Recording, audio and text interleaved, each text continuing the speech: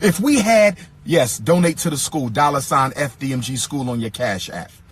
$ FDMG school on your Cash App. $ FDMG school on your Cash App. $ FDMG school on your Cash App. If you need to mail in your donation, make it payable to the FDMG Academy, P.O. Box 9634. P.O. Box 9634. P.O. Box 9634, Wilmington, Delaware. That is Wilmington, Delaware, 19809. We appreciate $1, but we would rather have 10. We appreciate $20, but we would rather have 50. We appreciate $50, but we would rather have 100. We appreciate $100, but we would rather have 200. We're trying to renovate a school, brothers and sisters. We're trying to renovate a school. We're not fixing a flat tire. We're not fixing a flat tire. We're not opening up a penny candy shop. We're not selling water ices, okay? We're not selling hot dogs. We're renovating a school. Do you understand? Do you understand? So please, brothers and sisters, give what you can. We're building an institution, okay? We're trying to give our children a chance that we didn't have. That's what we're doing. I don't have to pin it because I done already told you what it is. Don't be lazy. $ FDMG school. Don't be lazy. $ FDMG school. Before I continue with my message, thank you, Sister Avanti, $10 coming on the Cash App. Thank you, sister. Next time, make it 20, but thank you for that 10. I know you barely had that. Thank you, sister. All right, Cookie Crush Chat. Thank you guys so much for tuning on in. We have quite a bit to get to.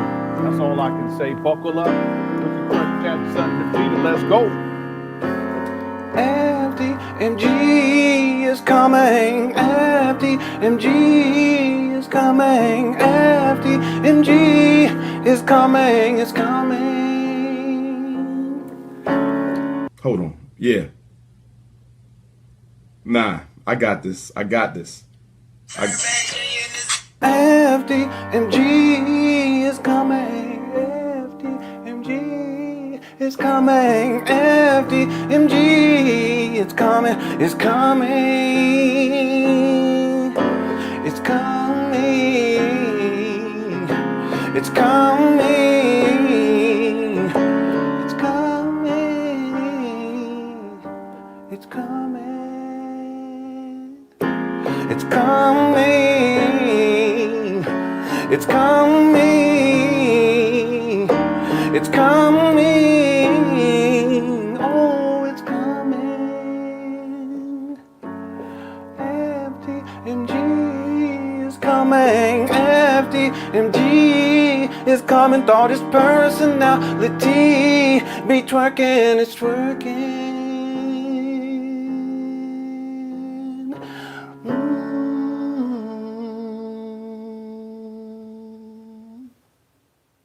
All right, welcome everyone. The irony. See, all these shenanigans, and yet Umar is facing a very serious legal issue right now. And I broke the story yesterday. Some of you guys have seen that video already. I think it's over 40,000 views, if memory serves me correctly. So the word's getting out on that. We're gonna rehash that today. We're gonna do a shortened version. And then we'll get into some more receipts that have dropped today, not specifically dealing with the legalities, but in terms of what Umar is focused on. Yeah, we have 48,000 views on the last, with it's not even 24 hours for the last video. I want to thank everyone who's been tuning in. Quick Crush Chat. Also, thanks to all the new people. Okay, you're welcome, including Umar Johnson followers. Thank you so much for tuning on in. Umar owes $38,388 in FDM bills, past due bills. And if he does not pay these bills by, excuse me, the 17th, I believe. No, yeah, no. So 20 days after, by the 25th, I believe. If he doesn't pay it off by the 25th, then he's going to be in jeopardy of losing these buildings to a sharer's sale. Okay. So the reason why I said the irony of this is and thank you for being here. The irony of this is we all these other shenanigans that Umar Johnson has done in the past has nothing to do with handling business, basic business, paying bills, getting someone to get this renovation project on task. Meaning instead of doing all of these random things here and there, that there's a schedule. right? Well, we see people up there in hard hats working consistently. We don't see any of that. He throws block parties. He threw 2 block parties. His mind is not focused on handling business. And after we dropped the receipts yesterday to show that not only does Umar owe $38,388, really, you Umar Johnson followers, you guys are the ones, you donors, you guys owe that, okay? Because he doesn't have a job, okay? He's living off of your money. He's been homeless since 2019, lives off of his mama in Section 8 housing. Put these pieces together and many more pieces. It's amazing that people think that he's going to open up a school. Now, the point I want to make here is that Umar is doing everything except handling business. Okay, remember the tax situation up at these abandoned buildings? And I thought it was like 120. I think it was $160,000, something to that effect. Okay, I have the receipts. I just haven't looked at it. It's somewhere around there. Those taxes were paid. And the question becomes, did Umar pay those taxes, or did someone else pay those taxes? The point is that's wasted money because Umar didn't handle business. That $160,000. Okay, don't quote me on that. I just think that it was somewhere around it. Yes, I misquoted, but I think it was about $160,000. That amount of money that was paid out in order to cover those taxes. The only reason why those taxes were due was because Umar did not handle business. He did not have tax exempt status in 2019 when he acquired these abandoned buildings. So, and in 2020, he didn't have tax exempt status. That's wasted money. He should have had tax exempt status before he purchased these trap banners in Wilmington, Delaware. Mind you, he had tax exempt status back in 2015, 16, and 17, but he wasn't reporting to the IRS, so it got revoked. He didn't get it again until 2020, 2021-ish. It's really 2020, but it's not retroactive. So he's on the hook. You donors, we were on the hook for 2019 property tax and 2020 property tax somewhere around $160,000. That's wasted money. Okay, and really, I should get, let me get that figure because I want to make sure that I have the appropriate number there. The point is, Umar's not handling business, and just like with the block party that I showed inside the intro, he's dancing and stuff. All that stuff, it has nothing to do with opening up a school. Well, guess what Umar's doing today? He's at another block party. He's not up at these abandoned buildings to check on these receipts that I showed yesterday to figure out what he's going to do. He knew that this was coming down the pike too, by the way. That's why he comes up with the story about his bank account being frozen. What I think he's going to do is, I think Umar is going to say, hey, listen, that my bank accounts were frozen. You guys know all that. And that's why I was unable to pay this bill. No, these bills go back to 2016. Wait a minute, Lynn, you said he didn't acquire the abandoned buildings in 2019. Well, he owes on the property, bills that were due prior to acquiring these abandoned buildings. There's people who have explained how that's possible, going all the way back to 2016. So he took on even more debt when he acquired these abandoned buildings. It didn't have anything to do with you donors. That's just wasted money that he's just throwing out there because there were bills that were due going on back to 2016. Umar takes on that responsibility of paying and the responsibility of those bills in 2019, and that's more money wasted. Let me see if I could find this right. No, what I have here for the taxes was $146,000. Okay, $146,000 in property taxes, and the only reason why you Umar Johnson followers had to pay that, you donors, was because Umar did not have his nonprofit status at that time. It was a waste of money then. It's a waste of money now. And instead of Umar handling business like he should be today, after we broke the story yesterday about how he owes $38,388 on past due bills, FDMG bills, he's out there partying. And people think that he's serious about opening up a school. See, I already think Umar already had this plan. He knew this was coming down because I'm sure they've sent him notices over the years that you're delinquent on paying these bills. You need to pay these bills. You need to pay these bills. You Umar Johnson followers, your donations are going to that because he's negligent. He's traveling all over the world. He's having his good time over in Africa, having a good old time on y'all's money and ain't handling the basic business of FDMG. So what I think Umar is going to do, if he decides to address this particular issue, is when he comes back, he's going to say, hey, listen, you know, they froze my account because of Lenon and Lenon, and, you know, it's the white man and all this other stuff. And that's why I couldn't pay this. No, these bills go back to 2016. And in 2019, he takes on the responsibility of those bills. And so he should have been paying on those bills in 2019. See, Umar set this up.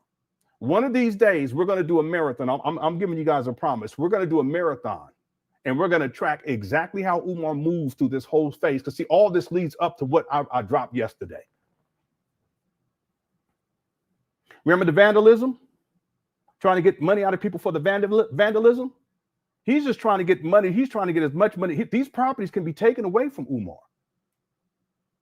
by the 25th of this month.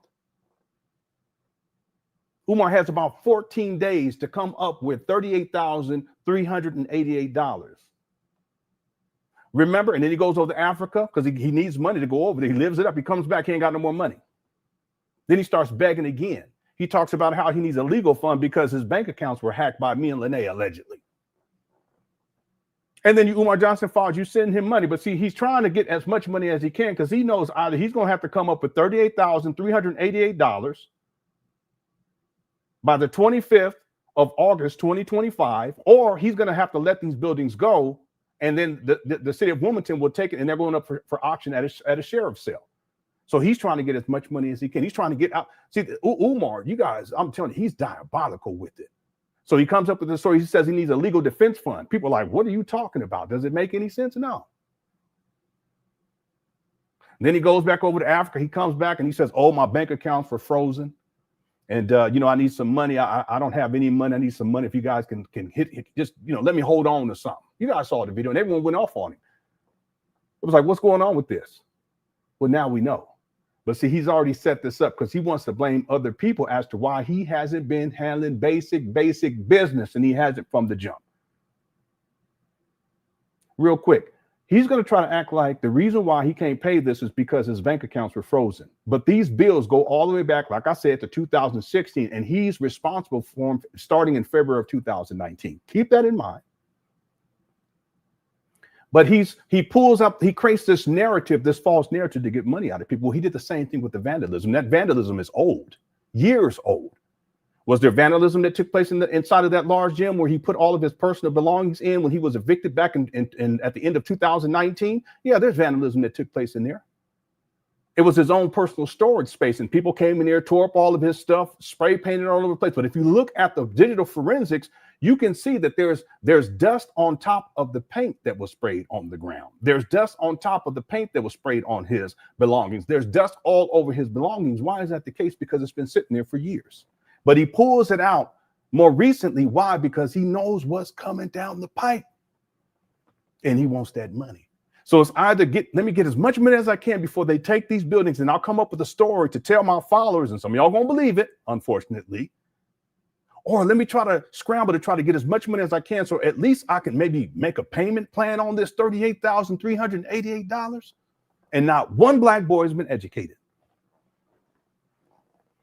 And instead of Umar getting himself up there today to figure out what he's going to do, or to come clean on what's taking place with these trap vandals, he over there partying at a block party.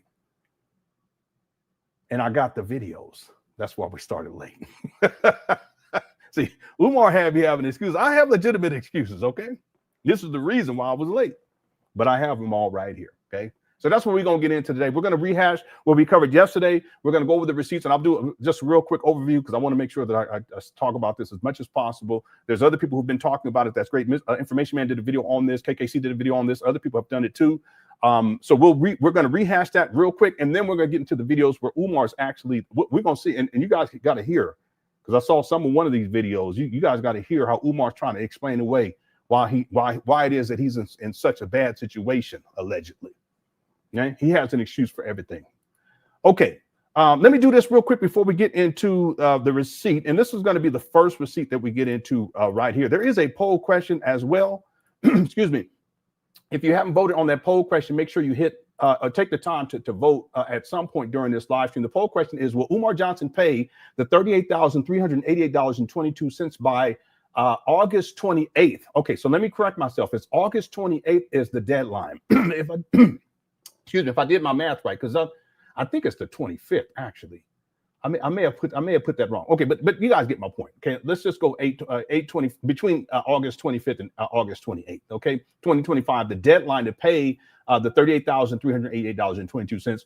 8% said yes, 82% said no, 10% said I don't know. We've had over 1,258 votes so far. Make sure you get your vote in during this live stream. The likes are going up. We're already at 423 likes. And if at any point during this live stream you're enjoying yourself or you're enjoying the show, go on and hit that like button. I'd appreciate it. Matter of fact, I'll just have to say the reason why my videos, part of the reason why these videos are getting a whole lot more views right now is because of just hitting that like button. Okay, it kicks into the algorithm. And then more people the videos are recommended to people, and then people see it. More people are seeing it, and they come on over. So I just want to encourage people to do that if you like. Okay, assuming that you're enjoying the show. Okay. All right. We already have 2,120 people in the building. Okay, so let's do this before we get into the receipts. I want to read these super chats right quick. D Yafua GH became a member. Thank you so much. We have over 200 videos, archive videos on Umar from back in the day for members only. So thank you so much for becoming a member. Vigilante has become a member again. Hope you're doing all right. Haven't seen you in a while. Hope you're doing well. Let's see. Excuse me. Take heed to the message. Says, sir, you are the truth, and I'm here for it. Amen. Okay, thank you so much for the kind words. Thank you. I appreciate that. Daxter sent in a super sticker. Thank you so much. Eternal Love says, FDMG family, the money gone. Absolutely. Absolutely. Yeah, there's at least $1 million that's missing. Yeah, it's about $1 million. And that's based upon the lowball figure that I've come up with based upon Umar Johnson's IRS filings. That Umar has raised the bare minimum of $1.6 million. It's actually closer to $1.7 million, but I'll just be lenient. $1.6 million. There's about $1 million that's missing. Okay, we could say $900,000 of that is missing. And that's not counting 2014, 15, 16, and 2014, 15, 16, 17, and 18, where Umar was collecting money. Okay, I'll explain why I say that inside of the documentary. I broke down the figures in a more recent video that I did as a standalone video. It's a shorter video, but I'll explain to you why it is inside the documentary, why it is that's actually 2019, 20, 21, and 22. Because the first time he filed with the IRS, for the second time he started filing with the IRS was in 2020. But that's a whole separate EIN number. He changed the name slightly, so it's separate. Okay. Anyway, I'll explain that inside the documentary. Yeah, the money's gone. It's been gone a long time, and Umar's living donation to donation. All right. Thank you, Eternal Love, for the super chat. Information man said the walls are closing in. Peace and respect to you, brother. He has no character. Absolutely. Yeah, absolutely. You called that. This whole year has been something to behold dealing with Umar. And I think part of it is that a lot of the personal stuff, people think that the personal stuff is not relevant. No, it's absolutely relevant. The idea, because see, there's things that Umar Johnson has said that's actually tied to his personal life. In point of fact, a lot of what he says when he's projecting, he's actually talking about his personal life. And he does a lot of projecting. So the idea of someone who's collected, it's millions of dollars. Okay, bare minimum $1.6, $1.7 million. But my best estimate is $2.6, $2.7 million. What I can prove conclusively is $1.6, $1.7 million. You have someone who's collected millions of dollars. And this person goes out and he travels the world. Not only does he continue to collect money for a school that does not exist, not one black child has been educated, but he continues to sexually exploit black women. Okay, that matters. That matters absolutely. The types of things that come out of his mouth, the sexually explicit. We did a video to cover that when he was on Don't Call Me White Girls podcast. That's very concerning. Okay, that's Umar projecting. He's a sexual deviant, straight up real talk. Do you want your children around someone like that? Do you want your wife around someone like that? Do you want your daughter around someone like that? Yeah, absolutely. Who Umar is personally is, in my opinion, more important than the persona that he puts out here to the world, because he has no character. See? So a lot of that information has been coming out this year. His daughter exposed him as a deadbeat. Lenon comes out and spills the beans, talks about Umar's depravity and how he has his mother living in filth. I've talked about that even before Lenon came out. In fact, I talked about Umar being on Section 8. I have the documentation for that. Umar's mother being on Section 8. Because she was facing an eviction. I believe it was in the year 2022. It could have been 2023. I would have to pull the document up. I just haven't shared it with people because I think that's beyond the scope to show the actual document. Okay. Well, see, that's what I mean. Umar's the primary caretaker. He's not handling the basic business. She's wheelchair bound. He's supposed to be the primary caretaker. He should be the primary person handling that type of business. Okay. But he didn't do that even for his mama. So she was facing eviction. And meanwhile, he's taking up the whole second story. He's not supposed to live there. He's not on the lease. I have the documentation. He's leeching off of his mother. Yeah, that absolutely does matter. He won't even let his family members see his mother. That absolutely does matter because it speaks to character. See, Umar's personal is that's the truth, not the persona that he puts out there, because the persona is based upon lies. It's built upon lies. So let's get to the truth. Okay? So as all these different things come in, and Umar going back at his daughter and disrespecting his daughters, doing these rants against his daughter's baby, the daughter baby mama, the other daughter's baby mama. He got another child too. He don't like to claim because he was in his early 40s and she was in her early 20s when he impregnated her. He don't want to talk about that. That speaks to character too, right? The personals absolutely do matter when it comes to Umar. And then, of course, we have all these other situations that have taken place this year, including more recently the saga with the vandalism, where he said, "Yeah, I got to look at the videotape." Whatever happened to that? And then, of course, even more recently, Lenon coming out and spilling the beans on Umar. She's on Tasha K. Tasha K dropped that yesterday. The bank accounts getting frozen allegedly because of hackers. See all this stuff? And then now here we are today. I broke the story yesterday. Umar owes $38,380 in past due FDMG bills. And if he doesn't pay these bills within the next, I think it's the 25th, but I'll put on here the 28th. Let's say within the next, let's say, well, I don't know, 11, 12 days. Let's give him 2 weeks. In the next 2 weeks, these properties can be taken from him. See? Well, that speaks to personal too, because he's not handling business. And his personal life is tied to the business household because he's been living off of the money. Thanks, information man. Tech in Peck said, Cookie Crush Chat, I need y'all to hit my Cash App and make it 20 next time. All right. Anybody want to hit his Cash App next time, make it 20. Or whatever you send next time, double it. All right. Thanks, Tech and Spec. The musical web says, at a kilo, if Lenon permits, I may do a piano tutorial on those chords by ear. Yeah, you could. You could. I don't even remember what those chords are. I did that such a long time ago. That's the FDMG song. FDMG is coming song. Yeah. Thank you for the super chat. I appreciate it. I had to memorize when I didn't. I didn't even have them memorized when I did it because I think I had a little piece of paper that had the chords on there, and I put the glasses on so y'all can't see me looking at the piece of paper. Anyway, all right. Thanks to Musical Web for the super chat. What's up, User225 says, evidently Umar is still traveling and doing speaking engagements and podcasts. Do you think any of them will ask the fingerlicious questions about FDMG now? Crazy how all of them skip the elephant in the room. Most of them will not moving forward, I'm sure. They give Umar a very comfortable place to be in terms of a platform. Breakfast Club is a serious problem in my opinion. Even the Art of Dialogue, I like what Art is doing over there, but to have these scammers on like this and not press them on the important questions, that's problematic. It's actually enabling these scam artists. Even with the Breakfast Club, Cesar Peña, they had him on there. They had Umar on there. They had Jay Morrison on there. They had Polite on there. So if you have these people on there and you promoting them by them being on there and it's opening up new victims, right? Potential victims, then once the truth is revealed, I think that public statements should be issued. Or at the very least, if you have that person back on, you should be really drilling in these serious questions. And in this case, with dealing with Umar, the primitive question is how much money have you raised? Right? And how much money have you spent? And why have you changed the grand opening date at least 23 times? Well, then you said he just started in 2010 when he said the school was going to open September 11, 2013. Yeah.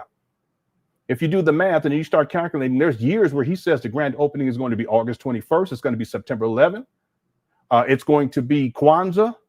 It's going to be in January. I think it's Martin Luther King's birthday, and then in February, Black History Month. There's years where he's quoted all of those different dates, and within 1 year, where the school was going to open. You add this up, it's over. That's just bare minimum is 24. That's what I've come up with my research. But there's plenty of other times where he's given a different grand opening dates, and he's still changing the grand opening date. In fact, the school's supposed to open this year, September. Last year, he said February of 2025. And then he changed it to September. He also said August of 2025. He said that last year. You guys seeing the pattern here? See, he's a con man. So when they have him on these shows, they should be pressing him on these types of questions. You know, where's the money at? Why do you keep changing the grand opening date? You know, et cetera, right? It's a serious problem because they're enabling. Okay? And they know that these are intelligent people. They know that Umar's a con man. Thank you, User 225. Jumarel Richie says, thanks, Mr. Honor, for exposing this clown. You're very welcome. Yeah, and I'll continue to do so. And, you know, it's been a long journey. It's just, I think right now it's reached critical mass. I haven't seen this happen before in all the years that I've covered Umar. There's times where things kind of get heated up and people start talking about it more and more, but nothing like this. I've never seen anything like this. So I'll continue to do my part. Again, today we have videos that we're going to be looking over. We'll go over the receipts from yesterday real quick. And then we'll get into those videos for today because I want to illustrate how Umar is not serious about handling business.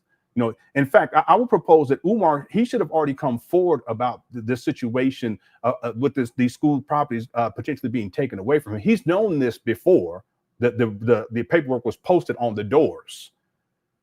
He knew this because he knew that, and I'm sure that they've sent him over the years. We're talking about years now, 6.5 years of them sending him notices that, you know, these things are due, these things are due, these things are due. But Umar doesn't handle basic business. So what he should do is come forward and tell the people what's going on with this. And then, oh my goodness, you know, it just came to mind. And then explain how he's going to mitigate this, how he's going to resolve this. I want people to think about something else. Umar said that the grand opening was September 11, 2025. He's not going to be able to open up anything if he has a bare minimum of $38,388 that he owes to the city of Wilmington.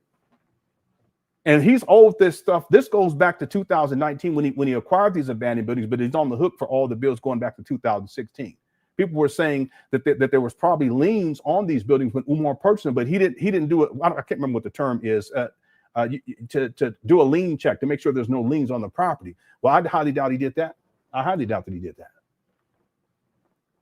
Umar didn't know what he was doing. He was just trying to buy whatever he could at that time in order to get people off of his back because GoFundMe was issuing refunds. And he didn't want to have to come up off of that money because most of the money was gone anyway. See? Yeah, it's a mess. He's a true clown. Thank you, Jermaine Richie, for the super chat. I appreciate it. D sent in a super sticker. Thank you so much. I appreciate that. Tori said, when FDMG is sold, are you still interested in buying the big back TV? I wouldn't. Well, I thought for a second I would buy it, but I wouldn't buy it because ain't no telling. Them big back TVs from back in the day, they would have all kind of creatures and insects in them. You guys remember that? I don't want to say too much. So I wouldn't, leave it out. I wouldn't even have it to leave it outside. Umar, that'd probably be the only thing he'd take. Anyway, thanks, Tori, for the super chat. And then we see him in his mama closet with that TV in there. Oh, you guys know what? I got the video. You guys remember when Umar flipped his phone? Not the one where he flipped his phone in his own residence. He was living in Philly, but in 2020 where he flipped the phone, he was standing inside his mama closet.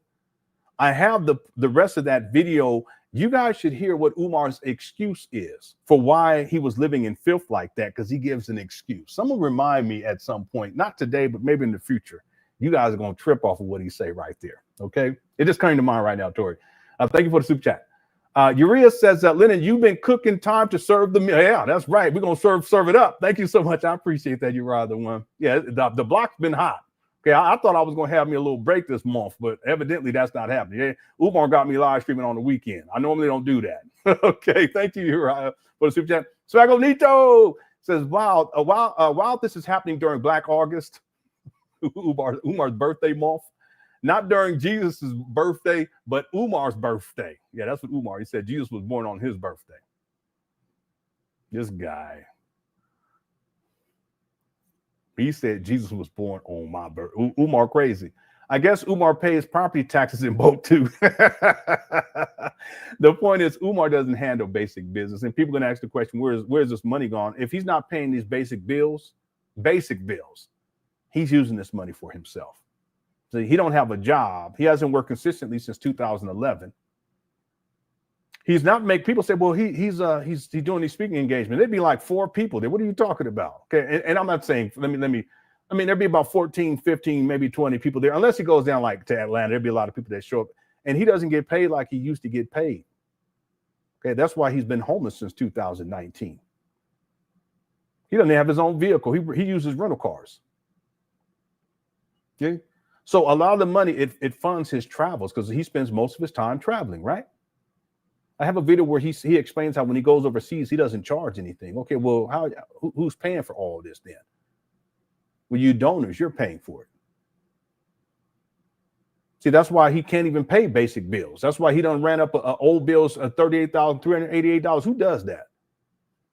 You're not being fiscally responsible. And now he's on the verge of the city of Wilmington taking hold of these properties and selling them at a sheriff's sale. In fact, let me say this. Someone corrected me and say, I don't know. So I really shouldn't have said that yesterday. But based upon what I researched years ago, in the case of a sheriff's sale, let's say Umar owes $38,388. They seized the properties because he hasn't paid these bills. And these bills, he owed these bills as soon as he acquired these abandoned buildings in February of 2019. He hasn't been paying on them. He owes bills that go back to 2016 because he takes on the liability of those bills when he purchased these abandoned buildings. He didn't go through the legal means to get all that resolved, so that he wasn't responsible. You donors, I should say, wasn't responsible for those bills that are on these properties prior to him acquiring them in February of 2019. So let's say he owes $38,080, which he does. And they seize these properties and then they sell them at a sheriff's sale. Let's say the properties sell for $100,000 or $200,000. I assumed that they would take the amount that Umar owes out of that $200,000, right? I assume that. And then whatever's left over, that goes to whoever, that would go back to Umar. But someone told me that that's not how it works. And if it doesn't work that way, and if that extra money that's left over doesn't go to Umar, but that would mean that he would have to, and I don't know. I'm just saying, this is what a couple of people had posted this, and I'm sure they're more knowledgeable about it than I am. If that's the case, then Umar, within the next couple of months, these buildings could be totally gone from him, totally snatched from him. And that at that point, all the money that was donated to Umar under the guise of opening up FDMG, it's a big waste. It's all wasted.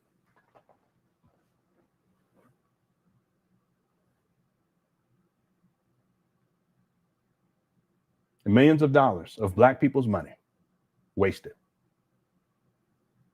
We're going to see. We'll keep following this Swaggonito and see how this plays itself out.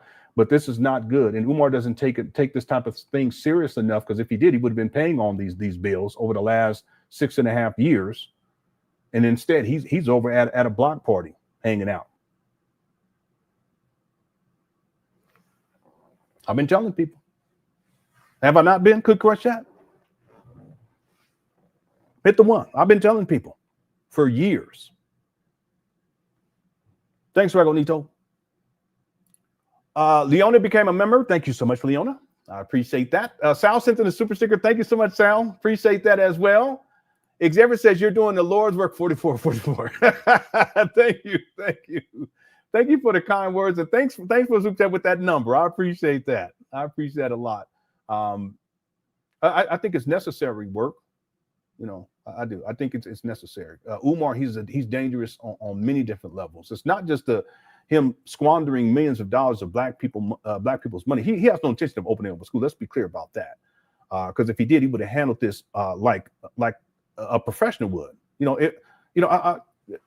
Even you Umar Johnson followers, I try to be kind to you guys, even though I get these comments from time to time, and I get it. You believe in someone. He's a charlatan. He's the great deceiver of our time. Okay. And he's fooled a lot of people. But if someone gave you all, and if someone gave you, Xavier, if they gave you upwards of $2.7 million to open up a school, would you at least have something going on, operating right now after 6.5 years? Something. Anyone in Cookie Crush chat, if the Black community gave you $2.7 million, and let's just give what the $1.7 million, let's go with that. They gave $1.7 million to open up a school. Would you have been able to get something started after 6.5 years? Even if it's just with 3 or 4 or 5 or 10 students, would you have been able to get something started? And one teacher, would you have been able to get something started? See, there's no excuse at this point. But the thing is that it's not just Umar scamming, because it's a scam. Umar has no intention of opening up a school. There's no way. Most people who are rational people who have some level of intelligence would have been able to brought something tangible to the forefront after 6.5 years, right? With that type of money coming in. Umar doesn't have an intention of opening up a school. He's living off of the money. But it's not just that. It's also how he sexually exploits black women. Okay, that's a problem. It's a serious problem. He gets a pass, though. A lot of people give him a pass, including black women. Some of his followers, they give him a pass for that. Okay, but that's not godly. This makes sense?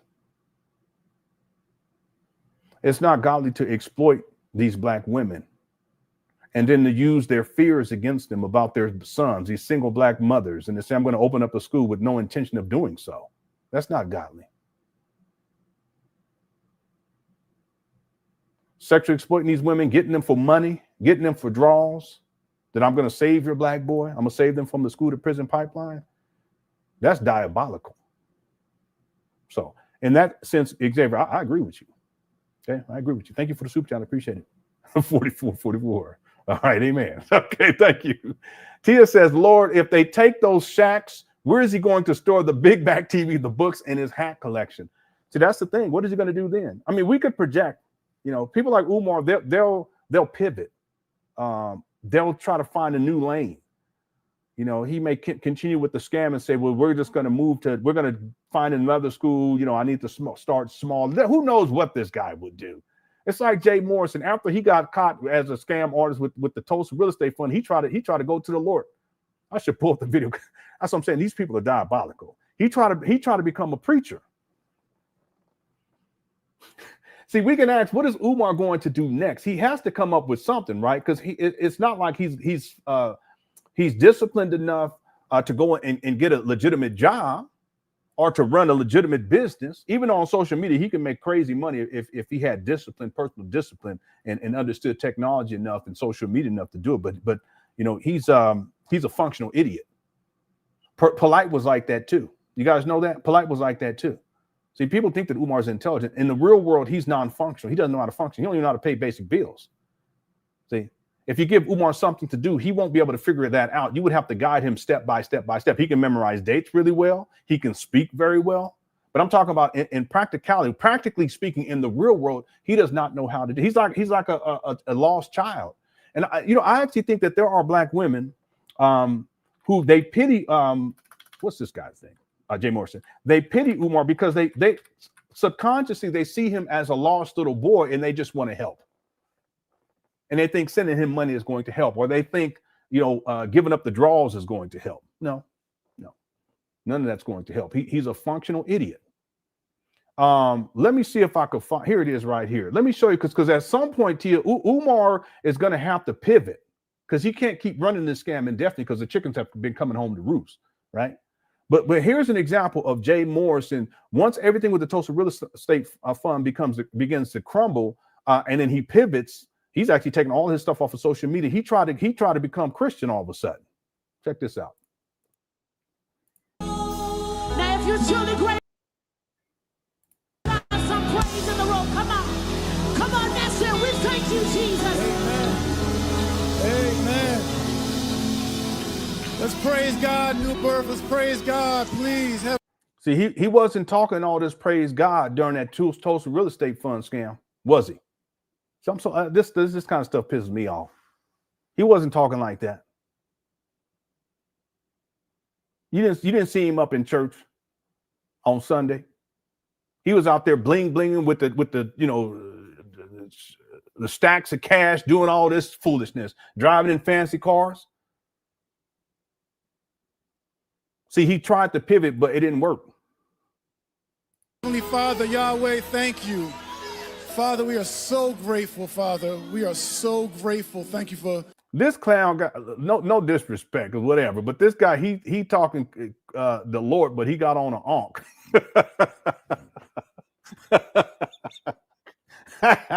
Boy, that's wild. Anyway, thanks, Tia, for the super chat. Umar's going to have to pivot. And at that point, I don't know, maybe he'll take all of his belongings and put it in a real storage.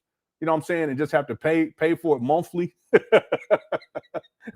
we'll just have to wait and see. Okay, that's the Umar Johnson saga. But you see this guy allowing us to arrive here on time, arrive here in one piece, yes, man, shut your mouth. Man, shut your arrive here with a heart for you, Heavenly Father. Thank you, thank you, thank you. Family, my name is Jay Morrison. This guy, he's such a phony. I was introduced earlier. I'm gonna you can keep that playing a little bit if you don't mind. I just want to allow God's presence to fill the. Okay, first of all, you ain't got to tell the band to do nothing. They know what they're doing. Cut it out. And look at the back. Welcome, Jay Morrison. It say broke. See what I'm saying? Room and to fill our hearts. I'm so grateful. Boy, you ain't gonna, boy. This boy, I don't like this. So grateful. Thank you, Father. Thank you, Father. Thank you, Father.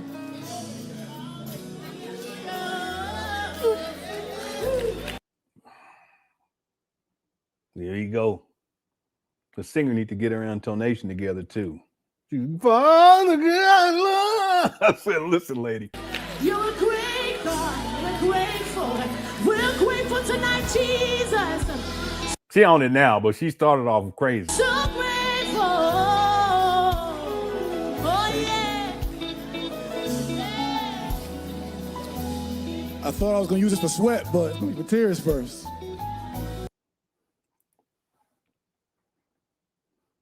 All right, let's get going here. Let me get to these other super chats real quick. Then we'll get going. I'll do these quick. Your brother Jose impression is on point. Okay? Yeah, that's one of the characters of Umar Johnson saga. He may be coming back. I have to say that. Thank you so much, Freeway City. FDMG says became a member. Thank you so much. I appreciate it. FDMG. That's wild.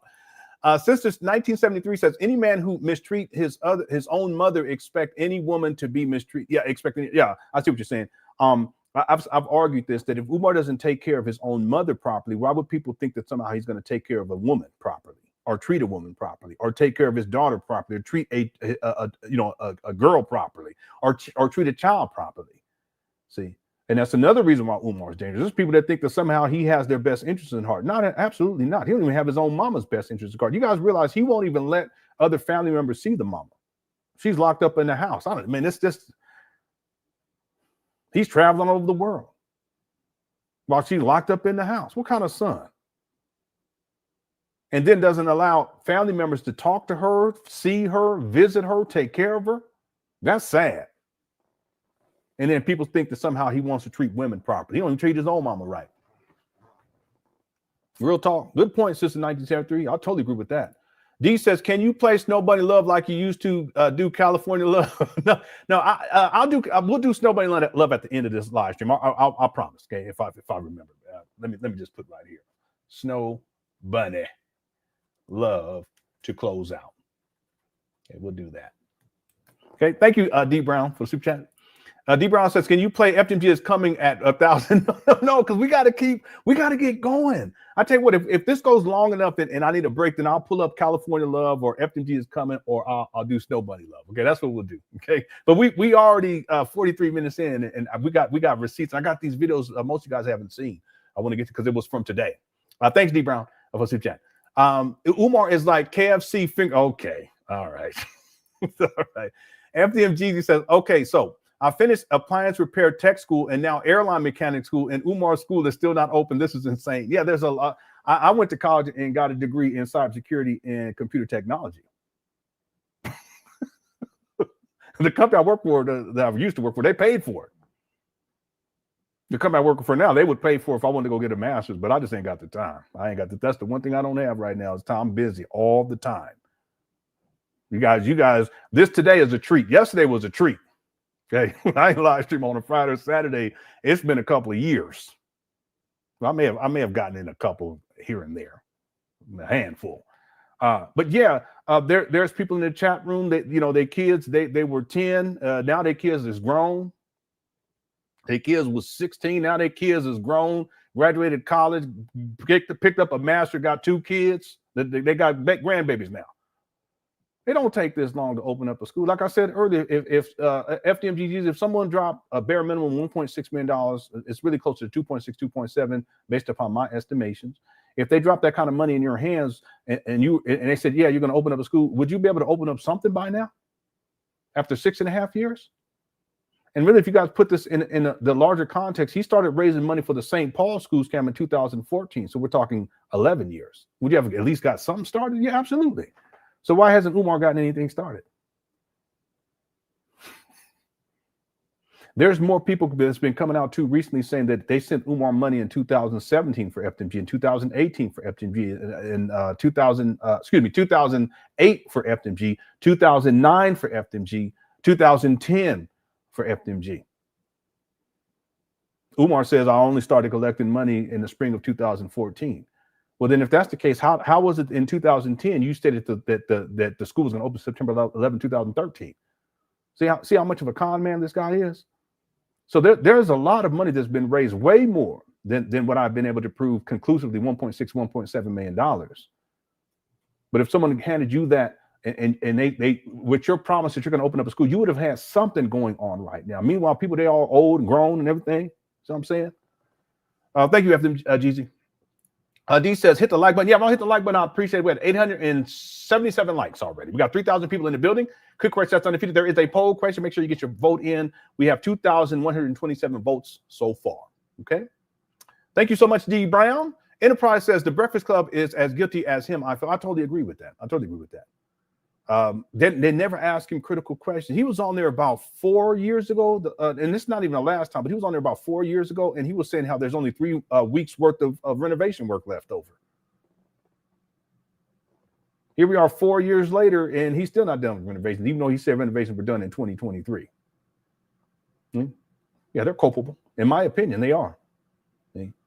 Thanks, Enterprise. Hope everything going well with you. Truck Talk says, I said month in corporate setting, I need a break. I tend to say month now too. I can't help it. All right. That's just I've been watching too many Umar Johnson videos. I've been blinking a lot too and shit. I can't help it. Thanks, Truck Talk. You know, if you watch enough of these Umar videos, you start tweaking like Umar. You start doing like Gator. You know how Gator was dancing, and it'd be random. You know. All right. Thanks, Truck Talk. Peace with you. Peace be with you. Says thank you for your awesome research. Oh, thank you so much. You're so welcome. I would have been a really good investigative journalist. I've been really good. That's kind of like what I've been doing with Umar anyway. My wife said, well, you can still be with us. I'm too old. Thanks, peace be with you for the kind words. I appreciate that. Britt the trucker says, FDMG, Fraudulent Delinquent Money Grab Academy. And it's been a money grab. That's for sure. It's been a money grab. Again, not one black child has been educated. How do you take that amount of money and have nothing to show for it? I mean, Umar doesn't even have a home to show for it. He has his mom living in filth in Section 8 housing. And if you live in a Section 8 housing, there's nothing necessarily wrong with that per se. I remember his fathers were saying that me and my wife were living in Section 8 housing. That wasn't true. Just lying. And then all these years later, you know, through research, I found out Umar was living in Section 8 housing. Y'all want me to explain how? Anyway. The point is that it's been a money grab, and it's not for Umar to set himself up for success or to open up a school or so that Umar is stable. It's so that Umar can continue to live his self-destructive, cyber bomb, virtual vagrant, intercontinental hobo lifestyle. He's a rolling stone. Wherever he go, that's where he called his home. Hotel, motel rooms. See? Everything is designed for Umar to not have to work a job, so that Umar does not have to run a legitimate business or to do both, so that he can just continue to flounder around living like a vagabond. And that's what he's been doing. So yeah, FDMG, it's a fraudulent delinquent money grab academy. Thank you, Britt the Trucker. Whole Southern Chris says, spoke with Mayor's Office of Local Wilmington area on Friday, said monthly reminders are sent, meaning years of reminders ignored and money wasted. Yeah. Again, this goes back to February of 2019, 6.5 years. They're going to send all types of notices to Umar about all these delinquent bills. And then finally they said, okay, well, enough is enough.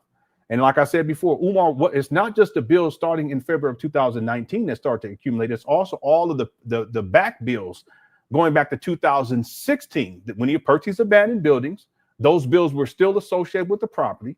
And since Umar didn't clear those, and there's ways to do that, people were explaining that there's ways to do that. I can't even remember what it is, but there's ways of clearing it so you're not on the hook. In other words, you're not responsible for those bills going back to 2016. So he's responsible for those too. And here we are 6.5 years later, and they finally said, okay, well, enough is enough. If you don't get this money to us, this $38,388 by the 25th or 28th of August, we're going to seize these properties.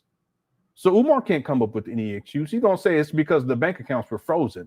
No, these bills go back to 2019 since you acquired them. And there were bills that you were responsible for going back to 2016 since you acquired these abandoned buildings in 2019. See?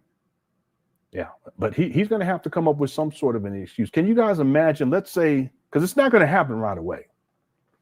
It's not going to happen right away.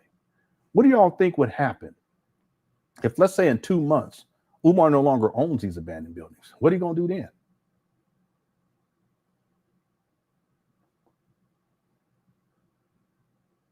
Boy, this Umar saga, we're going to stay on it. Thank you, Whole Southern Cooks. We're going to stay on it. D says, Merce says, what kind of man? Yeah, I know. I've been telling people I was going to do it, and hit the one and Cookie Crush chat and all this other stuff. Yeah, okay. Thanks, D Brown.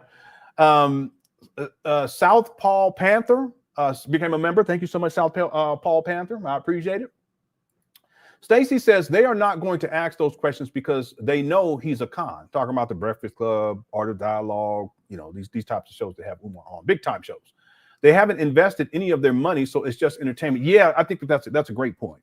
So in other words, let's say if DJ Envy invested in Umar, heavily invested in Umar, I think he would have a vested interest in asking critical questions about the money and where things are at and why it's taking so long, right? If Charlamagne the God invested heavily into Umar's school scam, I'm sure that he would probably ask kind of probing questions about the status at this point after all these years. But see, that's telling in and of itself. I highly doubt that either one of them have donated to Umar because they know that, like you said, they know that he's a con.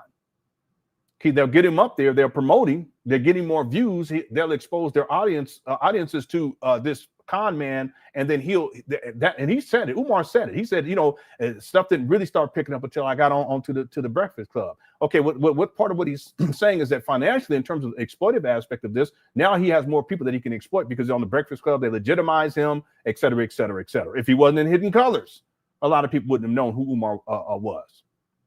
You know what I'm saying?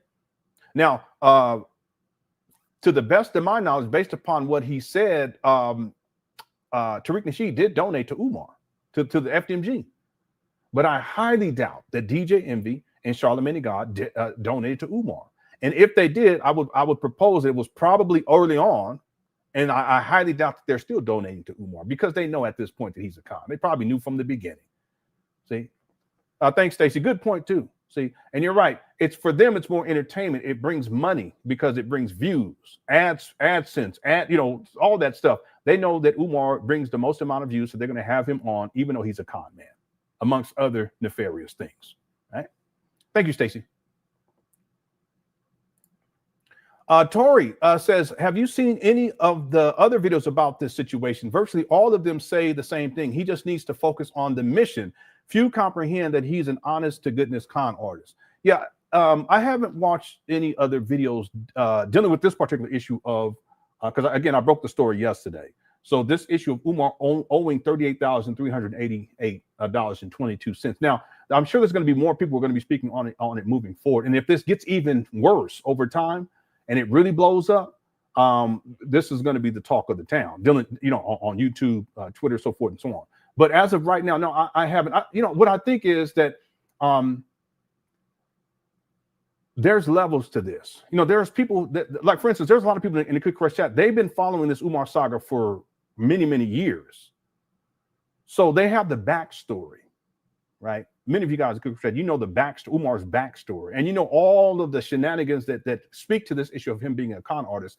It's not just this issue of him owing $38,388. That's not it. Or him saying that his bank accounts were frozen. There's all kinds of other things. The St. Paul's school scam, the Detroit school scam, the New York school scam.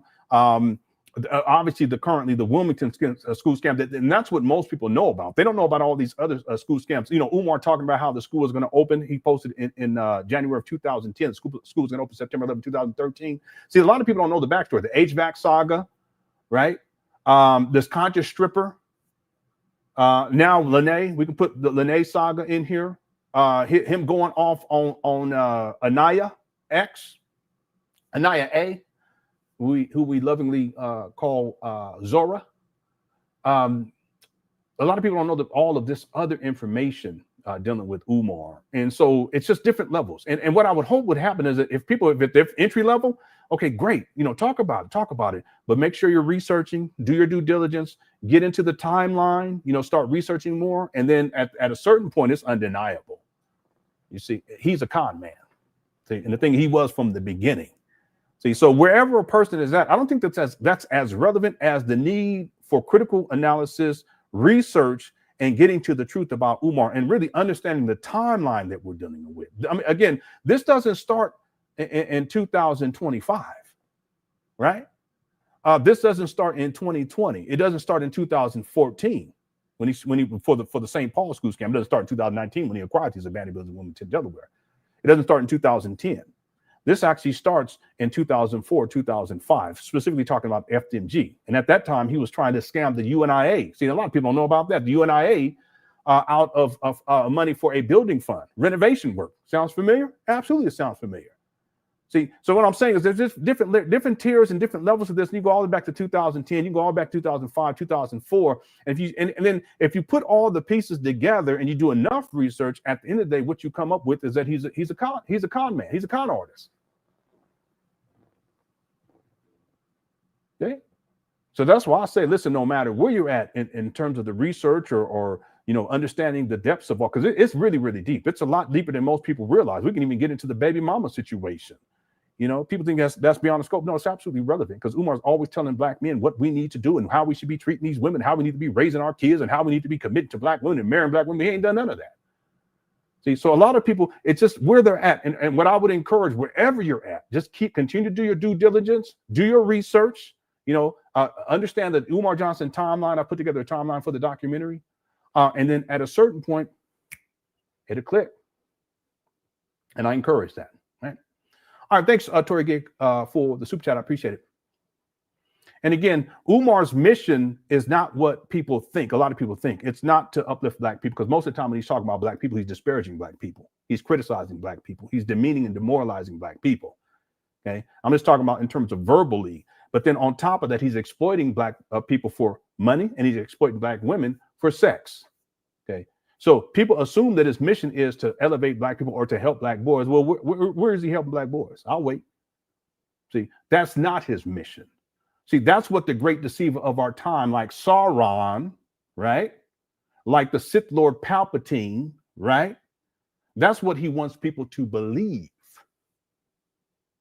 See, he wants people to believe that he's this great black leader, that he's a school psychologist, which he's not, that he's a school principal, which he's not, that he's a vice principal, which he's not, that he's a therapist, which he's not, a family therapist, which he's not, a child therapist, which he's not, that he's the most requested scholar, which he's not.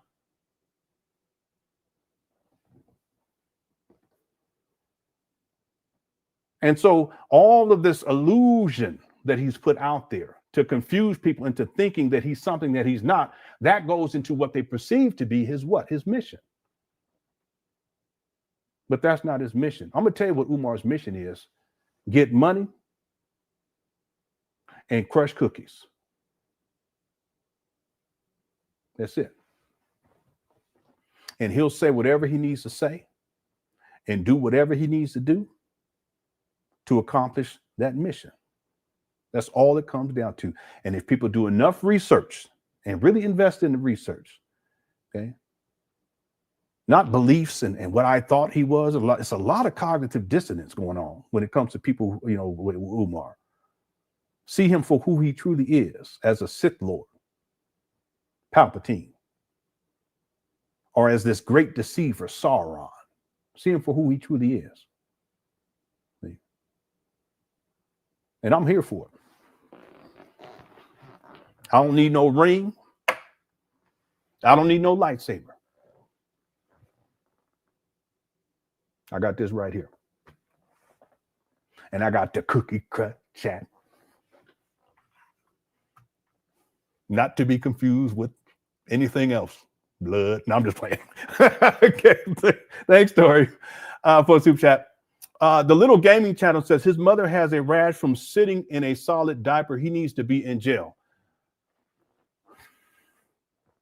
His mother calls him, it's either Satan or devil.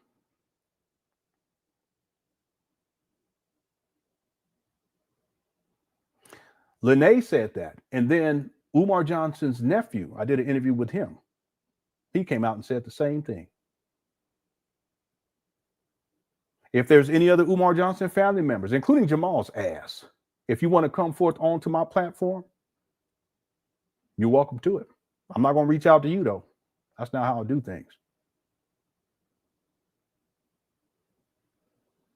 Can you imagine the stories that his family members can tell about Umar and Umar's treatment of his mother? See, remember, you know what, Little Gaming Channel? I'm gonna do this. I'm gonna do this right now.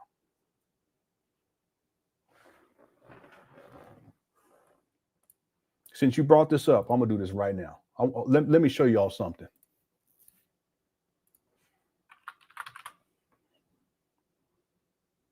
Okay. You guys have seen this. I've played this many times before, but I'm going to play this just to set the stage. This is from 2019 when Umar flipped his phone. Alpha male, send those resumes in. FDMG resumes at gmail.com. FDMG resumes at gmail.com. FDMG resumes at gmail.com is what we're looking for. My thing is y'all need to, what happened? I'm in the process of relocating to Wilmington. See, this filth, Umar was living in filth already prior to moving in with his mama in 2020, because he was living out of hotels and motels after he got evicted in 2019. But see, he's used to this. And this type of filth and living in this garbage and trash. Wow, we got 3,259 people here. Thank you all so much for tuning on in. Living in this filth and trash is hoarder behavior. And this is transferred over to his mama's place. His nephew said, and you know, I'm trying to be kind. He was saying that the mother, Umar's mother, is a hoarder too. But if that is the case and she's disabled and Umar is the primary caretaker, that's his responsibility to clean things up, right? If that makes sense. See this filth? And let's see what Umar says once he's exposed as a filthy ass, grown ass man. This is 2019, living in filth like this. Watch this. FDMG resumes at gmail.com. FDMG resumes at gmail.com. FDMG resumes at gmail.com is what we're looking for. My thing is y'all need to, what happened?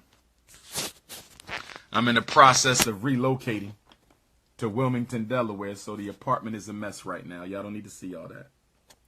You see his excuse? It doesn't even make sense. Okay, did he ever move to Wilmington, Delaware? Good correct chat. Did Umar ever move to Wilmington, Delaware? He said he's in the process, right? Did he ever move to Wilmington, Delaware?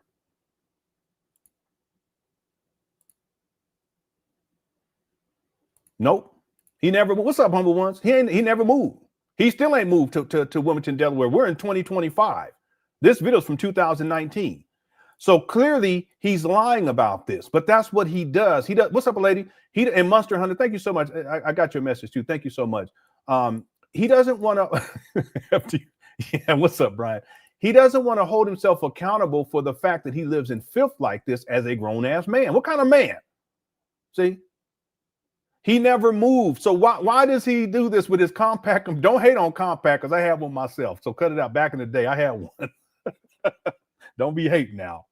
Anyway, he never moved, but he makes up the excuse. And what ends up happening is he moves his junk. Once he gets evicted by the end of this year, by the end of 2019, he moves all of his trash and filth and junk. He moves that over into the large gym that's been still in there to this day. That's where he shows the vandalism. That's all his shit in there. That's been sitting in there since 2019, 6 years. Now, you see how Umar makes an excuse. I'm going to bring this. I'm bringing it together.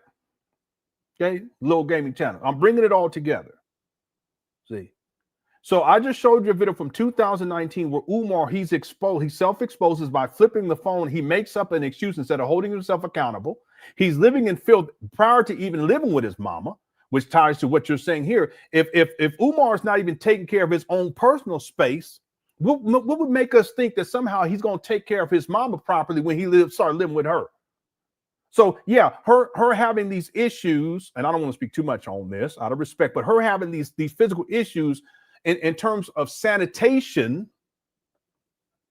okay, this is directly related to Umar, because Umar, as the primary caretaker, should ensure that she's not struggling with these issues by making sure she's provided with proper care. Make sense? But is he doing that? No, he's not doing that. He's traveling around the world. He's having people come to take care of his mom. In some cases, don't even know these people all that well. Whose responsibility is that? It's Umar's responsibility. But that's not all, Little Gaming Channel. Hold on. Now I'm going to play for you all. Watch this, because it's the same thing. You see how Umar, when he flipped the phone, he started making up excuses and lying? Okay. Let's go to 2020, the following year. At this point, he's living inside his mama closet. Watch this.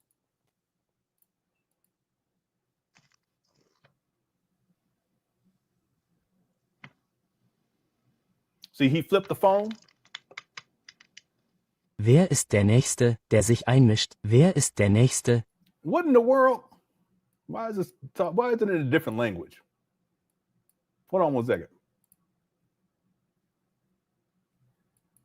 Wer ist der Nächste? I don't know what happened. Somehow the thing converted. Let me. I'm sorry. What language is that? Umar, he's bilingual. Let me find this for y'all. Hold on one second. Boy, that is wow. I apologize. Hold on one second.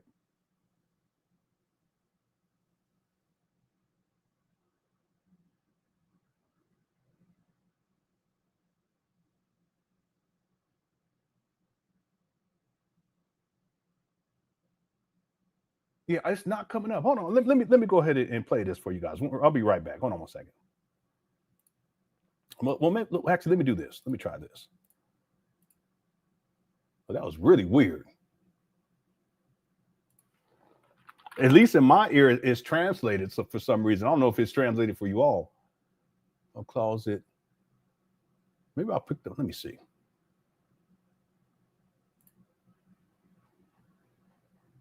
Yeah, let me check my downloads folder right quick. Yeah, it's not coming up there either. Okay, hold on one second, everybody. I apologize. Because I was listening to it 2 days ago, but for some reason, it's doing something totally different now. Okay, this is the original one that I showed. Hold on one second. Medusa going once. Red Medusa going twice. Red Medusa. But let me see if I can find the actual one. I'll be right back. Red Medusa going twice. Where's Red Medusa? Y'all got to get on the Wi-Fi too with these calls. Y'all got to get on the Wi-Fi. Give her a second to come on in. Where's Red Medusa at? Where's Red Medusa? I think your Wi-Fi might be failing you, Red Medusa.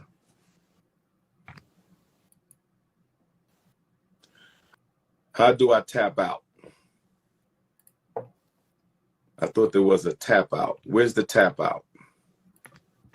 How do I tap somebody off, y'all, on the live? How do I tap somebody out? How do I tap somebody out? Okay, I found the right video. Hold on 1 second. I don't know what happened with that other one. Hold on. Help me. Okay. Sade going. Sade. Okay, here it is right here. Okay. Okay. We're going to make it happen. And then I'm going to pull up the other one. Hold on. And my first question is, how do you feel about the attempt to burn down Martin Luther King's house? Own community. I think that was the case. Or she was just a mentally ill sister, one or the other. But it's just sad because. So did you hear about they had burned down another one of his houses earlier this year around March? I didn't hear about that. I didn't hear about that. Like New Jersey or somewhere. I didn't hear about that. Yeah, he used to live in Camden, New Jersey, right over the bridge. Yeah, I think that's the one that they burned down. It was like a 78-year-old lady living inside there at the time when they were burning it down, and she said she's going to rebuild. Wow, I wasn't even aware of that. Yeah, conspiracy to destroy Dr. King. Yeah, they're trying to erase the history, Dr. Umar. But you keep doing your thing, Dr. Umar. You definitely got a lot of good followers out here. Good people. Appreciate you, my brother. I appreciate you. All right, now be blessed. Okay, so you see how he flipped his phone and it's just trash. So it looks like there's a bag of potatoes. If you look, there's a tripod holding his cell phone, but it looks like there's a bag of potatoes in the bottom right-hand corner. If y'all can see that, hit the one. There's all kind of, clothes. The walls are filthy. Bags, trash bags, a red bag, some sort of oil. There's an Egyptian book right there. This is Umar's mama's closet. This is just this little space right here. The rest of the house is filthy too, according to Lenon. See the curtains over there? The lace, pinkish lace curtain. This is mama's house. See this guy? Very small space, enclosed space. Who we got next tapping in? And if you look back behind him, he has books back there too. Got next tapping in? Who we got next tapping in? Okay, now let me pull up the video that I meant to play. That other video, I don't know what was going on with that one. Give me 1 second.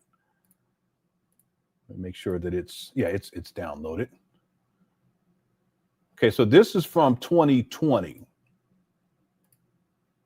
Let's see if this works. Hopefully it doesn't. I don't understand why I downloaded a different language. Here we go.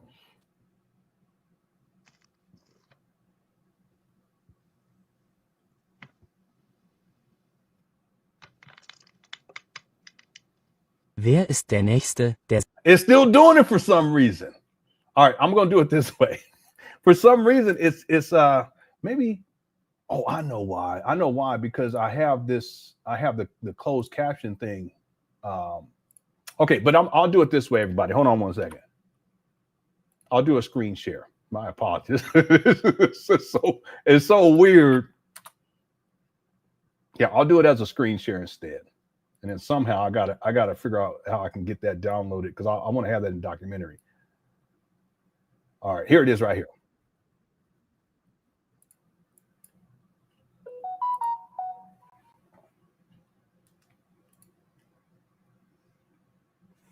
Okay, let me do a screen share. And I'll share the audio.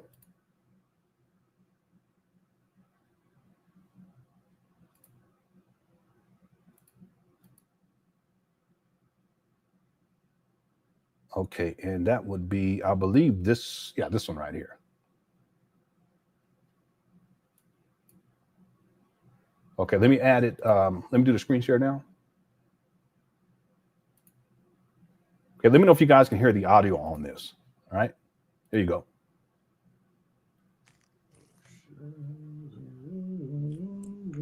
Yeah, can you all hear the audio?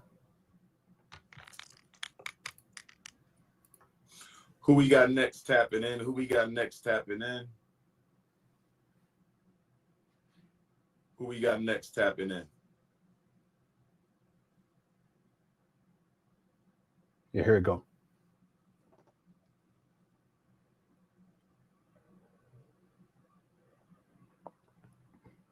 Who we got next tapping in?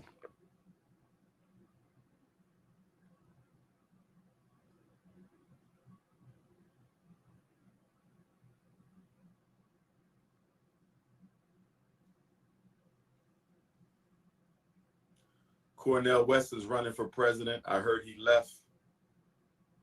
I heard he left the party he was with. He going with another one. Refolding my clothes, family. It's all natural. It's all natural. Just got a couple clothes I got to handle. Who tapping in?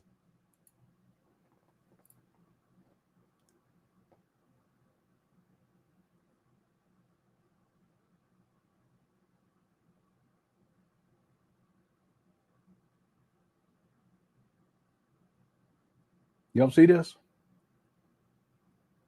So when he flipped the phone and showed the filter, he talking about how he needs to move, right? He went to Wilmington. He never moved to Wilmington. He's a liar. He doesn't want to own up to the filth and none of that stuff. And in this case, he flipped the phone and it's all kind of. What do you mean you got to fold clothes? There's a bag of potatoes on the. It's just stacked on top of. What are you talking about? Trash bags, oil, books.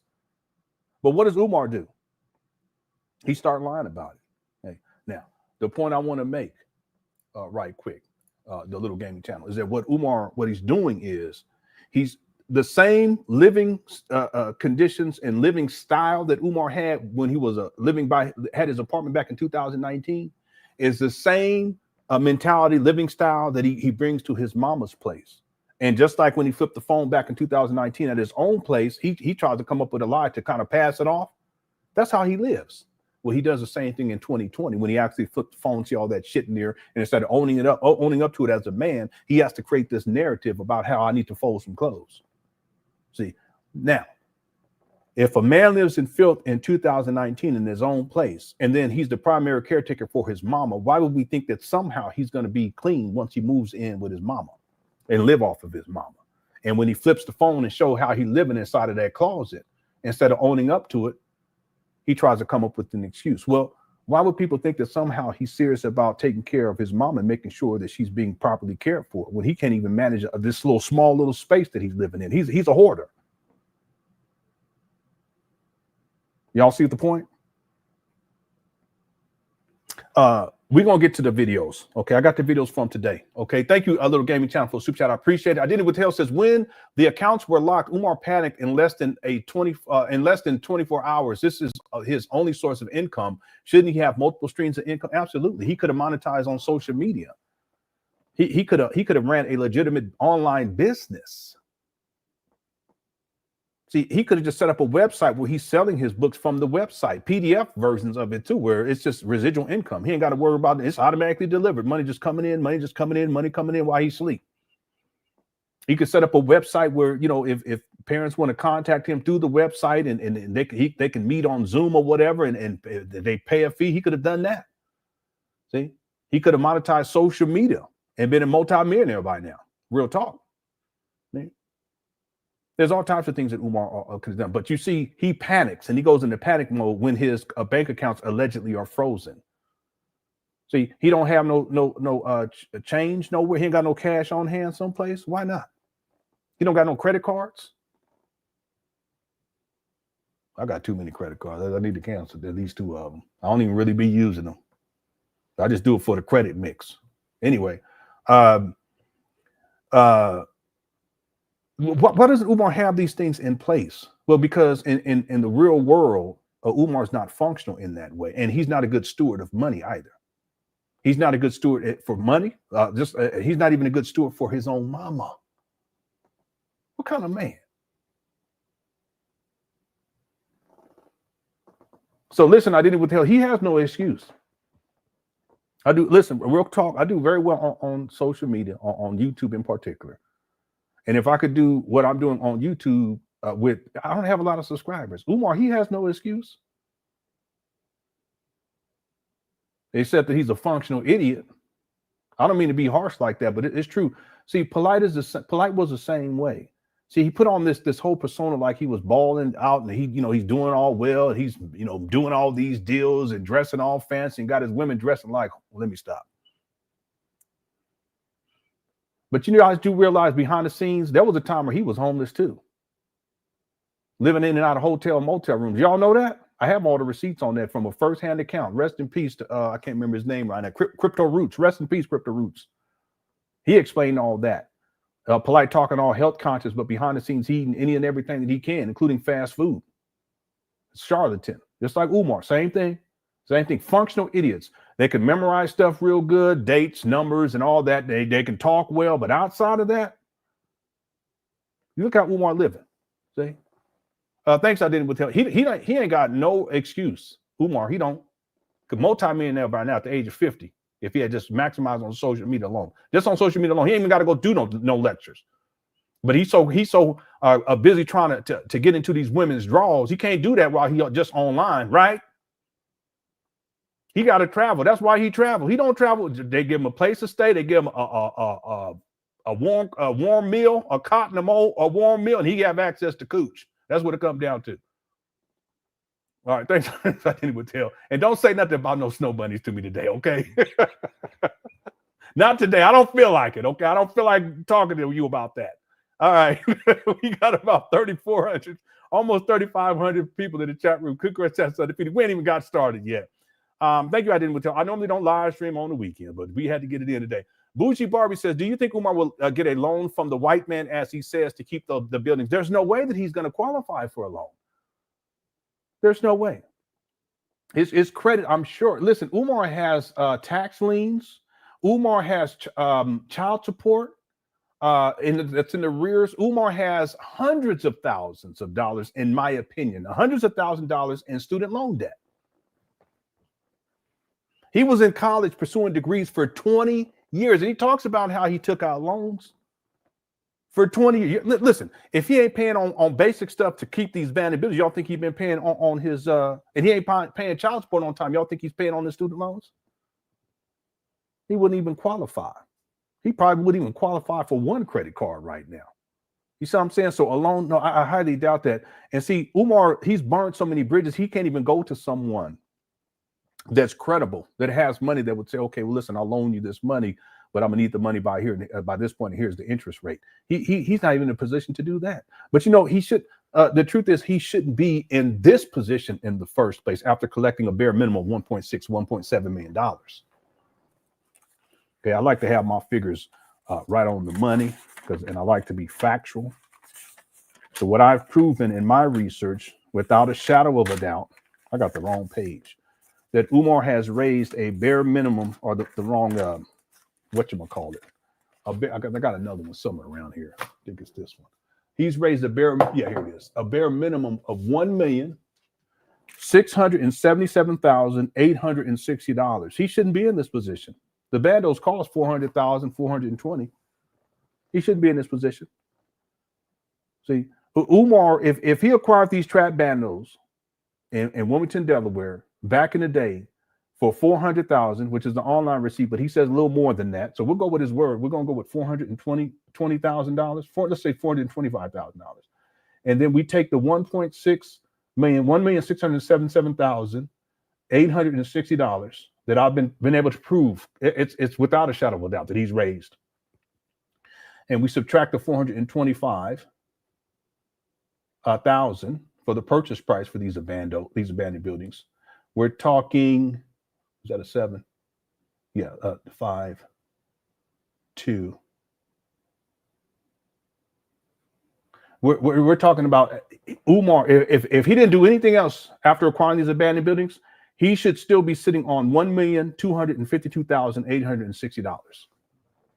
And I just did the math by hand, so I didn't get to use the calculator. So this may be a little off, but okay. I mean, I could redo it. I just put it in the margins over here. It's not. So if we just took the purchase price and all the money that I've proven conclusively, without a shadow of a doubt, that Umar has raised $1,677,860, we're gonna subtract the purchase price of $400,000, but we're gonna say $425,000 because Umar says a little more than that. There's left over $1,252,860. Have we seen $1,252,860 in renovation work? And I have Umar on record back in 2019 saying that it's going to cost $1 million to renovate and restore both campuses, what he calls both buildings, both sides of the street. He said $1 million. Well, if by now he's collected $1,252,860 outside of the purchase price, why isn't renovations done yet? Well, because he's a con man. So the point I'm making, Bougie Barbie, is that Umar shouldn't even be in this position in the first place, but he's been living off of this money. That's a lot of money, $1,252,860 to live off of. Well, if you put this in, over the course of 11 years, And of course, Umar did. He bought an HVAC unit allegedly, for I think he said $25,000 or $50,000. He bought blueprints. I say allegedly because he never provided any receipts on how much it actually cost. He said that cost $20,000. Block parties don't count because that's a waste of money. Ain't got nothing to do with no kids, educating no kids. See, he did some painting here and there, painting in here. Well, that's not going to equal $1,252,860. He did get some electricity work. I think it was like, if memory serves me correct, I think it was $60,000. But for some reason, I keep thinking $16,000. But let's go with $60,000. That's still not going to see. There's so much money that's missing. Taxes that were paid. He never provided any receipt that he paid the taxes. I don't even remember ever recalling Umar saying and stating that he actually paid the taxes. It's possible that someone else paid those taxes. And if they did, I know who it was. I ain't gonna get into that. Okay, because then we get into the conspiracy theory. I don't want to do that. And I know one damn if that comes out and it's true, boy, it's gonna be Umar. But let's give him that. We're gonna give him the Umar. Let's say he paid for those back taxes. Okay, there's still going to be about $900,000 missing. Okay, bare minimum. We're not counting how much all the money he raised in 2014, 15, 16, or 17. Yeah, 14, 15, 16, and 17. We could consider 18 too, but we're going to go with those. Okay. All right. Thank you, Bougie Barbie. Funky Lollipop says, look at this prosperity pimp. Yeah, you're talking about Jay Morrison. Yeah, he tried to get into that lane, but it just didn't work. See? Umar, at a certain point, he's going to have to pivot and he's going to have to try to get into another lane because obviously with everything's going on with this FDMG buildings, these buildings, he may not even own these buildings within the next couple of months. See? Right? Yeah, Jay Morrison, boy, I tell you, he's something else. Thank you for the super chat. Hey, KR says, I learned a new term. He's a communal narcissist. Yeah, there's people who have expressed that in the past. This has a lot to do with like cult dynamics too. Communal narcissist. Thank you, KR, for the super chat. Hey, I got to do these other ones real quick because we already had an hour and 30 minutes, and we still got quite a bit to get to today. User 225 says, make a compilation of Umar Johnson spitting game at white women. I only have one video, okay, where he does that. Okay, thank you for that. Karen says, adult protective services need to get in that house. There have been efforts to make that happen too. Umar does not allow people to come in. Okay, he locks it down. In fact, I believe it was the February 2019 school announcement. Umar gets a phone call and it's his mama. And she talks about how there's this black guy outside that's knocking on the door. And Umar says, don't open up that door now. I think it was that video. It could have been another one because it's been such a long time ago. But he tells her specifically, don't open up that door. Okay. Now, when Umar's live streaming, he's at his apartment because he did have an apartment his own apartment in 2019. He doesn't move into his mama's, start living off of his mama in her Section 8 housing until 2020.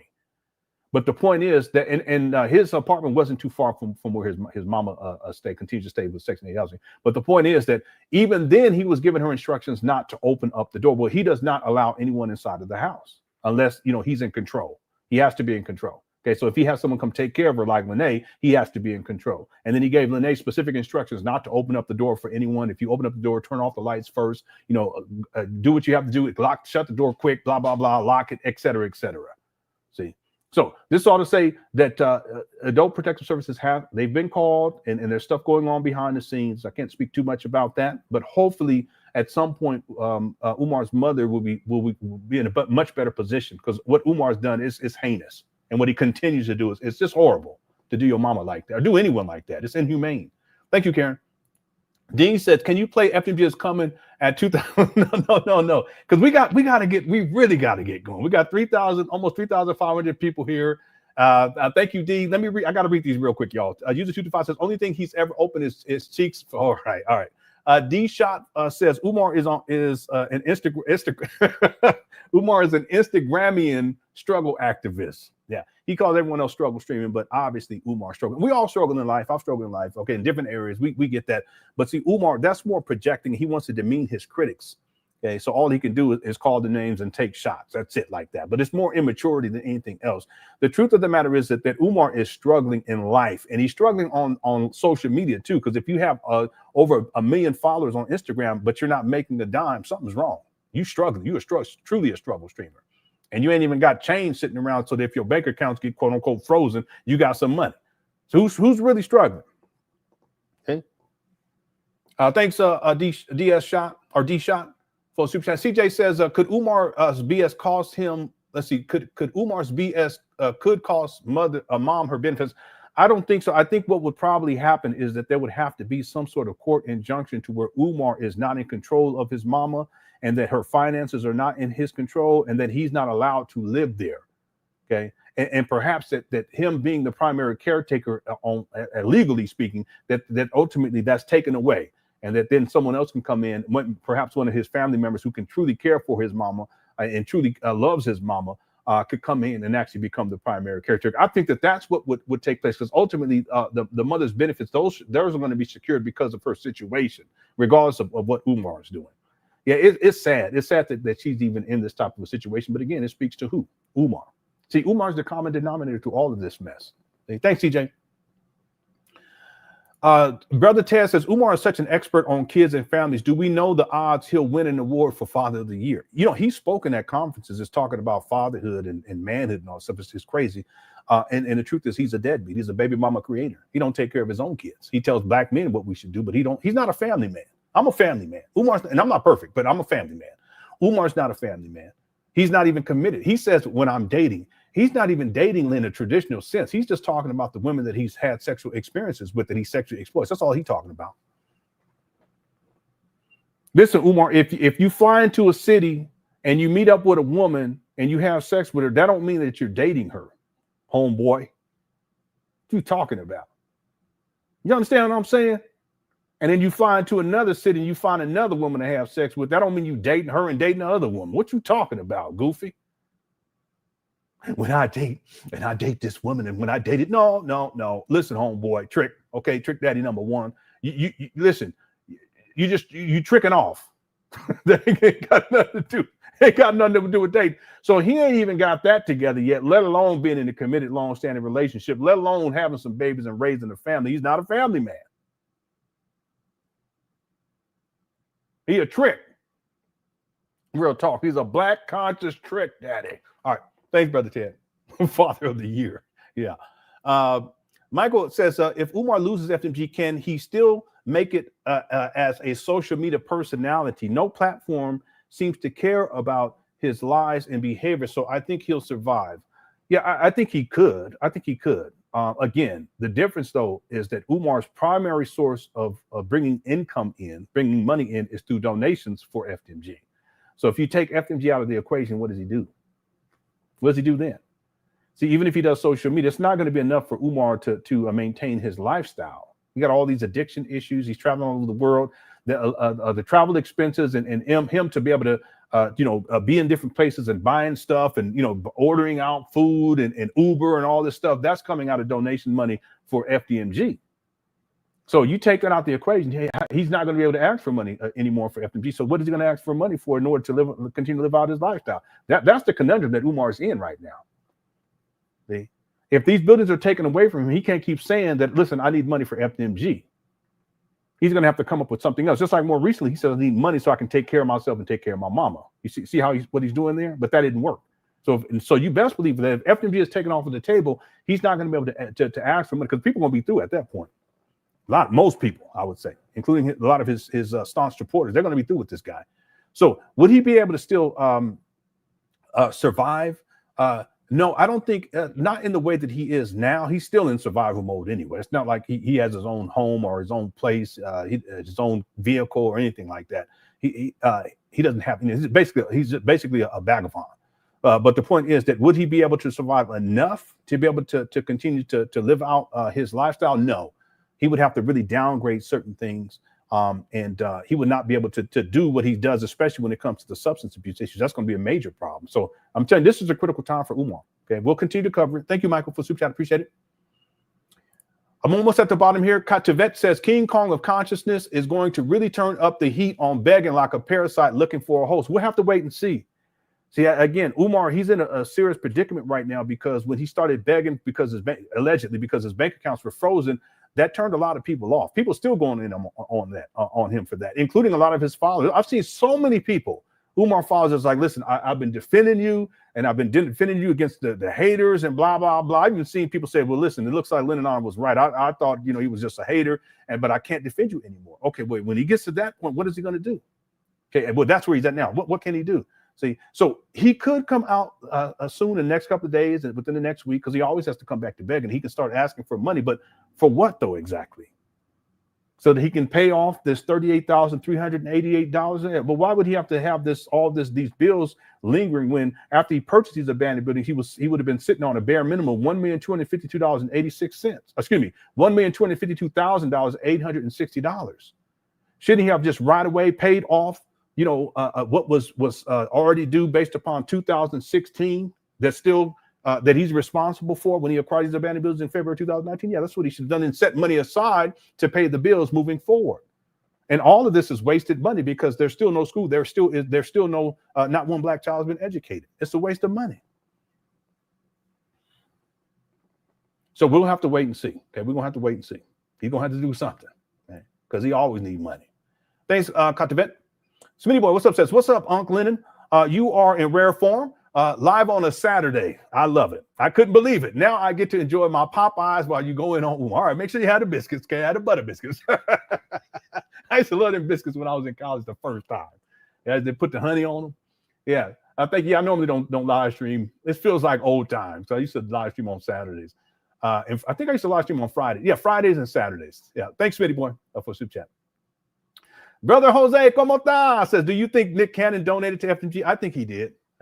He from Diego too, San Diego. Yeah, I think he did. I think he probably put some money down, but ain't nothing come out of it. Obviously, you know, that's another one. Nick Cannon had interviewed Umar a couple of times. I would think at this time, if he had Umar back on, he should ask critical questions like, "What's up with the school, bro?" You know what I'm saying?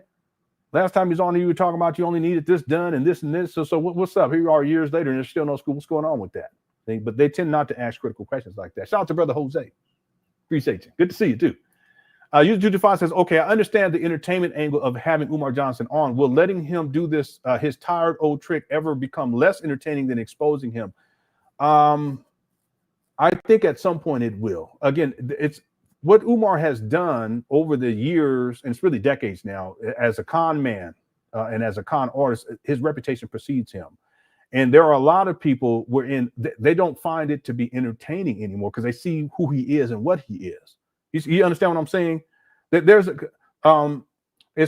someone had mentioned, I can't remember who had mentioned this. They had talked about how when there's an accident, like on the freeway, it's not the accident. Many times it's not the accident that slows traffic down, because they could move the accident, you know, the cars over to the lane all the way to the right, or all the way to the left for that matter, but let's say all the way to the right. And traffic is clear to go, but people slow down to stop to watch. And that's what over time, it just backs up, traffic backs up, and backs up. Well, I think that can be applied to Umar, that there are a lot of people, they see entertainment value of Umar crashing out on the side of the road. But at a certain point, because Umar lies so much, and some people, even his followers, they still see him crashing out, but they still follow him and they want to be down with him for whatever reason. But what ends up happening is that they've had to slow down so much and the traffic has gotten so heavy that at a certain point they get tired of the shit. You know, and it's already past that point. It's not like how it used to be. If we go back in the day, let's say King Kong Consciousness, the YouTube page. If you go back in the day, you would see a lot of people in there defending Umar. You know, a lot of them would be talking shit about me back in the day. Well, these days you don't see that. You see King Kong Consciousness largely is people who are criticizing Umar, and sometimes they even mention me, say, "Hey, Lenon was right." Okay.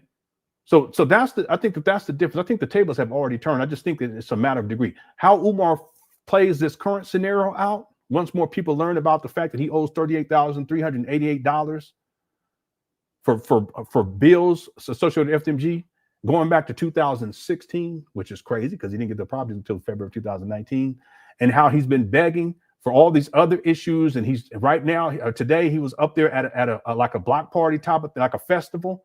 Why isn't he handling this business that needs to be taken care of? And where's the rest of this money? See, that's all traffic backing up. And then people at a certain point says, I'm tired of this shit. See, so let's see what Umar says next, how he tries to play this off. And then let's see what the response is from his followers. A lot of times it's cognitive dissonance. They know something's not right with Umar. They know that he's lying, but then they keep going with it. But more and more people are waking up because they're tired of the traffic. Okay? Thanks, user 225. Timmy Diamond says, to further put it into perspective, I donated to this guy when I was a teenager. Since then, I've graduated high school, congratulations, college, congratulations, graduate school, congratulations, and helped my wife open a daycare center. Congratulations. This guy still can't open the school. And there you have it.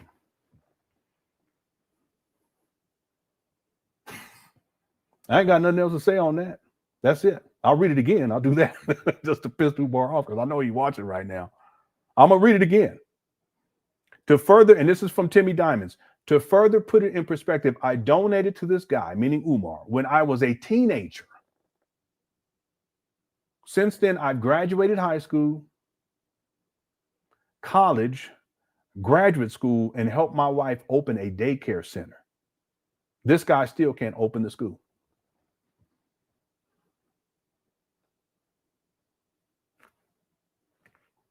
I got nothing else to say on that.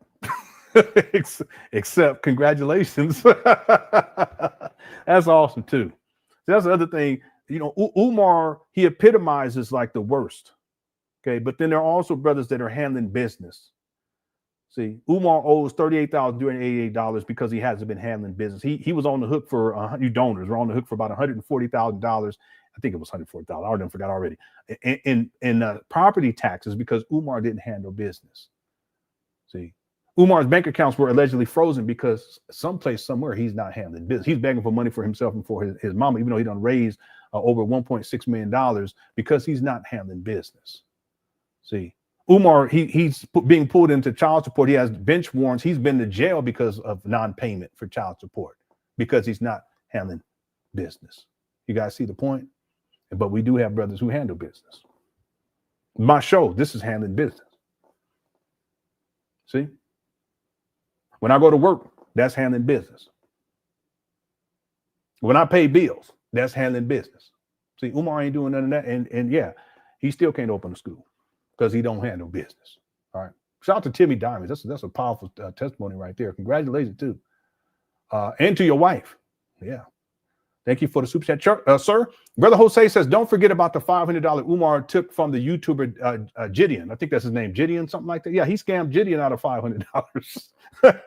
Yeah, Gideon was kind of trolling, but still, you know what I'm saying?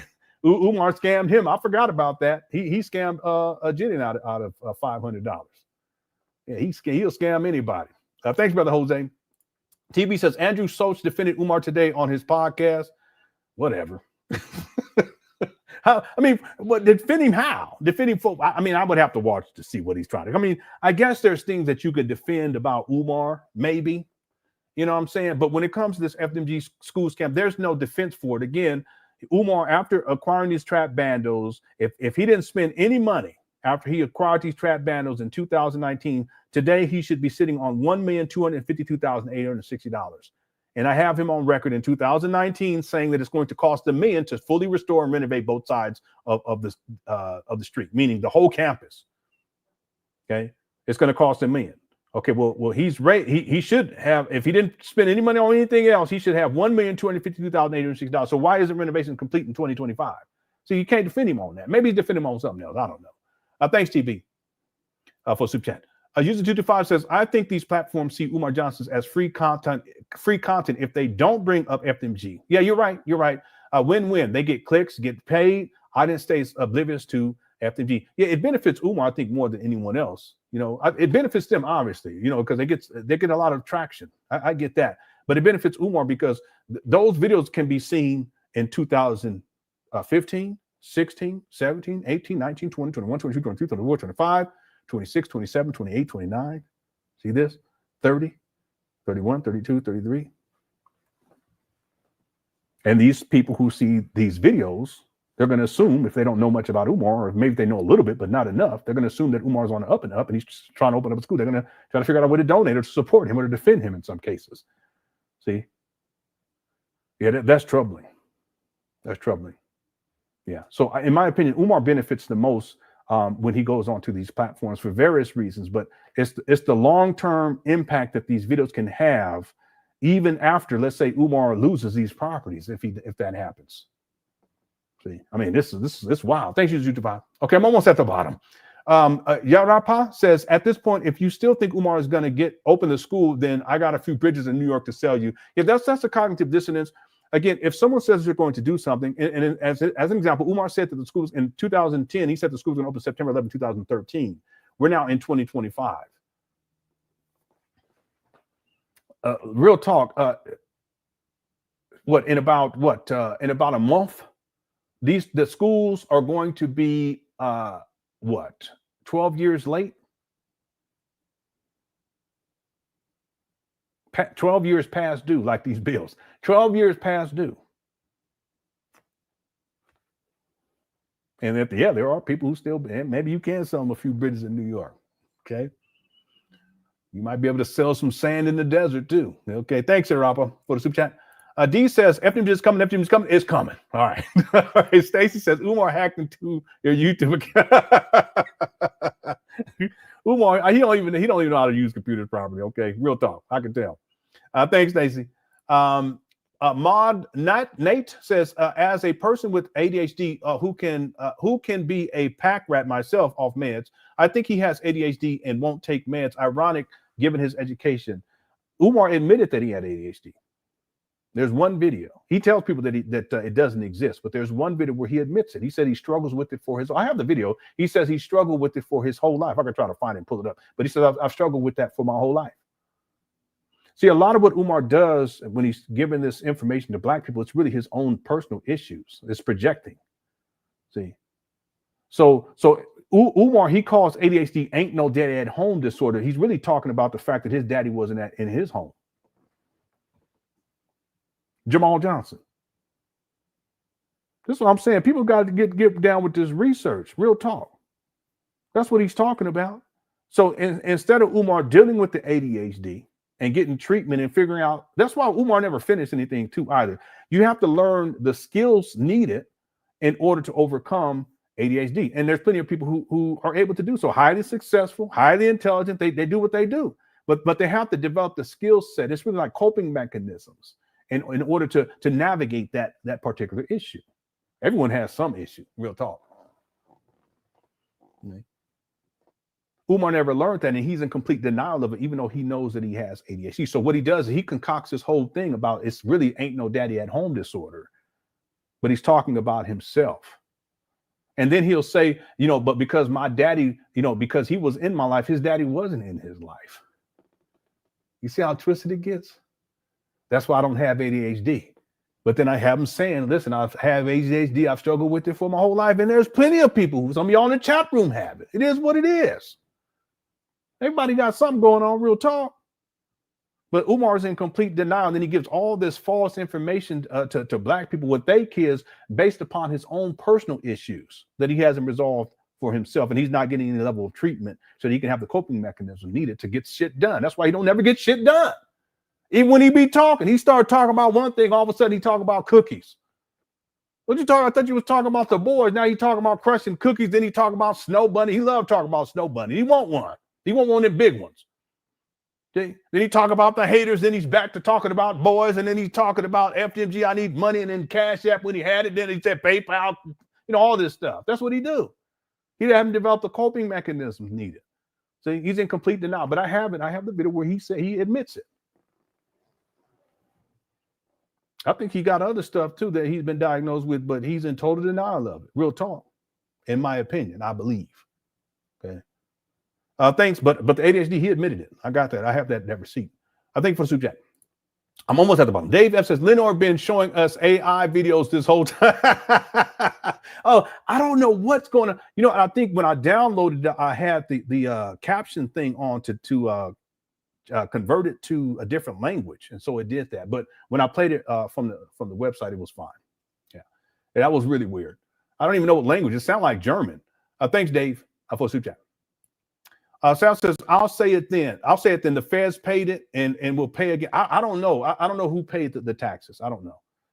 I don't know. Did Umar pay it? It's possible, but it's also possible that someone else paid it, which leads into a conspiracy theory. And I have a video that will kind of show y'all, but I'm not going to do that because that's, you know, that's people like, what? Wow. And then people start running with it. Yeah. Lenon said, no.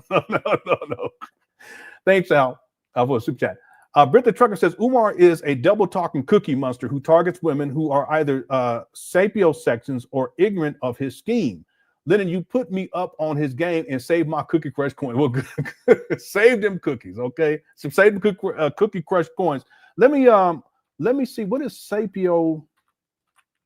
I don't even know what that is. Let me look it up. I'm always learning something.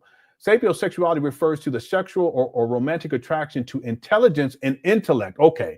Essentially, it's when someone finds intelligence to be a highly desirable and attractive quality in a potential partner, sometimes even more so than physical appearance or other traditional traits.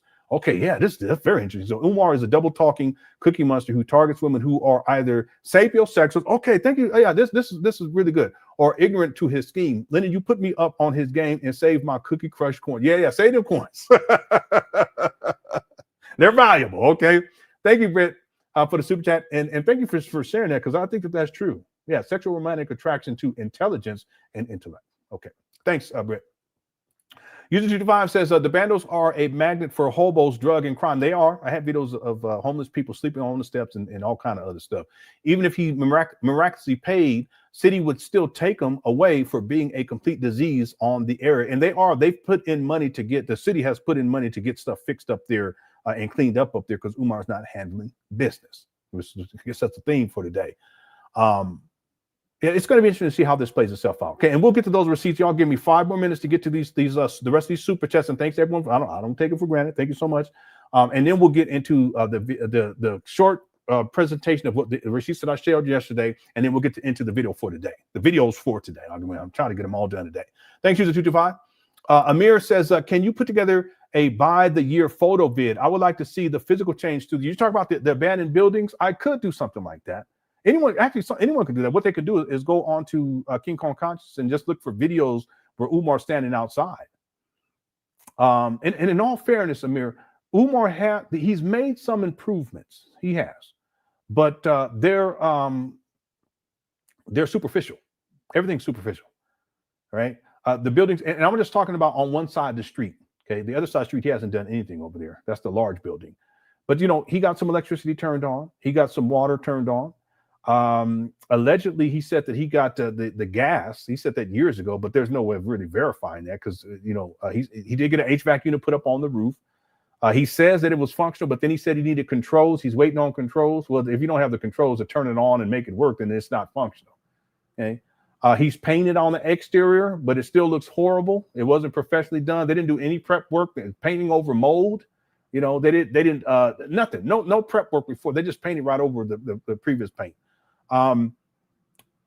He painted on the inside, and it actually looks worse on the inside now since he painted these horrible looking colors than it did prior. I don't even know why he did that. Anyone ever figure that out?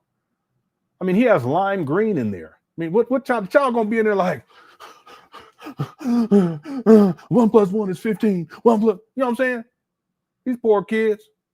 He got one room that's all red. What is going on here? What you doing up in this school with the red room? What in the world? These bandos look worse. The paint job on the inside makes it look, I don't even know what he's thinking. What is he thinking? A black conscious circus he's gonna have it? I don't know. Anyway, everything is superficial. Okay? But I give him credit for the stuff that he has done, even though in some cases it makes things look worse. But at the end of the day, he's no more closer to opening up a school legitimately here in 2025 than he was in 2020. Real talk. Thanks, Amir. For super chat, L says, has Umar not worked since 2005 or 2010? Okay.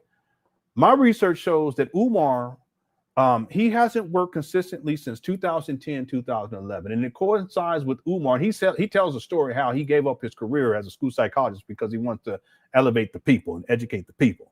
Okay. That would be 2010, 2011-ish. Okay.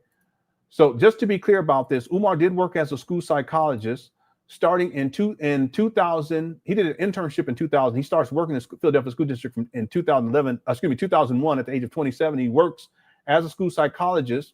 He stopped working in the school district of Philadelphia in 2006. So he worked for about 5 years. Okay. He then starts to do work as a school psychologist at charter schools, and that starts in 2007. And then by 2010, Umar starts on, at the age of 36, he starts on the lecture scene, and that's what he's been doing ever since. Okay, there is some evidence that would lead me to believe, okay, I can't say it as a statement of fact, that Umar was employed for a couple of about 6 months in 2014. All right, but I haven't been able to verify that. And I do give him credit for that. That's why I say specifically he hasn't worked consistently since 2010, 2011. Okay, and again, 2011, that also coincides with what? Hidden Colors. Okay, then there's Hidden Colors 2. Umar starts to blow up, and he hasn't worked consistently since 2011. Right. All right. 2005. That correlates. He was in college at that time. He was working as because he's been in college for like 20 years from 1997 through 1992 through 2012. He was in higher education. But the point is that in 2005, that correlates to Umar's resignation with the UNIA. But at that same time, he starts at PCOM pursuing a master's of science. And he was there at PCOM for a total of 8 years, going all the way to 2012, where he gets his PsyD. All right. Thanks for the super chat. Kelly says, why does the government not intervene with this grip? I think the government has to a degree. The government, when it comes to the IRS in particular, they revoked Umar's first nonprofit back in 2017. So that is a form of intervention because he was scamming. He was collecting all this money, crazy money too back then. And he wasn't reporting anything to the IRS, and he's collecting the money under a nonprofit. So it's not taxable. See, Umar messed up though, because if you're not reporting to the IRS, they revoke your nonprofit status. Umar still, that's why if you guys are going to look at Umar's financials, that's when you start to see all these tax liens start to come up. Because the government was like, no, you didn't report any of this money, and so therefore it's considered to be personal income. And so therefore you're subject to taxation, and he gets all these tax liens. It's a mess. He didn't get tax exempt status again until 2020. It's a mess. See? Most of Umar collecting money for FDMG, it's considered to be legally, it's considered to be personal income. Most of it, see, because he never reported back in the day, and then he gets tax exempt status in 2020, which is not retroactive. It's a whole different entity. He has a totally different EIN number. And then 2021, 2022, 2023, 2024, and now 2025. That's 5 years where it's under this nonprofit. People think about this. All the other years, listen, that's considered to be personal income, legally speaking. See? Thanks, Kelly.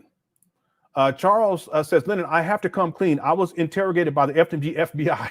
I remember Umar talking about FDMG FBI. During questioning, they gave me zebra cakes, and I washed it down with the Obata. That's okay with the Obata. I say, sometimes you just have to do what you have to do to get through it. You know what I'm saying? All right. Thanks, Charles. Charles 2.0. And user 225 says, just updated my profile pic, Lenon. Hope you like it. Okay, user 225, he's trying to get him a super queen. He like black women. That's what it comes down to. That's all that is. He trying to come up. Okay, thanks for super chat. LL says, I'm familiar with the area. Buildings been sitting. Yep, they've been sitting a very long time. D Brown says, let's make the likes match the votes on the poll. That would be awesome. Thank you so much, D Brown. Mixer Spotica says, how's it going? Says, I want to see your brother Jose skit. Thumbs up the show, family. Okay. Yeah, that's a classic one, brother Jose. Thanks, Mr. Spotica. Where's my thingy here? Because if I don't do it today, the next time I live stream, I'll do brother Jose intro. Yeah, people like that one. Okay, thanks, Mr. Smiley, for super chat. Last one right here. Okay, Lenon, didn't the government get involved with the cease and desist letter? That's another example. In 2021 against Umar, I was wondering what happened since then. Yeah, it was the state of Pennsylvania.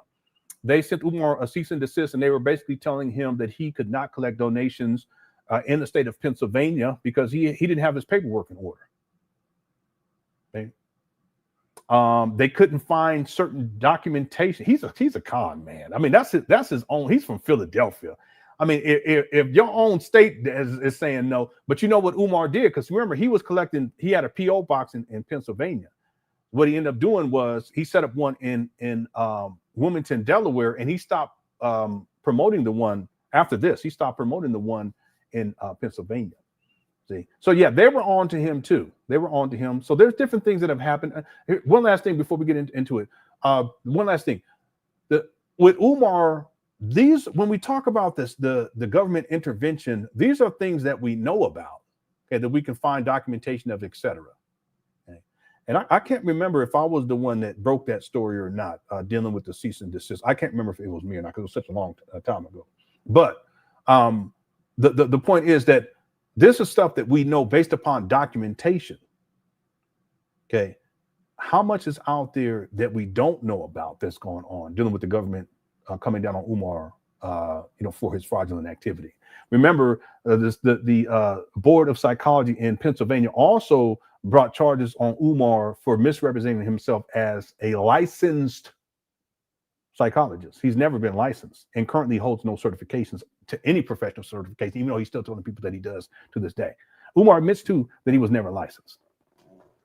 So he can't just work arbitrarily and do whatever he wants to whenever he wants to as a psychologist or a school psychologist or a therapist. But they were saying, okay, you're misrepresenting yourself, so we're going to call you to task, and you have to prove to us that you're not misrepresenting yourself. And he was able to prove, at least that's what the court felt, as if, okay, you've proven that you're not misrepresenting yourself as a licensed therapist. Umar spun the story like it was an attack from the government. They're trying to take away my credentials and all my certifications and all this stuff. Because that's just Umar dramatization, over dramatizing shit. It wasn't that serious. Okay. But that's what Umar does. He always spins things in a particular way in his favor to make it seem as if he's being persecuted and it's always someone else's fault, et cetera, et cetera. He's a perpetual victim. Okay. Thank you, that hip, for that super chat. Just Art says Umar is like Tommy from Martin. Yeah, I've said that many times. He ain't got no job. Thank you, Just Art in Paint. And then Suzanne says, I just want to hear you say Mama's closet. Okay, no, but seriously, thank you for your diligence in exposing this grifter. You're a gift to our community. Well, thank you for those kind words. I've tried my best to do what I can, and there's other people that have done a fantastic job too. I appreciate the kind words, and I have to say, and then we're gonna get into it. I've always been fair with Umar. Okay, there's times where I've been upset and mad at Umar because things that he's done, but I've always been fair. Okay, I continue to be fair, and I always give him the benefit of the doubt. Okay, but even that being said, it's undeniable that this man, it's not even, he don't operate like a man, that this con artist is a detriment to the Black community. I'm gonna say one other thing, and we're gonna get to it. That if Umar was doing this to any other group of people, he would have been done a long time ago. But because he's doing it to Black people, it's been going on far too long. See? All right, thank you, Suzanne. Thank you for your kind words. I appreciate it. Okay, thanks everyone who sent in super chats. Now let's get into it. I'm going to give a very quick, I'm going to try to do it within 5 minutes, represent what I shared with you. I broke the story yesterday, and then we're going to get to videos from Umar from today. Okay, there's quite a few of them. We'll go step by step. So I showed this yesterday, and I'm going to show it again. Hold on one second. So this is what was posted on Umar on these buildings in Wilmington, Delaware. And this is the one for the large building. It's a munition. Okay, it was e-filed August 5th, 2025. I don't have the PDF copy yet. If anyone comes across it, you can always email it to me. But I'm gonna keep looking for it once it becomes available, and that way it'll be easier to read. I'll struggle through reading this yesterday. So it was August 5th, 2025. The case number is N5. I think that's N5J02114. And let me just read this first paragraph, and then we'll do a quick overview of everything else that's on here, and then we'll get going here. Take warning to all persons having or claiming to have any title, interest, or lien upon the within described premises. Take warning that unless the judgment for the taxes or assessments stated herein are paid within 20 days after the date thereof, or within such period of 20 days, evidence of the payment of the taxes or assessments herein claimed shall be filed in the office of the protho notary. And I struggle with that, but there's plenty of people that correct me on that. Thank you all for your corrections yesterday. Someone emailed me about it too. Thank you so much. Which evidence shall be in the form of a receipted bill or duplicate thereof, bearing date prior to the filing of the lien in the office of the protho notary for Newcastle County. The city of Wilmington may proceed to, look at this, sell the property herein mentioned or described for the purpose of collecting the judgment for the taxes or assessment herein stated. And here's the property. It's 610 East 17th Street, Wilmington, Delaware, 19802. Okay. And then it gives a breakdown of what for this particular size, this building. Okay, because there's 3 buildings altogether. There's 2 separate parcels. 1 building sits on a parcel. That's what this documentation is associated with. And then 2 buildings sit on the other parcel. For this building, the principal amount as of clocked in date total $17,810.77. Okay, $17,810.77. Okay, so real quick, this was e-filed August 5th. So 20 days later would be the 25th. Umar has until the 25th or 26th, we'll just say 26th, to come up with this amount of money. Okay, and this is just for one side of the street. The other side of the street is $20,577.45. You add it together, Umar owes $38,388.22. He doesn't handle business. That's the theme for today. Right? So that's the first page right there. Here's the second page right here. This is the writ of monition. Okay, I won't read through this, but if you look at the top, it does say City of Wilmington, Principal Corporation of the State of Delaware, then versus, okay, this is in the Superior Court of the State of Delaware. Man, it says Frederick Douglass, Marcus Garvey, RBG International Leadership Academy, Inc., and the parcel, to give the parcel number for that side of the street. This is the large building where there has the large gym where the damage took place, the vandalism, where Umar stores his junk, okay? All right, here's the next page right here. It just breaks down all of the different fees and or assessments that are owed, and these assessments they go back. If you look right here, 2020, 2020, 2020, there's 2023, 2021, 2019. All right, you add all this up. This one you can see 2000. I can't even really see it that well. 2025. It says due date right for that one. It looks like the top one there, it says due date of 2017.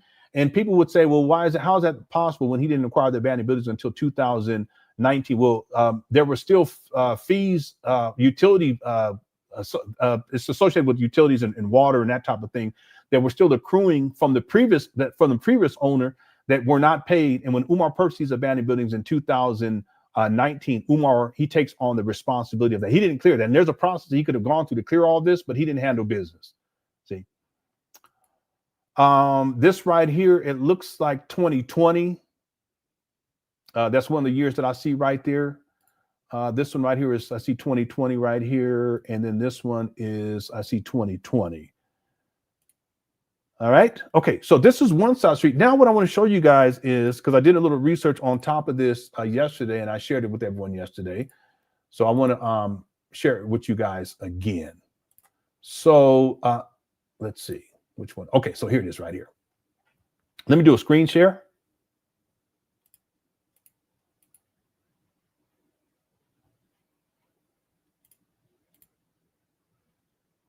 All right, and I gave instructions on how you guys can find this yourself in the comment section for this video. I'll post the instructions again, and then you guys can look at it when you have some time, where you can go and look this all up. So Umar can't deny this. He can't say that the document that I showed him was doctored, because the document is what I used in order to find this case ID. And this is Court Connect. This is in Delaware. It's a government building. All right, excuse me, a government website for Delaware. Here's the case ID for what we see in that paperwork. And then here's the case ID again, plaintiff versus Frederick Douglass. Obviously, the plaintiff is City of Wilmington. The filing date was Tuesday, August 5th of 2025. Okay, so this was filed 4 days ago. Umar, the paperwork that I showed, that was from yesterday. It was sitting on the door. And Umar obviously had not gone back to the abandoned buildings to see that he may have now since that time, but he's traveling right now. He may not have gone back up there, but if Umar had been up there since the filing date, he would have actually seen those documents, and he would have taken them down, because I'm sure he wouldn't want people to know about it, and he wouldn't want me to expose him or anyone else to expose him for this. But obviously, he hasn't been up there in at least a couple of days. Okay, again, it just shows you he's not handling business. So if we scroll down here, there's just information about the lawyer. The attorney that's handling this case, about Frederick Douglass, Marcus Garvey, et cetera, et cetera. What I want to look at, though, is this down here. If you look down here, it says initial filing monition, see image attachment for judgment, details, date, document. And these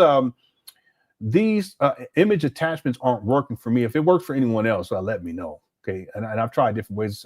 Took off my ad blocker, tried in different browsers. It just may be that the website hasn't updated with the actual PDF file, but at some point it'll be available. We'll cover it. August 6, 2025, judgment entered jointly and severally against Frederick Douglass, Marcus Garvey, RBG International Leadership Academy, Inc., tax parcel. Here's a parcel number right here for the tax. Judgment amount to be paid as follows. Judgment amount $17,810.77. Okay, so what it shows too is that there's water and sewer charges. There's also exterior improvement charges. There's also vacant registration fee. This the property's been on vacant property list from the beginning, and that's the bulk of this is $15,500 because Umar hasn't done anything with these abandoned buildings. They're still on the vacant property list too. That's a waste of money.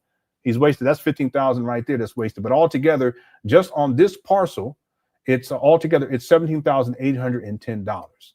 Okay, now let's go to the second one. I don't have the document for this one in terms of the actual pictures that I showed, but this was posted on the other building. And if we look right here, I was able to find the other, because I just had to do some research. I was able to find the other case ID. This one is N25J-02115. Y'all see that? And then if we scroll down to the bottom, it says initial filing munitions, see image attachment for judgment details, dated docketed August 6, 2025, just like the other one, judgment is entered jointly and severally against Frederick Douglass, Marcus Garvey, RBG International Leadership Academy, Inc., tax parcel number, gives it a tax parcel number. Judgment amounts to be paid as follows. Judgment amount, $20,577. Water sewer charges, $4,650. Man. Vacant registration fee, $15,000, $15,726.70. Civil penalty charges, $200. And then if you add all that up, you come up with $38,388.22. Okay. Now, one other thing I want to show you all, and there's someone who sent me this even in advance of me getting the information that I shared. I broke the story yesterday, and they sent me this. I think it was the day before. It could have been the 2 days before. But if you look down here, see this right here. This is the I can't remember. I think this is the vacant property list from back in the day. But if you look right here, East 17th Street, 611, 610. Okay, these are the abandoned buildings in Wilmington, Delaware. Here's Douglas, Frederick, and Garvey Marcus. Okay, and this ties to how. Anyway, that's the whole backstory to this. When you look at the deed, RBG International Leadership, PO Box, etc. Look at the date there. If we scroll down, it says 2016. October 3rd, 2016. October 3rd, 2016. Umar didn't purchase these abandoned buildings until 2019. So what is going on here? I talked about this yesterday, that Umar, when he acquired these abandoned buildings in 2019, that there were bills that were due from the previous owner, and by him acquiring the properties, he is responsible because he didn't clear them. There's ways to clear it, but he didn't do, because he don't handle business. He's and really, you donors, you're responsible to pay for these back fees. Okay, and the reason why I thought about that and I drew the correlation was because if we go back to the initial document, this one right here. And I don't know where it's at, but it talks about how the fees that have been accumulated. It's right there. If you guys look towards the middle, right over because I have LenonHonor in the middle. Look at that, the watermark, and right above that, if you guys can see that, it says water and sewer charges, December 19th, 2016. Y'all see that? Hit the one. If y'all see that, hit the one. December 19th, 2016, December 30th, 2024 through May 29th, 2025. All right, y'all see that? So this is how my mind works. When I saw that date on there, I said, wait a minute, I remember, and I don't want to say the person's name, this person X, sent me some screenshots the other day. And there's a correlation between this water and sewer charges, December 19th of 2016, right? And the document or the screenshot that I just showed you guys right here.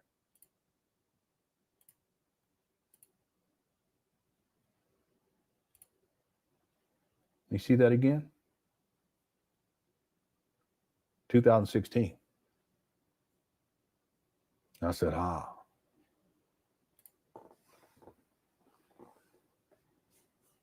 All right. Now, let's start to bring this back all together. So we have all this stuff going on with Umar. We have this year, we have his daughter coming out exposing him as a deadbeat, which I told people a long time ago. Talking about how he was abusive. I told you Umar has an abusive personality. He was abusive to the mama. That's what she claims. That Umar wasn't paying child support like he claimed to do, which I've been telling people for a very long time. And then we have other situations that have happened this year, including Lenon exposing Umar and his mother's situation. I've talked about Umar's mother's situation, especially as it relates to him living with his mama since 2020 and how she was on Section 8 housing. Okay, we've talked about that even before Lenon came out to tell in great detail about what's happening with Umar and his mother, and Umar's family too, by the way. We also have a situation that happens where Umar is claiming that someone stole his bank account information. He's alleging that it was Lenon. Then he goes to Africa. He begs for money, and then he goes to Africa after he uses the black people's money that he begged for, and then he comes back, right? So he begs for money, goes over to Africa, lives it up, comes back, and then he says that his bank accounts were frozen. Then he begged for more money. Meanwhile, what I've just showed you, all these receipts, it's not like Umar didn't know that this was coming down the pike. It's not like Umar was unaware that these bills were due. He knew that there were bills due when he purchased these abandoned buildings. He knew that bills were due from February of 2019 to present. He just decided not to pay on these bills. And so now the city of Wilmington said, okay, enough is enough.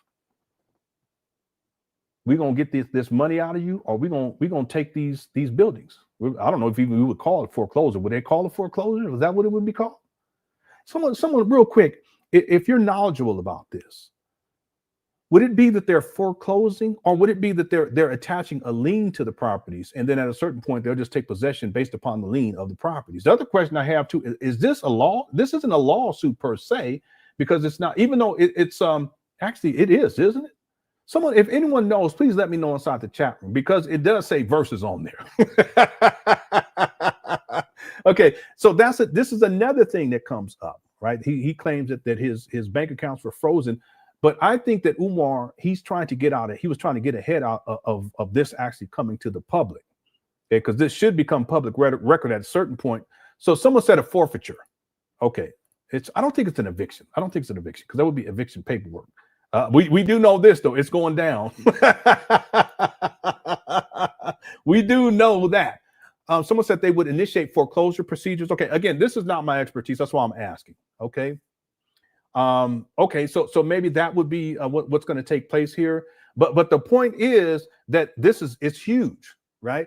So I have a sense that what Umar is going to do is he's going to try to blame this, and there's other people that's proposed this, like in comment sections from the video that we did yesterday, that what Umar is going to do is he's going to claim that because his bank accounts were frozen, that's why he didn't pay this. But these bills go back from when he purchased these abandoned buildings 6.5 years ago. This makes sense. And then there's also bills that he's on the hook from the previous owner that weren't paid, and when he takes possession of these properties, he's liable for those bills. So he can't use that excuse. I'm talking about logically and reasonably based upon the facts, but he will paint some sort of a narrative, and that may be the narrative. And he, some of his followers, they will believe it. Okay. All right. Okay. And then let's see. A Giant Step says, and then they will foreclose. Okay. Okay. Yeah. I don't know what the process is going to be, but it's not going to be right away. I do know that. Eminent domain, forfeit. China says, what? I thought FDMG was coming. No, it don't look like it right now. All right, real talk. Okay, it's not looking good. I'll tell you that right now. So how's it going, Nurse Alexa? Instead of Umar handling this business and doing what he needs to do today, or coming forward to explain to people what's happening, what is Umar doing today? All right, now we're getting into it. Okay, 2 hours and 18 minutes in with 3,500 people in the building. Shout out to the Cookie Crush chat is undefeated. There is a poll before we get to the video. There's been almost 4,000 votes. My goodness gracious. Well, Umar Johnson paid the $38,388.22 by the August 28th, I think it's 25th, August 28th, 2025 deadline. 10% said yes, 78% said no, and 12% say, I don't know. You know what?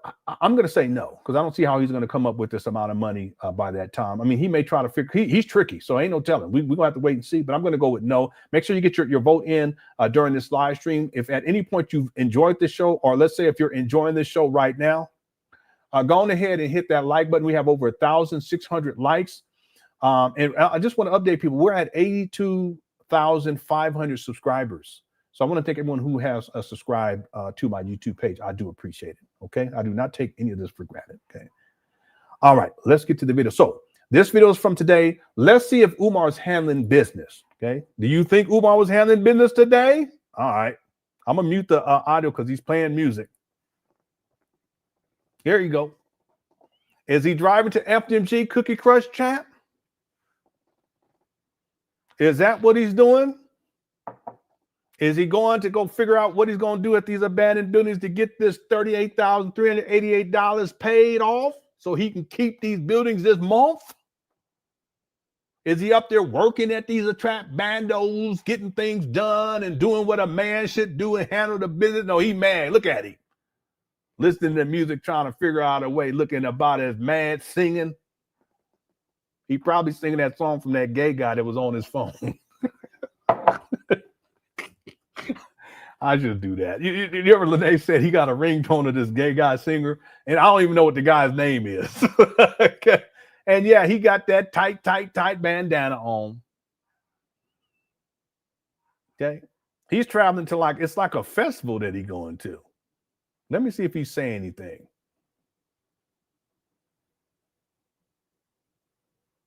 Yeah, this is Newark. That's New Jersey. So he ain't even in Wilmington. He ain't even in Philadelphia or Delaware. He in New Jersey. Isn't that right? Newark, New Jersey. See that? He ain't handling business.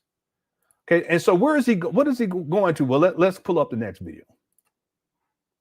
Here we go. What's good? Peace and Pan Africanism, peace and Pan Africanism. This is your big brother, Dr. Umar Ifatunde Oguntade. I'm live at the Source of Knowledge bookstore. Come on out. Free book giveaway for the children. 867 Broad Street in Newark, New Jersey. 867 Broad Street, Newark, New Jersey. I want to see my Newark Africans, Elizabeth, my Jersey City, my Montclair, my Trenton, my Camden, my Willingboro. We are out here, Black Bookstore. It's Leo season.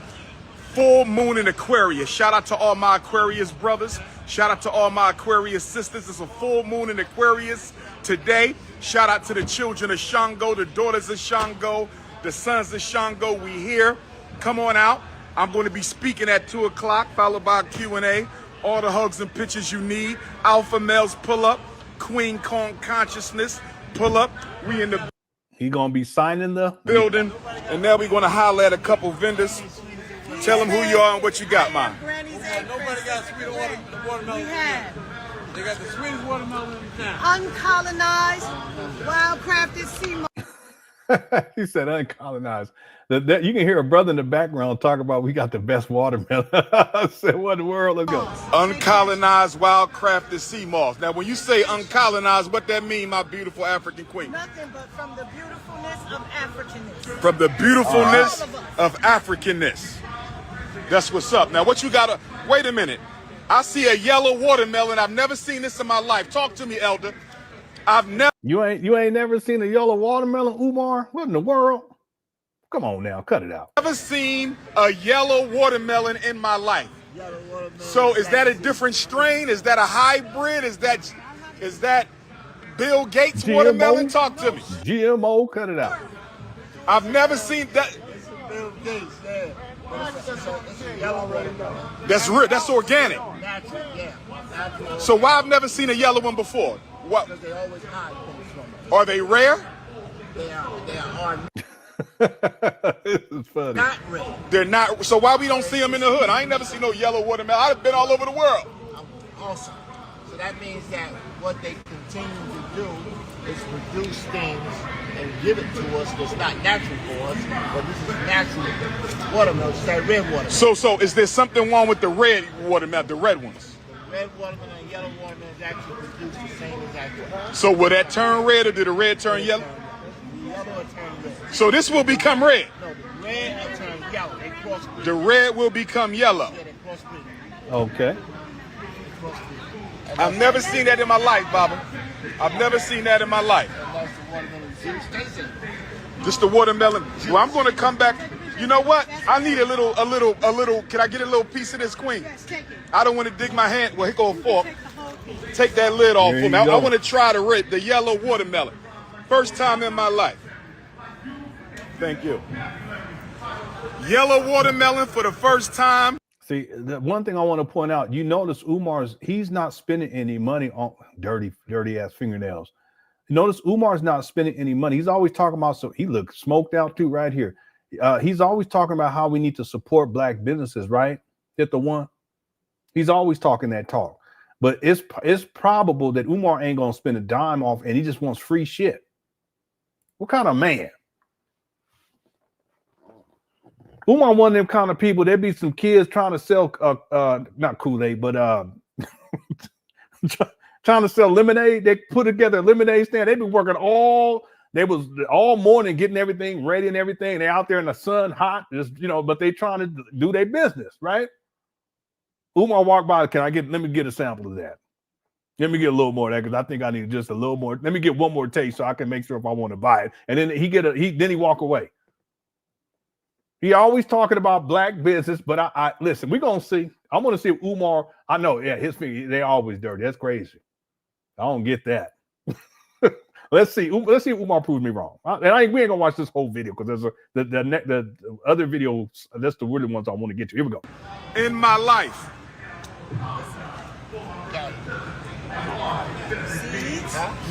Umar up here trying to eat watermelon while he chewing gum. Goofy. And it tastes good. Did it taste good? Did it taste good? So, all right, 6 degrees. Where the trash at, my queen? Thank you. Thank you. How we doing, brothers and sisters? What's going, man? Yes, sir. Talk to the people. What you doing right here? What's going on? It's your boy, Darrell Johnson, a.k.a. The Composer Rel. I have my book here titled The Gift for Others. It's just me sharing my challenges with our community. I know our sisters, they usually have that community of support, but us brothers, we don't normally have that. So right here, The Gift for Others is my God-given gift. I'm a servant of God. I'm here just to support our community. Good for him. He got him a book. I'm here to tell my story. You know what I'm saying? When I was 5 years old, just give you a little preview, I was molested. However, I know we don't talk about that because what goes on in the house stays in the house, and that ain't how we gonna get healed. That's right, brother. It's my book right here, The Gift for Others. You better talk I'm sharing about with it. our community. I'm an author. I'm a music composer as well, but I'm 5 people. You know what I'm saying? I'm a witness. Powerful. That's powerful. I appreciate Yeah, good for you. Bless your heart. Bless his heart. your strength. Appreciate you too, Dr. Appreciate. See how Umar, he don't offer no. He just, okay, all right. Let me get on to the next Yeah, one. talk to me, queen. We embracing our transformation because we've been going through too much. It's time to heal. It's time to get together. It's time for unity. Keep going. Keep going. It's time to uplift, and the time is now. So embrace your transformation, and we're $25, Umar. Let's wherever see you are. Thank you. Appreciate you. Wait, I need a picture. See that? Umar ain't buying that. I'm gonna come back for the photos. Let me just do this vendor, and then I got you. I'm coming to you. Talk to me, King. How's everything? I love these Gianyame. That's my favorite symbol, you know. Oh, man. Ladies, come and get your Gianyame. Nothing but God. The omnipotence of God. Shout out to my fellow Ghanaian citizens. We got the Sankofa symbols. He got the Akaban, the war horn. He got them all up here. He got them all up here. Oh, man. Got them all. Man, talk to the people. What you got here? Is Umar buying anything? Got the Ghanaian names for the bracelets. Powerful. Special names for God. Yes, I'm born on Wednesday, Kwaku, but See, he always got to make it about himself. I was born on Wednesday, Kwaku, or whatever he say. I don't even know what day I was born on. Probably on a Monday. Yeah, his fingernails dirty like his house. He don't care. He don't care. He probably was sleeping in his car. Anyway. Nothing but God. The omnipotence of God. Shout out to my fellow Ghanaian citizens. We got the Sankofa symbols. He got the Akaban, the war horn. He got them all up here. He got them all up here. Umar, relax. Oh, man, talk to the people. What you got here, King? Got the Ghanaian names for the bracelets. Powerful. Special names from Ghana. Yes, I'm born on Wednesday, Kwaku, but I was given another See how he got to make it about himself? name, Nana Paye, and by the chief out there. Oh, okay. So what? Nana, Il Nana, whatever your name is. Cut it out, Umar. Powerful. Yeah, that's Well, y'all There you go. Powerful. That means he don't give a shit. Isn't that what Lene said? Whenever Umar be like, yeah, powerful, powerful, I don't give a shit what you say. It's about me. My birthday was on Wednesday. That's what they call me. That's I was Papa Nini. Now I don't want to play out, whatever. Yeah, Umar, he a trip, boy. He don't want nobody getting no attention but him. Here we go. He got them all up here. Oh, man, talk to the people. What you got here, King? got the Ghanaian names for the bracelets. Powerful. Special names from Ghana. Yes, I'm born on Wednesday, Kwaku, but I was given another name, Nana Paye, and by the chief out there. Oh, okay. So what? Powerful. Yeah, that's. Well, y'all better come on out. He got the mud cloth book bags. How much the book bags? 65. And what about the waist pouch? 25. 25. He got good prices. Come on out. Come on out. See, Umar ain't buying shit. Oh. He's like powerful, Oh, powerful. man, what's going on? You done gained some weight, huh? Yeah.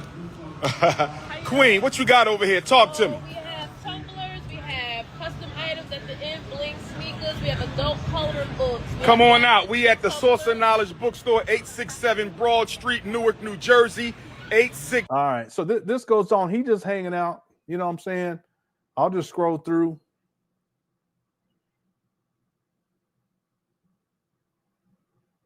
All right. So this video goes for like 40 minutes. I don't want to play the whole thing because I want to get to where he's actually on stage talking, and there's a gang of people there. Y'all ready? Shout out to the Cookie Crush chat. Let me check on this poll question right quick, if y'all don't mind.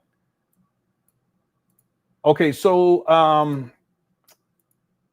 where are we at? Here we are. So the poll question, we have 4,192 votes so far. Will Umar Johnson pay the $38,388.22 by the deadline?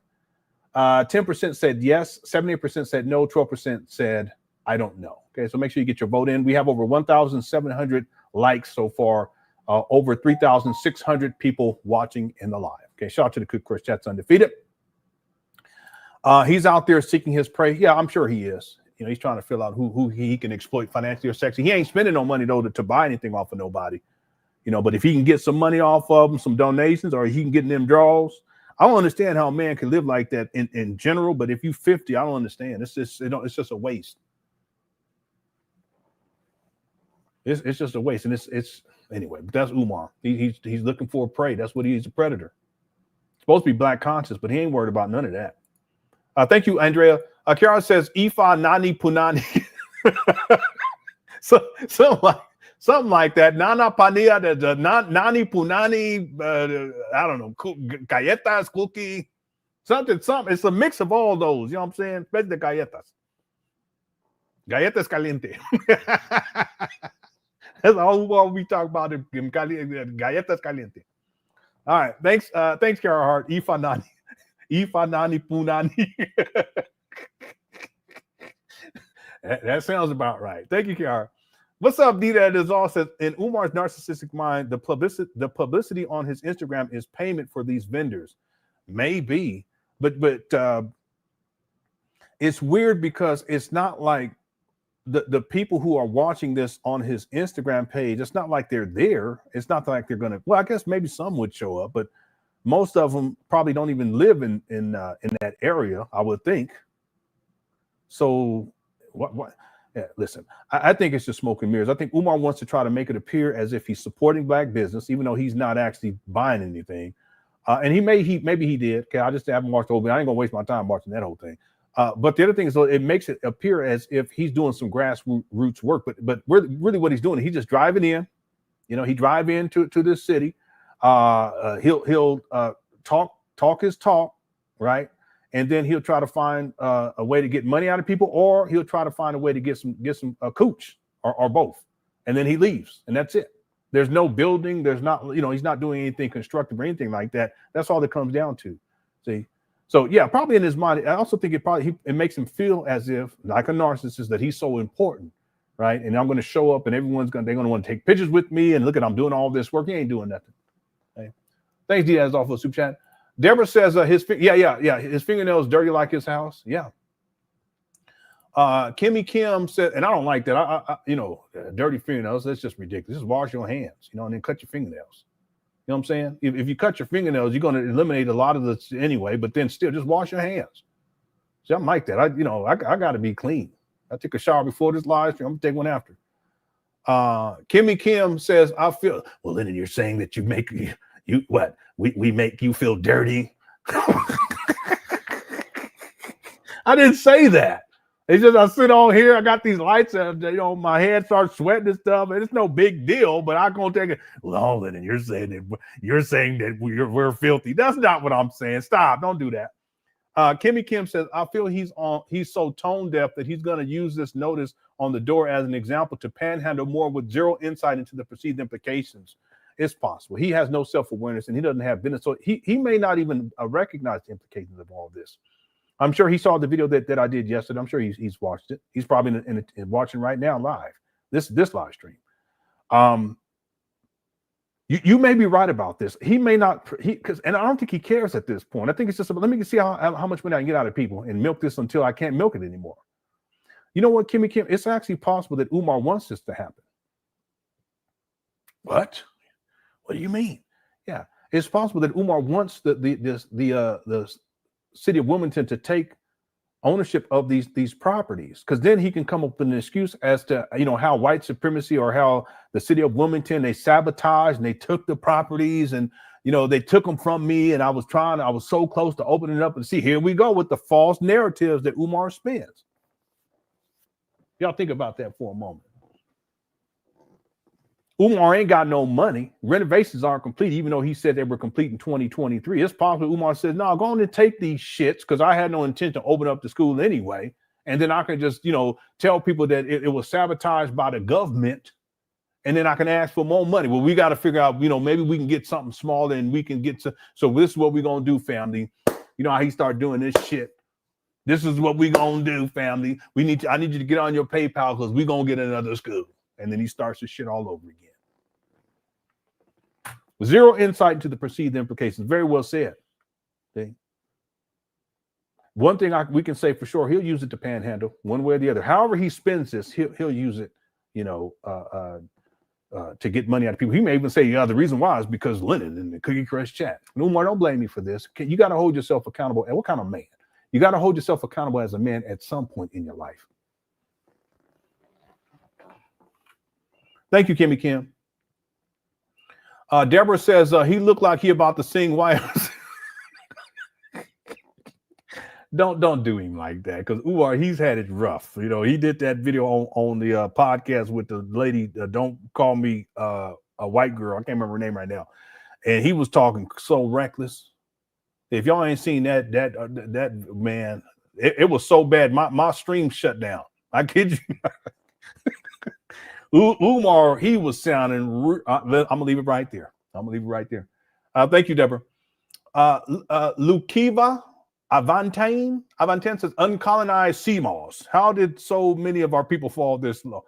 Yeah, I don't know what that meant exactly. I just think it's part of maybe perception that somehow if it's done, by a black person and it's all natural, that it's uncolonized. I don't know. Umar, he went right with it, because that sounds like something. I'm not here to criticize the sister, because she's doing what she do, but Umar, he goes right with it, because it kind of falls in line with some of the stuff, the types of things that Umar says. It's actually quite interesting. It's fascinating. The black conscious space is very interesting in and of itself. Thank you for the super chat. I appreciate it. User 225 says uncolonized means it violates a health code. Okay, now I understand. if that's what you say, okay. Thank you, 225. One irony: Umar won't work with other black LDRS. I'm not sure what LDRS is. Other black leaders. So one irony: Umar won't work with other black leaders. Yeah, Umar, what he does is he criticizes black leaders over and over again. He demeans them and disrespects them. That's what he does. Part of it is he feels like he's in competition. I mean, he said a whole lot of crazy stuff about a lot of black leaders. I mean, he has a history of that. I mean, I can run down a list because I take notes on that when I'm doing my notes for the documentary. He's gone at a lot of black leaders over the years. He's criticized Martin Luther King. He's criticized Du Bois. He says Du Bois. I get it. He's criticized Farrakhan. He also tends to criticize black intellectuals over and over again. But I just think that Umar, he feels like he's in competition. And the truth of the matter is that Umar is a failure. And he sees these individuals who are successful in their whatever their area it happens to be. Same thing with black sports athletes, successful sports athletes, and black entertainers. He does a lot of that. And he has a very difficult time working with people. And he always has to be the front line. He has to be the head of everything. Matter of fact, and Morris, now that you bring this up real quick, one of the reasons why Umar had a major falling out with the black conscious space, and I'm talking specifically in New York, dealing with Sonnetta and that crew, was because Umar felt as if he was supposed to be given a special dispensation and certain privileges because he feels entitled, and that he should always be the headliner. And what ended up happening was back in the day, Sonnetta put together an event. I wish I had the videos of all. I only have like clips of it, but if I wish I had the whole thing. He put together an event, and on the card was Umar, Polite, and what's his name? Young Pharaoh. So Umar talks about how he wanted to be the last one to speak because he wants to be considered to be the keynote, the headliner. That's because everyone's there for him. He wants, these other lesser people to talk so that, people will come. And then by the time he gets to the stage, everyone's there to listen to him. And he perceives it as if he's the main, it's all about him. So he has this big issue about two things. One, the amount of money that they paid him. He felt like he should be paid more by Sonnetta. But then he also was upset because Polite took more time than what was scheduled. And Umar felt as if it was taking away from his time to get on stage to shine and do his thing. Furthermore, Polite left his all of his merchandise on the stage. And so Umar, he's talking, but behind him is Polite's his products and stuff. And then Umar talked about how Polite was walking back there, and Polite's home crew was walking back there, and it upset Umar. Why? Because Umar felt as if he should be the center of attention, and that it should have all be about him in the first place. And that was a major falling out with Umar. Now, I'm not saying that these individuals are quote unquote black leaders. I'm talking about specifically in the black conscious space. Umar has a problem with even working with people in the black conscious space. In fact, fell out with virtually everyone in the black conscious space. Okay, I can't think of one person in the black conscious space, and there may be, but I can't think of one person in the black conscious space that Umar was able to maintain a relationship with. See? Thank you for the super chat. Dre said, FDMG family, the money gone. Yeah, everyone says that, and it's true. It is true. That money been gone. He ain't even paying basic bills. He don't let these bills run up to $38,388, and that's just bills associated with these abandoned buildings. Okay. Thanks, Dre, for the super chat. Sean says, it's the fact that he has Frederick Douglass and Marcus Garvey's name wrapped up in this mess. He doesn't care. He uses Frederick Douglass and Marcus Garvey as a way to tap into the emotional space of black people. He also uses it so that he can associate himself with these individuals, so it makes him appear to be on their level. He has a history of doing that. He has a history. See, it's one of the fascinating aspects of Umar's psychology is he talks crazy shit about successful black people, including black leaders. But when they are dead, that's when he tends to say more positive things about them. Okay. I'm not saying all the time. I'm just saying in general, he tends to say more positive things about them because he sees it as these people are dead and I can associate myself with them now that they're dead, because it's not like they're going to come out and say, I ain't got no association with Umar because they're already dead. That's how Umar thinks. See? So Frederick Douglass and Marcus Garvey, real quick, in terms of the history with Umar, Frederick Douglass, Umar believes the lie that his father told him when I believe he was 10 years old, might have been 11. Let me go look on my timeline.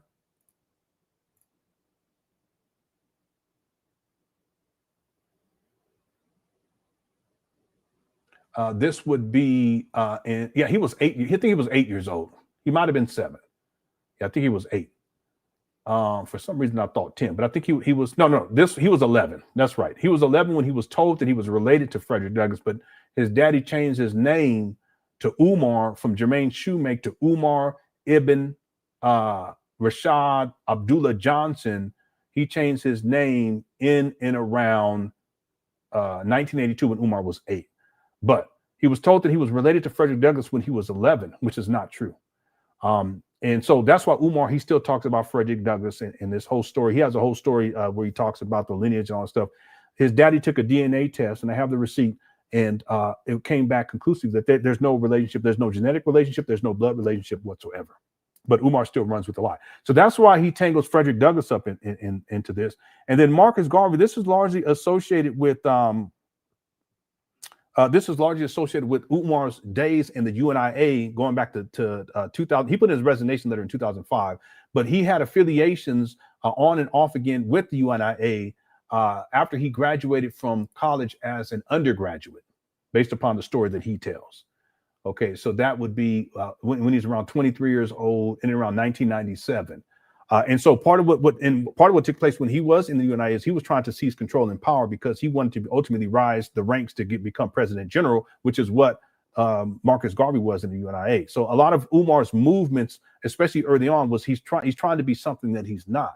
And he caused a lot of problems in the UNIA for different reasons, trying to sexually exploit these women in the UNIA, also trying to get money out of the UNIA for a renovation project. See, that's the early workings of FDMG, right? But also he was trying to get the elders out of the way so that he could be the HNIC. He would be the leader in that particular UNIA building. I can't remember what they call those. But then ultimately he wanted to rise to become the president general, which is the person who's over everything, all the different divisions. That's what it's called, right? So Umar, I mean, he very problematic because he was trying to get the younger generation to follow him, and then get the older generation out the way so that he can seize power and control.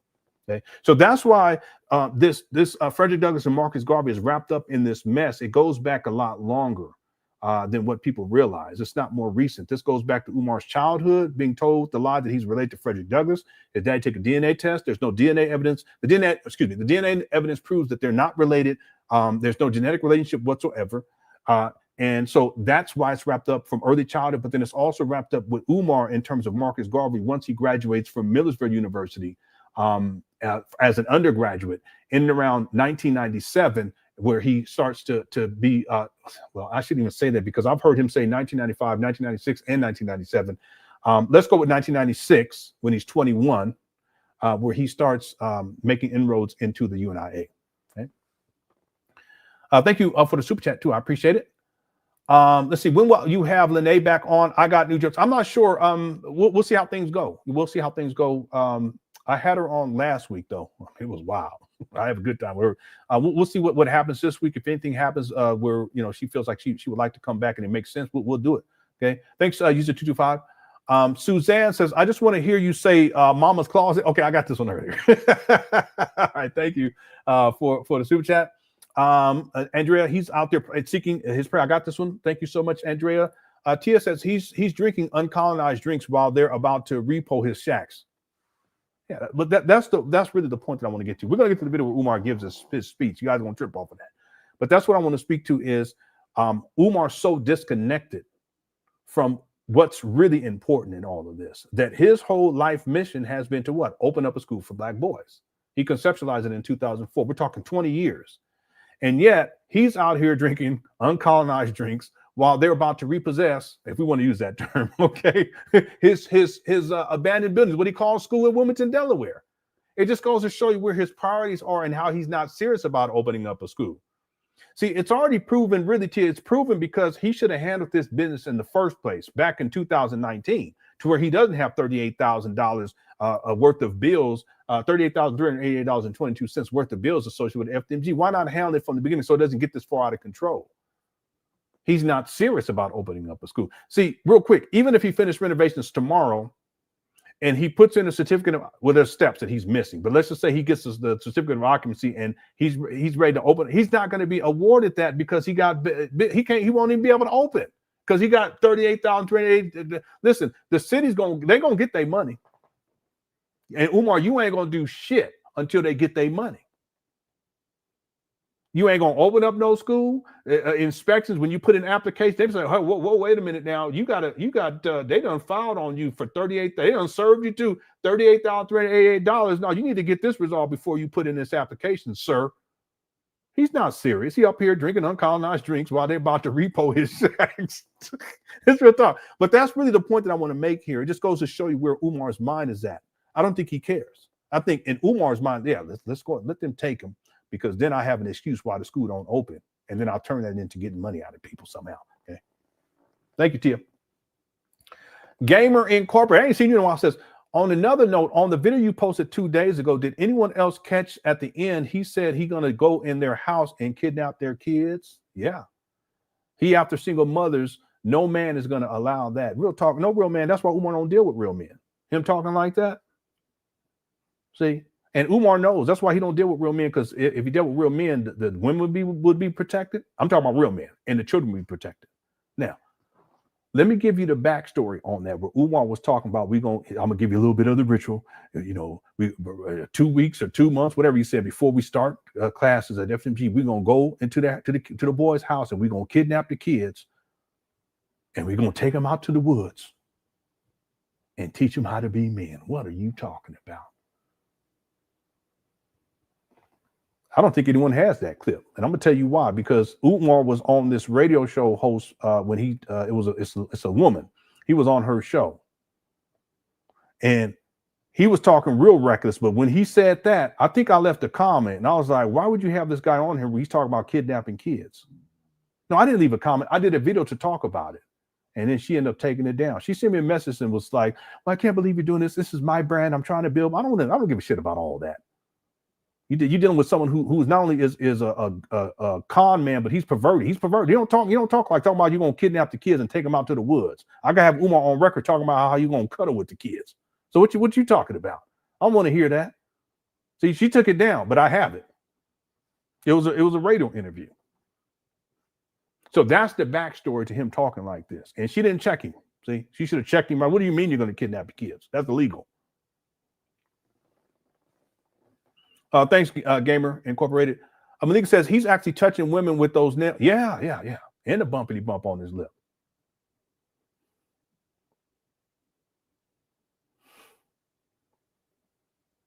So it goes to show you, if you got those issues, listen, you don't care about yourself, and you don't care about these women either. Because if you did, you would keep your fingernails clean. You keep yourself clean. If you did, you wouldn't be sneak kissing them and stuff with the bumpity bump on their lip. Or you would say, hey, listen, I do have a big old bump, a boil that be coming up on my lip. I got a couple of them, depending on the month. I won't let you know that before I give you a kiss. Is it okay for me to kiss you with this big old boil on my lip? At least do that. They have informed consent. Most of them going to say, hell no, nah, but at least there might be a couple say, oh, go on ahead. I go, okay. Umar, when you let me stop. I'm going to leave it right there. Thanks, Malik. Michelle says, I am South African. Punani is female. Yes, it is. It is. That's what that means. Okay.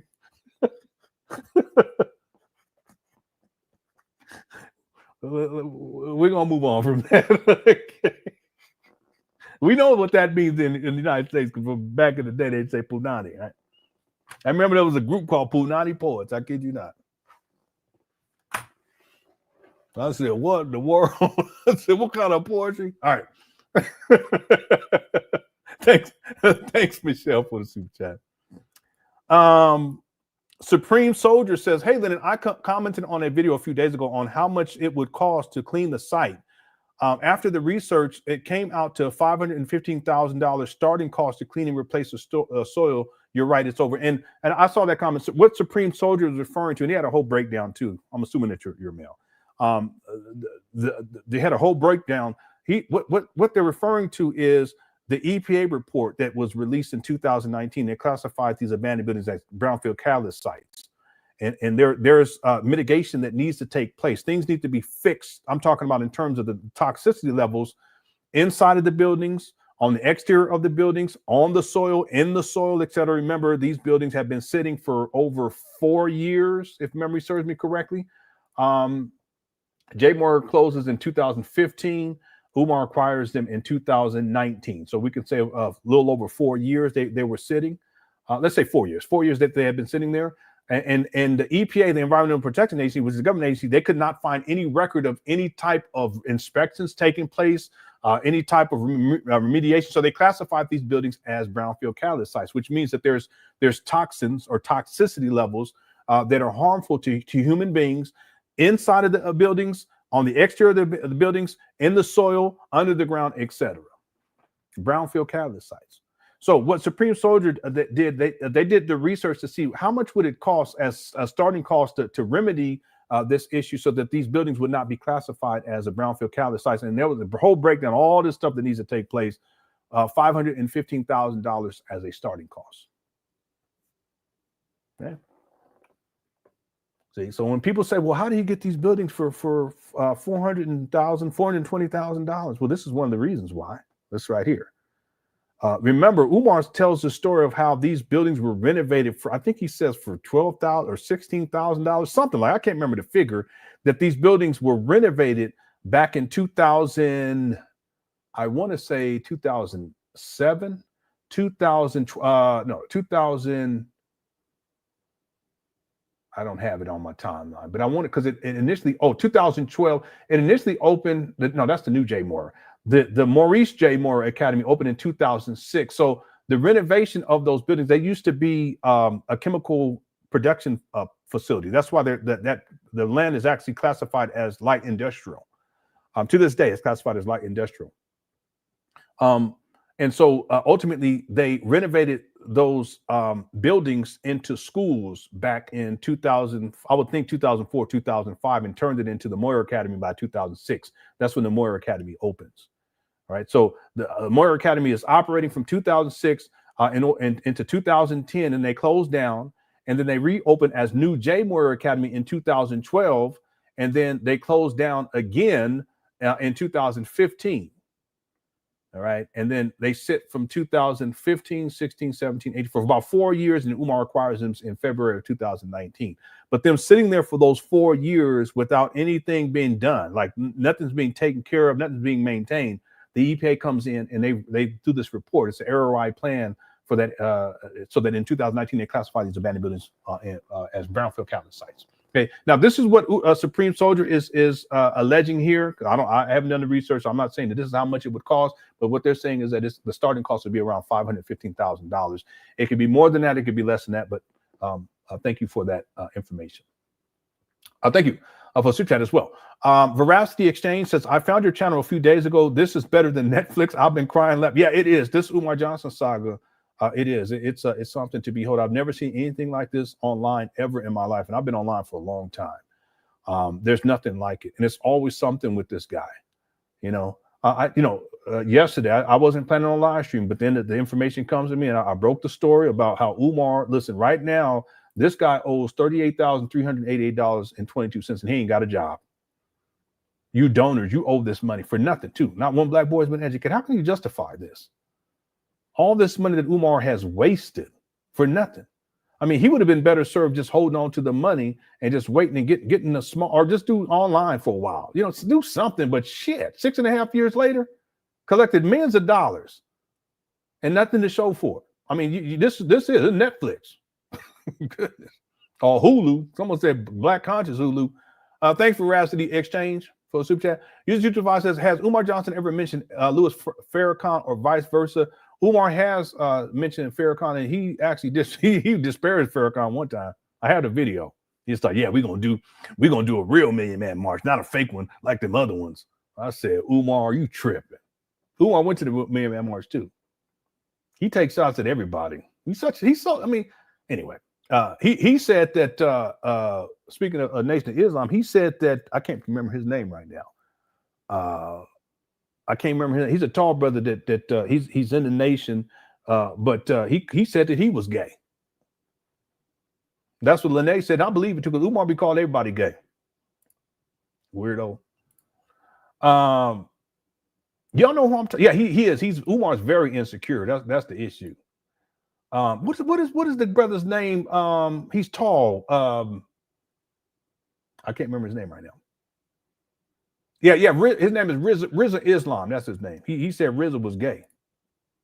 Let's see. All right. again, like we were saying, Umar can't work with anybody, especially black men. He's so insecure. He's also insecure about his height, even though he always says it. He's insecure about his height. Rizza Islam is taller than Umar. That may be part of it too. He's clean cut. You know, that's how Nation of Islam. They real clean cut. They keep themselves clean and all that stuff. But there's another thing too, because Umar, I've seen him when he takes pictures. There's been times where he's taking pictures, and most of the time people are his height or shorter, right? I'm talking about men, but there are times where there are men who are much taller than he is, and I've seen Umar do stuff where he'll kneel down because he doesn't want people to see in the picture that another black man is taller than he is. That's how insecure Umar is. That's some weird shit right there. But that's Umar. Okay, I'm almost at the bottom. Former Merce sent in a super sticker. Thank you so much. Dre says, them ancestors ain't trying to pay that $38,000. I know he can do whatever he want to, but them ancestors ain't paying that. They like, nah, bro, we trying to sleep. Thanks, Dre, for the 787 for the super chat. Former Merce says, can we get Candace on to investigate? That would be wild. Somebody had posted, they said, the 3 people you don't want on your ass. They said Candace Owens, somebody else, and LenonHonor. I laughed so hard. It said, 3 people you don't want to investigate your ass. Thanks, former nurse. That would be incredible, I think. Well, I tell you, Umar, he'd be mad.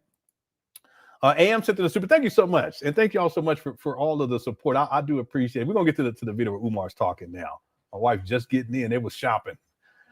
Thanks, AM, for the super sticker. I appreciate that. And then, hey, what's up, James? I ain't seen you in a long time. I ain't seen James Coward in a long time. Hey, buddy, you guys get everything done? Where's Samaya? Okay, no, I'm not done. I'm probably gonna be here for another hour. Okay. Yeah, but if you guys need to cook or whatever, did you get some stuff? That's it right there? No. Oh. A lot more. All right, they went clothes shopping and stuff.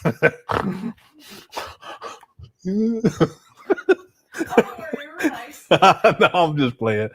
So James Coward is one of the OGs in this. He says, I see Brother Honor has a new pair of boots delayed on Umar's neck. Salute, OG. Yeah, salute to you, OG. James Coward did criticism of Umar and videos on Umar because he does construction, but it'd be masterful stuff. It's not like he's just putting together a table. Okay. Like he showed videos of what they would do. They would go into like these buildings and they would just totally transform it. You know, like lobbies, like hotel lobbies, like high-end hotel lobbies, and it just looked absolutely phenomenal. Some of that stuff, I don't even know how people do that. Like, it's incredible. But he was talking, James Carr was talking about the process in terms of Umar and renovating and how it was so disjointed, and it showed that Umar didn't know what he was doing. That was very important commentary in this Umar saga, because you have a professional analyzing how he's operating when it comes to so-called renovations. So, and here we are all these years later, because you did those videos years ago, and Umar he's still not complete with renovation. Stuff looks horrible in there. He don't know what he's doing. Yeah. So shout out to James. I ain't seen you in a long time. All right. Okay. So let's get to the video now for today, the main video for today. I haven't watched any of this, and I'm sure people have been waiting. So I apologize for the bit of a delay, 3 hours in, but we're going to get to this through this today for sure. Okay. Because I don't plan on live streaming tomorrow, and I want to get reset for Monday. And if we don't get to it, then we'll probably come back on a Monday and get back to it. So I played the video of Umar driving to the facility. I played the video of Umar walking around. Here's the actual venue where he's going to be speaking. Oh, hold on one second. Let me make sure this. Oh, here it is right here.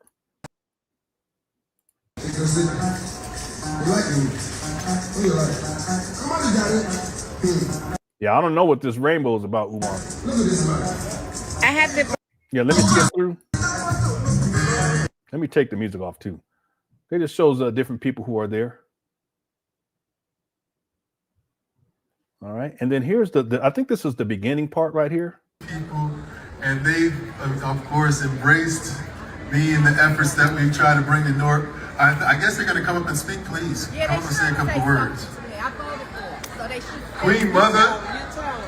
Yeah, not a lot of people there in the audience, that's for sure. My cool, and I'm never going to mess up.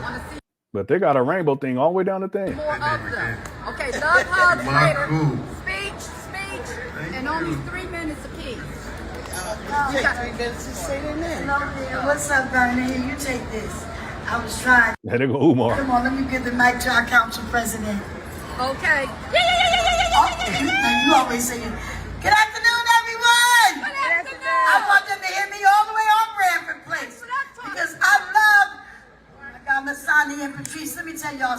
Okay, let me skip to the end. Yeah, so I guess this brother speaks too. Yes. It truly is. Yes, it is. It truly is. And you look good, Council. Well, thank you for that. My Council look good, y'all. All right, so those are just the intro videos. Let's get to Umar's speech. Not a lot of people there. You know, I highly doubt they paid him. You know, he just probably went out there just because. So have something to do. Fighting for black boys while the fathers are nowhere to be found.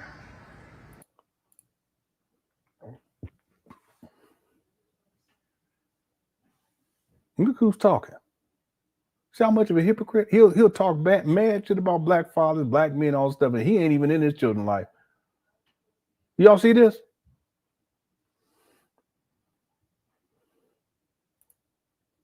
But you know what's interesting, Daddy? You don't miss a football game.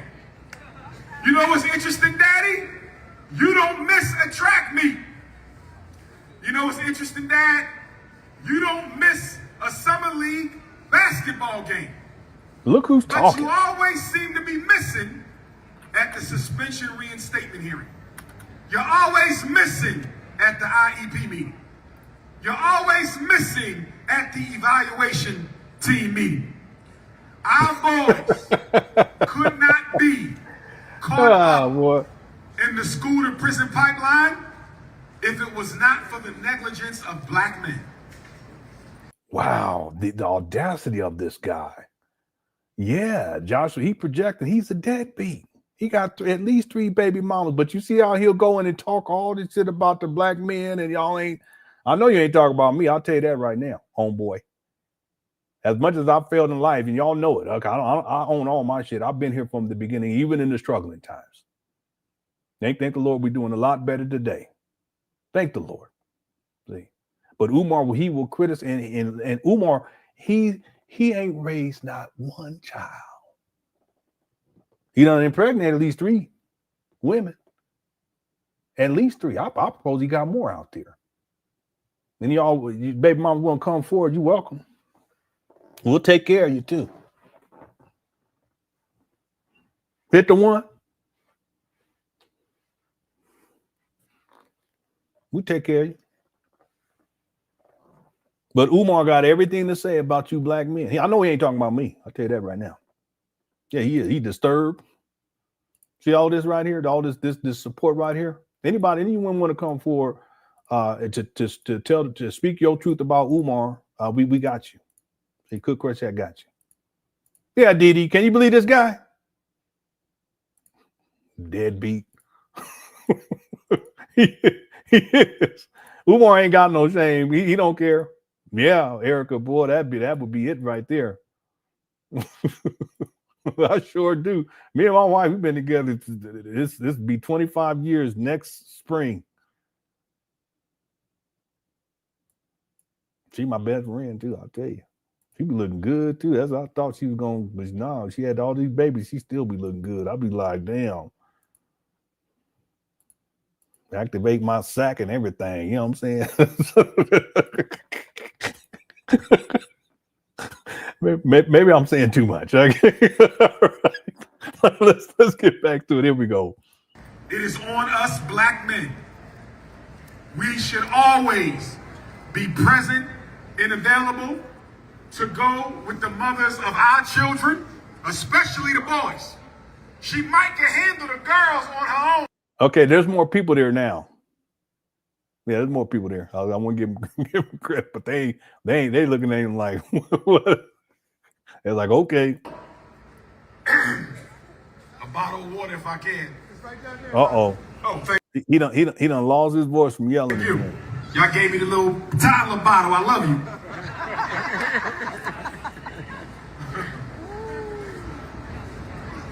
But the father should always be there with the mother when it comes to the boys. She will get more respect. She will not be bullied because you're not going to stand for that. And black woman, if you can't take the biological father take an uncle. If you can't take an uncle, take a cousin. If you can't take a cousin, take a nephew. If you can't take a nephew, I want you to come to Source of Knowledge bookstore and ask one of the queen mothers to find you a black man who will volunteer and go with you to your child's meeting. What in the For world? black women, you cannot afford to go into a school meeting by yourself. If you can't find no men, take a couple of your sisters, a couple of your girlfriends, a couple of your sorors. There is no limit to how many people can be in a meeting. As you know, they like to gang up on y'all. For one black mother, they'll have 10 white people and 2 coons. Can you see how ridiculous this is? It's just all lies with this guy. It's just so much misinformation and disinformation that he spews. It's ridiculous.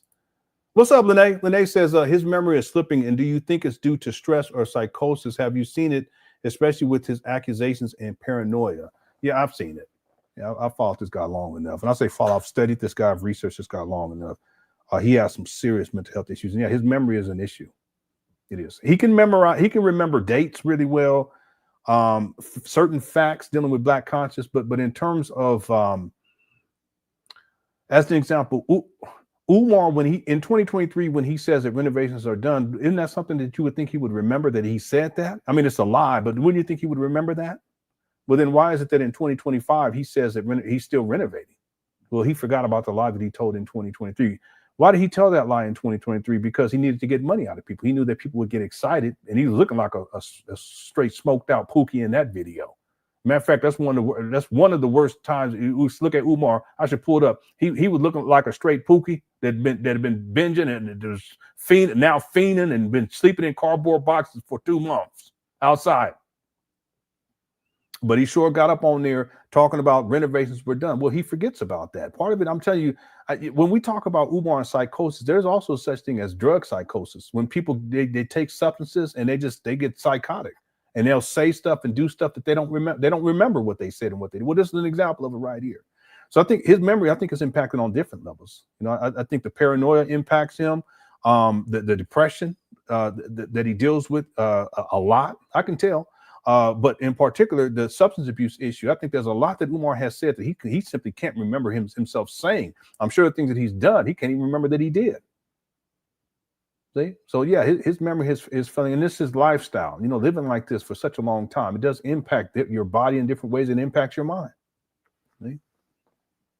What's up, Lene, too, by the way? Thank you so much for tuning on in. I Am Essence says, I believe there's no telling the amount of women in other countries he's probably taken advantage of or used his fame to lure in hotel rooms. And that's what he has a history of, luring them into their hotel rooms. There's no telling. See? Hundreds of women out there, if not thousands, at this point, because he's been at this consistently since 2011. It's 14 years. Real quick, I highly doubt Umar even remembers all of the sexual encounters that he's had, because he's out here exploiting whenever he can, however he can, and not just in Philadelphia, not just in Pennsylvania, all throughout the United States, not just in the United States, in other countries, not just all around the world. And people ask, well, you know, Leonard, why you keep doing Umar videos on Umar? What you talking about? Why do I keep doing it? For different reasons. And one is because he's out here sexually exploiting these Black women. Why aren't you saying nothing? You a man, right?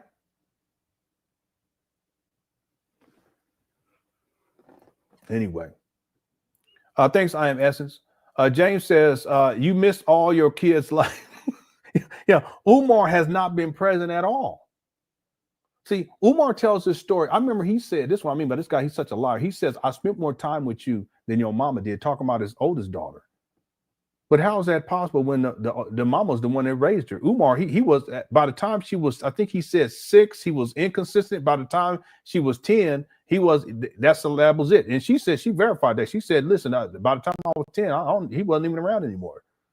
So, but Umar, the story he tells is that he's been present. And then the baby mama, how can I say this? The baby mama that he doxed in that video, they have a restaurant. I'll just say that, just that. He ain't been present and consistently at all for that child. So what is he talking about? See, but like I said, James, he will go in on black men because he wants to pander to black women because that gains them access to money. Y'all going, it's more likely that black women gonna give up the money than black men, because black men are like, wait, hold on, you're gonna have to show me some receipts, and you're gonna have to show me some real progress. I'm not saying all black women ain't asking those questions. I'm just saying that Umar, he knows how to manipulate black women more than he does how to manipulate black men. Furthermore, Umar knows that if he can manipulate black women and give them money, he might be able to manipulate them into giving up them cookies too. Give up the draws, give up the cooch, the punani. Huh? The poom poom. That's what I learned from my wife. She didn't tell me, she didn't say that, but I'm just saying because she's from the islands. I said, what is poom poom? Because someone had said, I don't know who said it. Then she said, she explained it to me. I said, okay. Anyway, Umar knows that. See? So he targets these black women. Meanwhile, he's not even present inside of his children's lives. That's Umar. Thanks, James. James also says, he looking for his next woman victim. Yeah, I'm sure of it. That's what he does. Andrea said this earlier, he's a predator. See, people think and they assume that Umar, he's about trying to uplift black people. That's not what he's doing. That's not what he's up to. His goal is to get money and to get sex. And the money's not going towards opening up a school. Obviously, he owes over $38,000 in past due bills. They're about to take these properties from him, the state of Wilmington. The money is going towards Umar's lifestyle, gambling, substance abuse, eating, because he's gluttonous, right? Living in and out of hotel rooms, rental cars. It would make more sense for him just to buy one car and just have that and maintain that. You save money, but he don't give a shit because it's other people's, your donors' money anyway. He don't got a job. You think he getting paid, $15,000 for speaking in front of this audience right here? I mean, come on, people, cut it out. Thanks, James. Veracity says, I give him credit to get you and speak BS like this with the straight face. With the straight face. Yeah. So that's the one thing about Umar. It's incredible. You got to give. It's impressive. You got to give him credit as a charlatan and as a slick talking con man. He's fork tongued, right? You're fork tongued. That's Umar. You got to give him credit because that's how he manipulates people. I mean, he will tell a flat out lie to people and say it with such conviction. I don't get that. I don't get that at all. No guilt. See, even right now, Veracity Exchange, if I tried to lie to you guys, it would be very difficult. I'll probably start laughing because I know it's not true. But the idea of lying to someone and then saying with such conviction, you have to really be something else is going on up here to be able to do that so freely. Umar, he does. He lies all the time. Thanks, Veracity Exchange. Alfonso says he ain't even been at his kids' school meets. How people listen to this. Help your kids, man, before you talk about ours. He ain't even been in a school in 20 years. Yeah, in fact, I forgot to mention this, Alfonso. Umar wants to criticize black people and tell y'all what y'all need to be. He ain't talking to me. Okay, I don't play that shit. But he wants to tell y'all what y'all need to be doing with your kids. Meanwhile, look what's going on. And I'm not going to be speaking on it, but look what's going on with his oldest daughter right now. If anyone's been following that, it's tragic. And he don't give a shit. He did the video when he went in on Lene talking about the fish tank and was calling me Pastor B and all that stuff. You notice Umar stated that he doesn't even know whether or not his daughter was alive. And I hope she's. What do you mean? What kind of father? What kind of man would not? You don't know that your child is alive.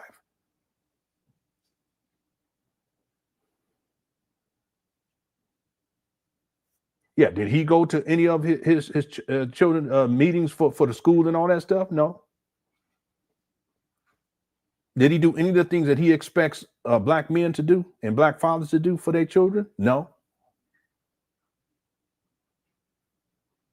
But see what he's doing. He's placating to black women. That's what he's doing. Because he wants the money from them and he wants the cooch. That's what it comes down to. Yeah, he can't even help his own kids. A lot of people have been saying that too recently dealing with Umar. Says what you need to do is go help your own kids and get your own stuff in order. And it's true. But he's not doing that. He don't even see. The thing is, Umar don't even care. I mean, it's a sick person that doesn't even care when your child is dealing with what they're dealing with right now. And instead of helping as a quote unquote psychologist and the greatest black psychologist of all time, as he tells it, what does he do? He shames her and he disrespects her and he demeans her. That's what Umar does. He calls her a struggle streamer and Smurf, baby Smurf, just to demean and disrespect her and demoralize her. That's what he did. Let me tell y'all one other thing on this, Alfonso, and thank you for bringing this up. And I don't like speaking on the daughter, but I'm just going to tell you all this just to show you what kind of person Umar is.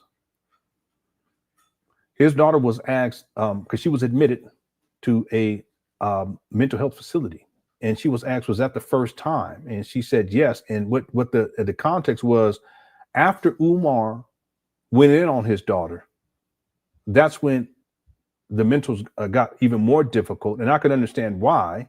And that's when she had an episode and was admitted.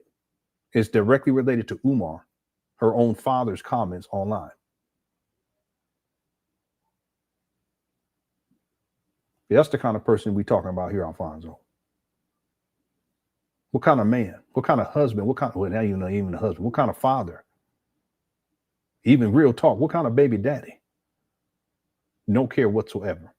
Contributed to this young lady's struggle and strife, was absent in the first place, but then on the back end does something like this. And then when it gets to the point where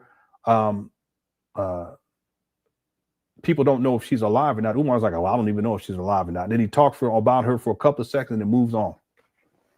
Like it don't matter. And in his mind, it don't matter. And yet he'll get up on here and try to tell black people what y'all need to be. He ain't talking to me. Thanks, Alfonso. RT says, your long pauses with the twisted face be having me on the floor. Please keep them coming every time Umar speaks. Thank you for shouting. You're welcome. I can't, because he said, I mean, he really does. He says, I try to be as serious as possible. That's why I stay out of the chat room. But he says so much stuff that is so out there and so ridiculous. It's amazing that Umar, he can even say half of the stuff he says. You know, and if you, I'm a logical thinker. I like to think rationally, and in my mind, I'm like, okay, is that true? Does that make sense? And often I'm confused, like, what are you talking about? That's why you hear me say, what are you talking about?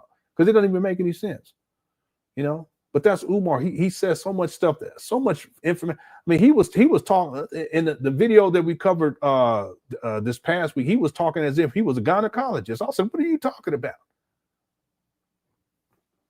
Anyway, thank you, RT, for the super chat. I appreciate it. AM says, I'm a single father. If you can do better for your kid and your ex-wife partner ain't there, yet you should fight for your kid. Yeah, I agree. I know it's not the same in all 50 states, but all men in my circumstance should try to be in their kids' life. No excuse. Yeah, and Umar has no excuse. See, he doesn't want to be in his children's lives. You guys do realize that the Psi D is associated not just with school psychology. The Psi D is also associated with law. What do they call that? A school law, something to that effect. I can't remember what it was. Educational law. This will say that Umar, even back then, he had enough information in his education to be able to go through the court system to get visitation, right? Or to get partial custody, or to get half and half custody, or to get the majority of the time. But did he do that? I mean, I've heard him say that he tried. But it's not enough just to try. You got to keep at it until you succeed, if it's important to you. Obviously, AM is important to you, and shout out to you, much respect. But we can ask the question whether or not it's important to Umar. I don't think that it is. I don't think it ever was. I think Umar sees children as a nuisance, something that's in the way of his objective to get money and to get into crush cookies. See, have you guys ever heard Umar tell a positive story about his children? Why is that? And then he blames the baby mama, talking about how she's keeping me away and blah blah blah. Well, if you're a man and you're supposed to be big popping all this shit with 6 degrees and so highly intelligent and educated, why haven't you gone through the court system to make sure that you have visitation? If it's important to you, or that you have some level of custody, if it's important to you.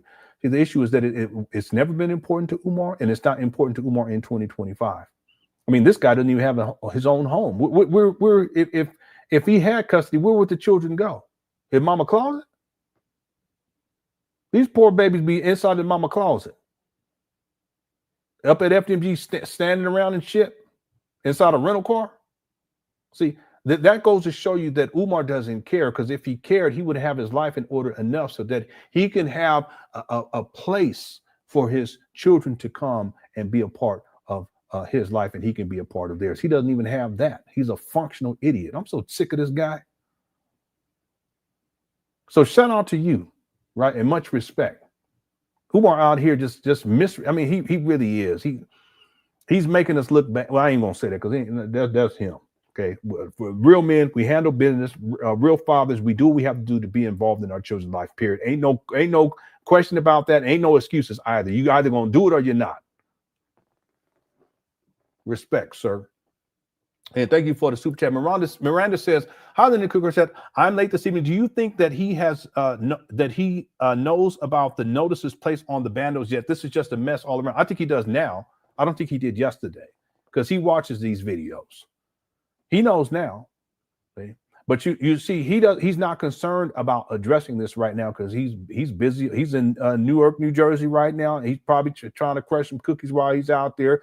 But inevitably, Miranda, he's going to have to come back and deal with the reality of these trap battles in Wilmington, Delaware. Listen, in 2 months, he may not even own these buildings. And then what? All you donors, what you going? I mean, Umar Johnson defenders, what you going to say then? You going to blame it on me? You going to blame it on the Cookie Crush chat? They might blame you, Miranda. Who you going to blame it on then? At some point, you got to hold Umar accountable for what he has done or not done. He ain't handled business. There's no excuse for this whatsoever. He knows now. He didn't know yesterday. I don't think he knew, because if he had gone up there and saw that paperwork, he would have snatched that shit up off them doors so quick, because he wouldn't want anyone to see. Because, he already paranoid, but he wouldn't want people, that information got out. Well, it got out. Cookie Crush chat's undefeated. We working. He knows now. But he doesn't have the level of insight and intelligence to say, okay, wait a minute, I need to at least get back over here, get these things off of these doors, and let me make a public announcement so that I can kind of mitigate this. No, he ain't worried about that. What he gonna do? At a certain point, when enough people start talking about this, he gonna go live and he gonna come up with all type of excuses as to why this is the case, and he gonna blame me, he gonna blame Miranda, he gonna blame Artie, he gonna blame AM, he gonna blame Alfonso, he gonna blame the dog, the cat, the ostrich, everything. Tasha K. Lene, Kunta Kinte, Master P, the Beastie Boys. Said, oh shit, he's really talking crazy now. Beastie Boys, what you talking about? He said Lenon sound like Umar now. Okay. All right. SWV. I had a question on one of them ladies. Thanks, Miranda, for a super chat. I get so weak in the knees. I said, well, that was me and my girlfriend when I was in college. I'm not college, but when I was in high school. I was 16. That was our sex song. It was that one, and I get so weak. And there was another one, another slow one. She put that on. We could, back then I couldn't even get through half of the first song, but we let it play. You know what I'm saying? But I mean, that was a long time ago. Okay, you're young, you're cute. man, you know what I'm talking about. Back then, you didn't have much control. All right. All right, thank you, Miranda. Stunt Cat, what kind of name? And then you got a cheetah on there. Okay. Says, can we get a film crew on site at FDMG on eviction day? Oh my God. To see all of his stuff put out on the curb. Wow, that would be crazy. Let me tell y'all, because people have been talking about what would happen if the city actually, I guess, forecloses. I'll go with that word. I don't know the terminology, but I'll go with that because that's what someone said. But they were talking about what would happen. And it's not that they would take all the stuff out of these abandoned buildings and then allow Umar to come and pick things up. No, they would just seize everything. That would just be it. Whatever he has in these buildings, it's now the possession of the state. Now, would he be able to try to figure out a way to get certain things? I'm not sure, because I don't know the process. But that's what. Listen, I'm just saying this, and I'm just reporting. I don't know this to be true. I don't know how it works in the state of Delaware. But they were saying it's not like if you're evicted from a home where they'll put all your stuff out on the curb. I mean, how would they do? Think about that. All the shit inside these abandoned buildings, they're gonna put on the curb and just sit it out there with all the dope fiends running around and shit. No, that's not gonna happen. See. So we're going to have to wait and see. And if it gets to the point where Umar actually has to go up there to get whatever he has to get, I mean, man, if that was live stream, boy, it's a mess. That's all I can say. Thank you, Stunt Cat, for the super chat. I'm almost down to the bottom. We get back to the video. User 225 says, in prison, Umar Johnson going to give up the Umar Ifa 290. I should laugh at that, but man, Ifa 290. Okay, thanks, user 225. Petty Ass F says the answers are sending him spiraling. Yeah, Umar, he's been spiraling for a long time. This whole year, I haven't seen anything. All my years covering Umar, I haven't seen anything like this. Like even the SETI rant, that wasn't isolated. It just was out the blue. He went crazy. But it's not like that whole year he had been going crazy, not to that level. This year, though, it's just one thing after another with this guy. He's like in a perpetual spiral. See, and I think what happens with Umar is it's like what Lene was saying. He's avoidant. He has an avoidant personality. He doesn't like to deal with things straight on. And that's one of the reasons why he owes all this money right now to the state of Delaware, $38,388 because he ain't handling business. He's avoidant. He's known about this stuff. But I think with Umar, what happens is all of it builds up in him. And then at a certain point, he just rages. That's what I think happens with Umar. Every once in a while, you have something like the Lene interview. When I interviewed her initially, that he just rages right away because that's his greatest fear is for these black women to come out to speak about him exploiting them sexually and sexual debauchery and all this shit he's into. He doesn't want that information to get out. So that's an immediate reaction. He just goes to 100 right like that. But I think what happens with Umar oftentimes is that stuff builds up and then all of a sudden he comes out and just once he starts, he just spirals and he spirals and spirals. Yeah.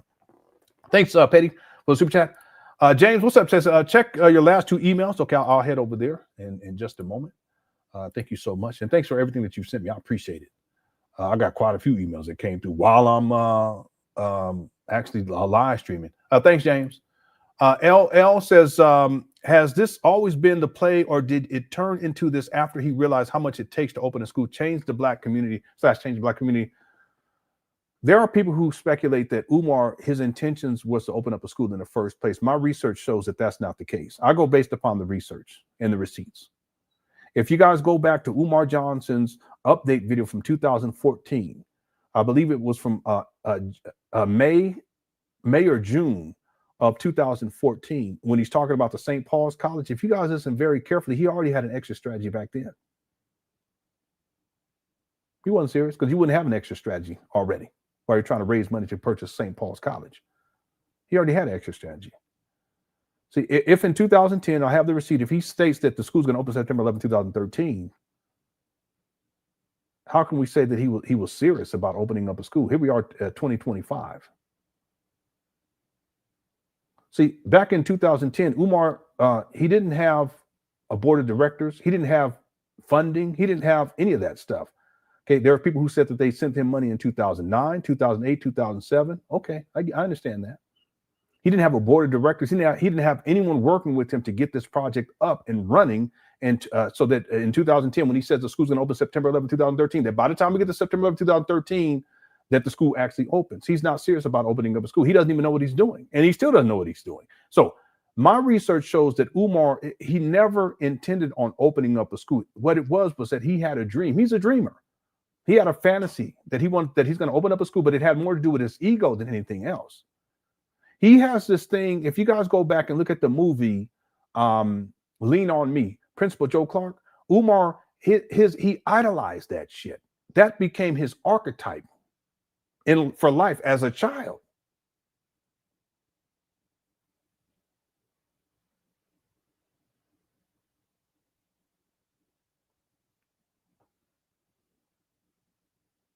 Not knowing what goes into any of that, how to open up, and again, being a principal doesn't mean you know how to open up a school in the first place.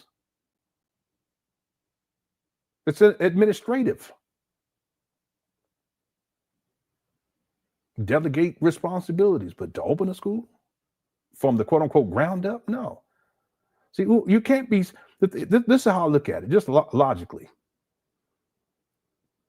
You can't be serious about doing anything if you're not knowledgeable about what it is that you claim you want to do. Does that make sense? You can't be serious about doing anything if you're not knowledgeable about what it is you want to do. If you're serious, then you get educated. If you're serious, then you make sure you have your ducks in a row. If you're serious, you make sure you have people around you who can help you to fulfill what it is that you want to accomplish. But Umar's never had any of that. And here we are, LL, in 2025. He still doesn't know what he's doing. So this all to say that what I think is that Umar never intended on what I know is Umar never intended on opening up a school. That's what the receipts show. And what has happened is over the years, as he continues to collect money, it looks worse and worse. Why? Because nothing has really been accomplished. Everything is surface level. Everything is superficial. And then here we are in 2025, and more people are realizing he doesn't even know what he's doing in the first place. So what's the point of all of this? Well, it's not about opening up a school. He don't give a shit, because he would have got help, proper help. He would have educated himself to do, if he wanted to do it for him by himself, which is impossible. Then he would have educated himself over all these years. Again, he conceptualized this in 2004 over these decades. But the fact that he hasn't done that proves that he's not serious about opening up a school. That's my point. And in 2025, time has told the truth. He's not serious about opening. He ain't even paying bills. See this? Thanks for the super chat. Rebecca says, a prank called Umar. He was very unpleasant. Okay. A prank called Umar. All right. Thank you, Rebecca. High Vibe says, imagine being cyberbullied by your father. Yeah. And especially in the situation that she was in.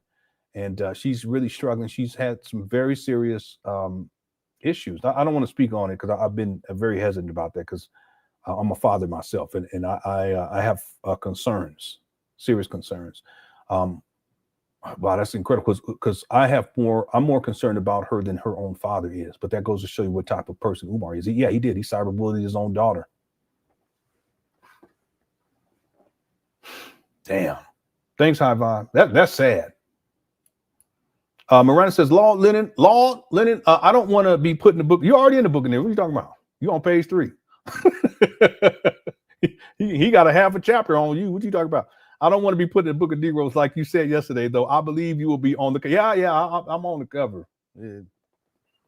We'll say LenonHonor on the front with a Cookie Crush chat sign in the back. I'm on the cover. It's like, matter of fact, it looks like this.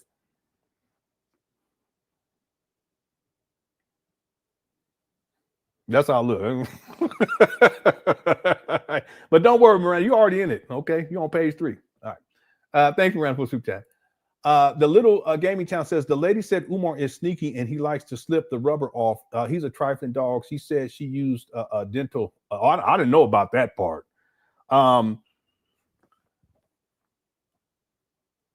Umar is a sexual deviant. I've been saying this for years. You can just listen to how he talks when he's talking about, and he tends to talk a lot about sex. There's no, if you're a school psychologist, why are you talking about sex all the time? You school principal, why are you talking about sex all the time? You just quote unquote, most requested scholar.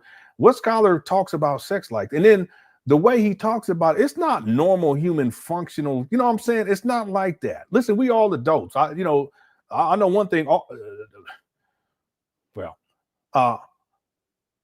Most of us overwhelmingly, we've engaged in some sort of sexual activity, right? It's part of human nature.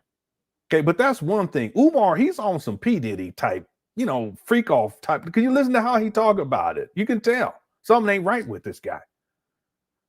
Hey, talking about little girls' private parts and calling them rotten cookies. What kind of person talks like that? But then you're supposed to be a school psychologist, but you talking about little girls' private parts like that and call them rotten cookies? He's a sexual deviant. So when Lenae's talked about this thing about him slipping, trying to do what he did with, I'm not surprised by that. When she talked about the thumb stuff, I'm not surprised. I mean, it's different, but I'm not surprised by it. See, I'm not surprised by it at all. Because if you listen, Umar has a history of the way that he talks about sex. It's not normal.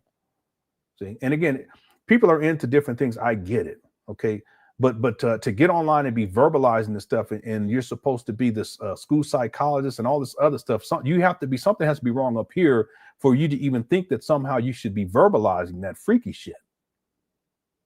You understand? I'm not here to judge people. You know, as long as it's consenting adults, you know, we adults here. Okay, I get it. Okay, that's people's business. I don't want to know about it. That's you know. But it's different when Umar, as someone who claims to be all these things, he gets online and he talks. If you guys listen carefully, the way that he talks about this stuff, there's something wrong with this guy. His psychosexuality, that's what I call it. It's not normal. Okay, that's why I've said for a long time: hide your kids, hide your wife. Okay. Thanks, Little Gaming Channel. I didn't hear her say that. Maybe she said it on another interview. Thanks for the super chat. Caesar Borgia says we have to find a way to stop him. Can we set a trap for him? A trap for him, because we know that he will do anything for a buck. I don't know. The thing is it's going to be interesting that if and when Umar decides to address this issue about everything that's due in terms of this school, and then potentially these schools being these abandoned buildings being taken from him. It's going to be interesting to see what he says, how he spins this in order to get a buck out of people, because it's always going to come back to that. You know, we got to hire an attorney to see if we can keep these buildings under, you know, so that he'll say so that we can keep owning these buildings. We're almost done. We just got to get some more money so that we can do this A, B, C, and it's going to come back to getting a buck. It's going to be interesting to see what he does or what he says in order to spin a narrative to try to get money out of people. Okay, the only trap that I can see for Umar is the job application. Okay? If we could put job applications up there, let me stop because then people go do it. Then out there, you see this? All right, okay, you put a job application, all this is gonna stop. Thank you for the super chat. Covert Raider says Umar is an expert at gaslighting. He is. Yeah, we haven't talked much about that, but he does. He gaslights a lot. Targeting low-esteem Black folks based on systematic and generalized racist conceptions. Very well said. It's dark form psychology evoking emotional abuse of vulnerable targets. He's absolutely evil. Yeah, this is perfectly said. I got to read it again. Umar is an expert at gaslighting, which is true. Targeting low-esteem Black folks based on systematic and generalized racist conceptions. Yeah.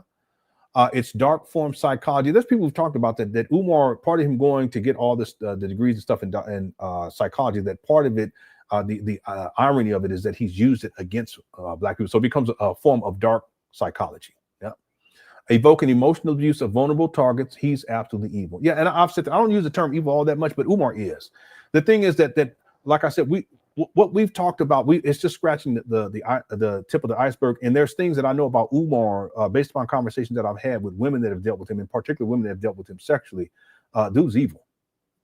Okay, they said, listen, I don't want you telling anybody about this and blah, blah, blah. Okay, so, you know, I always protect my source. That's why when I have people that come on to speak out against Umar, if people in the chat room talking shit, I tell the mods, get them. I don't want any of that over here, because it's not about them and their opinions. I don't give a shit about their opinions and what they think. It's about providing a safe platform for these women to come forward. They feel safe. They can speak their truth about Umar. So I can give a shit about people who want to criticize. It's same thing with Umar Johnson's nephew. Yeah, well, he was this, and then you should have checked him on. No, that's not what I'm here. Investigative reporting, that's not what I'm here for. Get the story out. And just because you want to interrogate him, well, go set up your own YouTube page and then get him on and you go and interrogate him. But that's not what I'm going to do here. I'm setting up a space so that people can come forward to speak about this clown ass dude. He's evil. So we have to put the priority. What is the priority? It's not about our personal. Listen, I want to personally interrogate Lene, or I want to personally interrogate his nephew, or what. I don't give a shit about what you want to do. It's my YouTube page. It's my show. I'm going to run it. And the way that I work is I protect my sources when they don't want me to tell stuff. Okay. And then also, if I have people on, I'm going to protect them too. See, because people miss the point. The point is not how they want to criticize these people. The point is that Umar is evil. And when you put all of that in context, you see what the goal is. It's not about criticizing people who come forward. It's about getting Umar up out of here with his evil ass. Real talk. Thank you for a super chat. Staff says Umar tried to bypass the state funding and used people. Yeah, used the people. Red flag the same way he dodges child support and accountability. Yeah. See, if he used the state, which he wouldn't be able to do anyway, because the whole premise is I'm only going to be dealing with Black boys. But if he uses the state, then he's going to be subject to transparency. That's why Umar doesn't use I'm talking about state funding. Now, he'll use the state to try to get the IRS in order to maintain tax exempt status so that he doesn't have to pay taxes on the money that he's collecting, but he's mainly using for his own personal lifestyle. I mean, he can get locked up for that anyway. Just that right there, tax evasion. Okay, if you're using it for personal, for your own personals, okay, well, that's considered to be personal income, but then you're also committing fraud because you're collecting the money using the nonprofit status. He got all kinds of problems coming down the pike, real talk. See, but Umar, he was specifically, and see, it functions two ways. I'm not going to use state funding because it's Black power, and I want to make sure. So he also avoids transparency with the state. But then also, I'm not going to use state funding because what it does is he can use the excuse that he doesn't have enough money, so he needs more money from Black people, and that's why the school isn't open yet. And blah blah blah. You see this guy? Thanks, staff music. And then Ram says, anxious to see the pics. Stacks is going to drop off the inside of his house. Side note, subscribe to Mary Ann. Okay, yeah, real quick. Let me make a quick announcement. I've been posting this on in my community tab. I want to encourage everyone to take the time to subscribe to Mary Ann Lawrence's YouTube page. And the reason why is because she plans on dropping the Umar Johnson movie, and he doesn't want that to come out. Okay, there's a lot more coming down the pike. I was talking with her yesterday. He don't want that coming out. If you can subscribe, because the goal is to get her to 1,000 subscribers. And once she gets to 1,000 subscribers, then she's going to release the actual movie. She has other stuff she's going to be releasing too over the next couple of days. So let me do this. I'm going to post inside of the chat room a link to her YouTube page. And if you guys, and you guys know, I don't do this. I don't do this. I don't say it that way. I used to be very supportive of other YouTubers. I don't even consider her to be a YouTuber per se. I think that she's someone who she's a film producer, but she has a YouTube page. But she has some stuff that's coming down the pike that we will cover it for sure.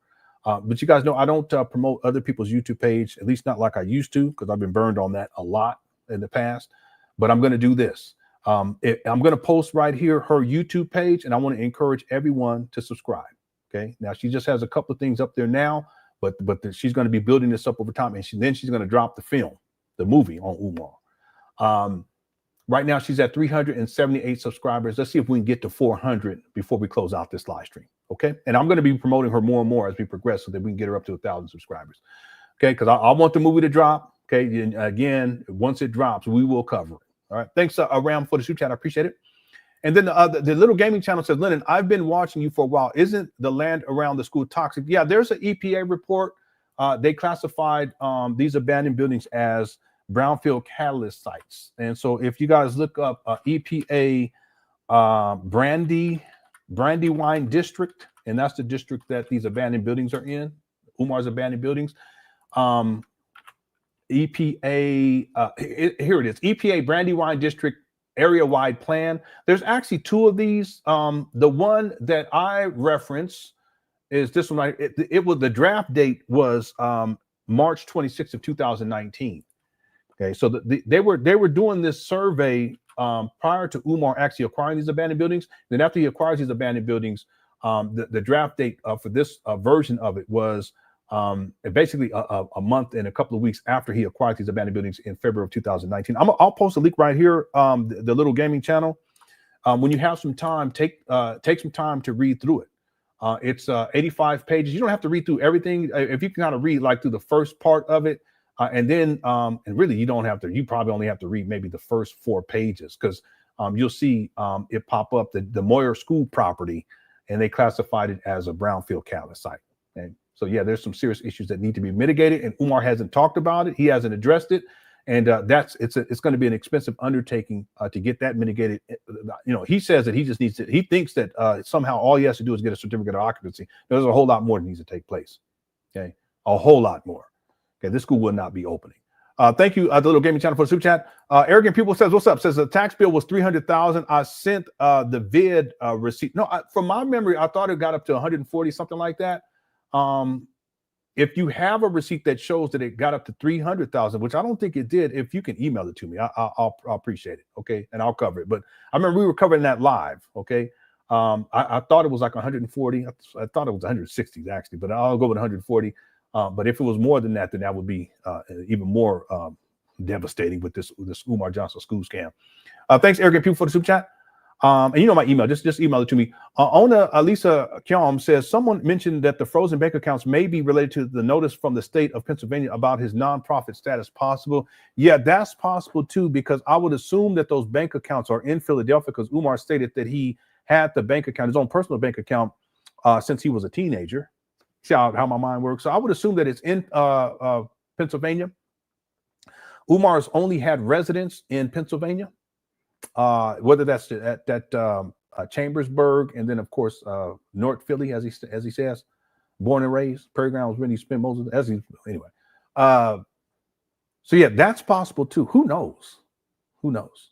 You know, there's no transparency with this guy. And he lies so much. He will try to paint a narrative about anything in order to get more money out of people. It's just the frozen bank accounts thing. It really backfired on him. Him going in on Lene really backfired on him. Him going in on his daughter and his daughter's mama and his other baby mama. That really backfired on him because he tends to paint narratives. So I'm not quite sure. It is possible. It's definitely possible. Because remember, the state of Pennsylvania, they issued cease and desist. So is it possible that Umar he's still collecting money in Philadelphia? Yeah, it's possible, because he stays inside his mama closet and she stays. I'll leave right there. Okay, so yeah, absolutely. Thank you for the super chat. And then Draft Day says, honors Africans, ignores FBAs, but takes our money. Africans ignores FBA, but takes our, yeah. Well, listen, let me be clear about something. I'm not the kind of person that looks at a divide like that in terms of Black people versus Africans. What I can say is that Umar, he's been very crafty at what he's done. And one of the things that he's done consistently is he's taken money out of the Black community, and he's taken that money and then he's spent it over in Africa. See, so he says, I'm opening up a school for Black people, because most of his supporters are quote unquote African Americans, right? But what he's consistently done is taken that money and he goes over to Africa and he lives it up. And then he comes back broke and crying and shit. And then he asks Black people for more money. Again, if he gets money over there in Africa and he comes back over here to the United States of America, with the conversion rate, the money's not going to be significant. You guys understand what I'm saying? So Umar, this is the games that he's been playing. And instead of handling business with dealing with this school, what he's been doing is basically living on a perpetual vacation, traveling around the world and living it up. When he goes over to Africa, the conversion rate, he got a gang of money up over there. But then once he spend it all up, he come back over here, he broke again. And then who he begged for the money again from? Black people up over here. Something for people to think about. He's supposed to be a Pan-Africanist. Okay. Thanks, Draft Day. All right, let's get back to the video. Thanks for all the super chats too, everybody. I appreciate it. Boy, we almost have 4 hours. I need to be in the bed. Y'all don't get my age. You be sleep. All right. Okay, here we go. League basketball game. But you always seem to be missing at the suspension reinstatement hearing. You're always missing at the IEP meeting. You're always missing at the evaluation team meeting. Our boys could not be caught up in the school to prison pipeline if it was not for the negligence of Black men. It is on us Black men.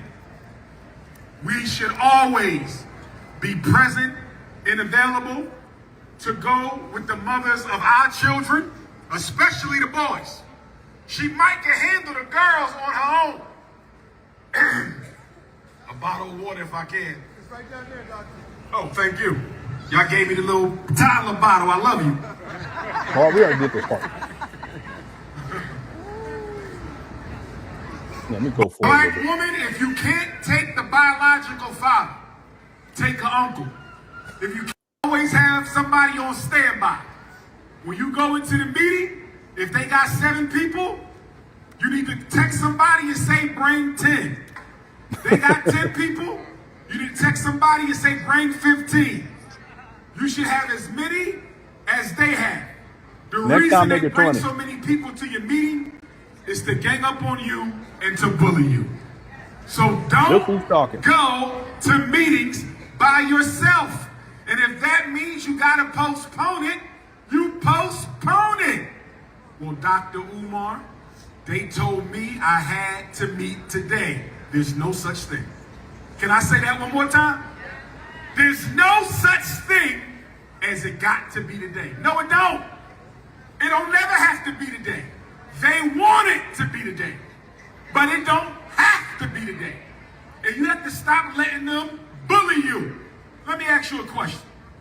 When a lawyer has to go to court and the lawyer finds out something new, does the lawyer go to court or does the lawyer ask for a rescheduling of the hearing? They reschedule. Black mother, black father, grandmother, grandfather, aunt, uncle, you are the attorney for your child. If you found out something 5 minutes ago and you don't know how to deal with this in the meeting and you need to have a consultation with Dr. Umar on the phone, then you reschedule it. Remember something, you do not have timelines. The school has timelines. Parents don't have timelines. If they tell you, we need this paper by Friday, that means you should have had it 3 Fridays ago. Are y'all following me? Don't let them put you in the corner and say you got to sign this today or we won't get our funding. Yes, they will, but they will get in trouble for being late. And I'm telling you, let them get in trouble for being late. What is he talking about? Let them be late. So the Department of Education in Trenton, New Jersey will look at Newark City schools suspicious, or look at Montclair or Elizabeth City schools suspicious. Don't let them bully you into signing papers you haven't read and don't understand. And if you find yourself in a meeting with a piece of paper and you don't understand what it means, you can text Dr. Umar. Text me the night before. Try to text me a week before. Say, Dr. See this? This is him running game right here on these black women. Umar, I got this paper. I don't know what this means. And I will tell you what it means. So, with that being said, let's start with preschool. He don't even know what he's talking about. Once your child turns 3 years old, they are eligible for special ed services. This is why the hospital tends to discontinue services around 3 years old. The reason your medical insurance likes to cut off speech therapy, the reason your medical insurance likes to cut off physical therapy, the reason your medical insurance likes to cut off occupational therapy is because your child can get those services for free at Newark City Public School or any other public school in America. What is he talking about? Special education is age 3 to age 21. I repeat, special education is age 3 to age 21. So if your child is graduating from the 12th grade and he still can't read, your daughter graduates. It's always the worst case scenario with this guy. Someone brought this up. What was it yesterday? Was it yesterday?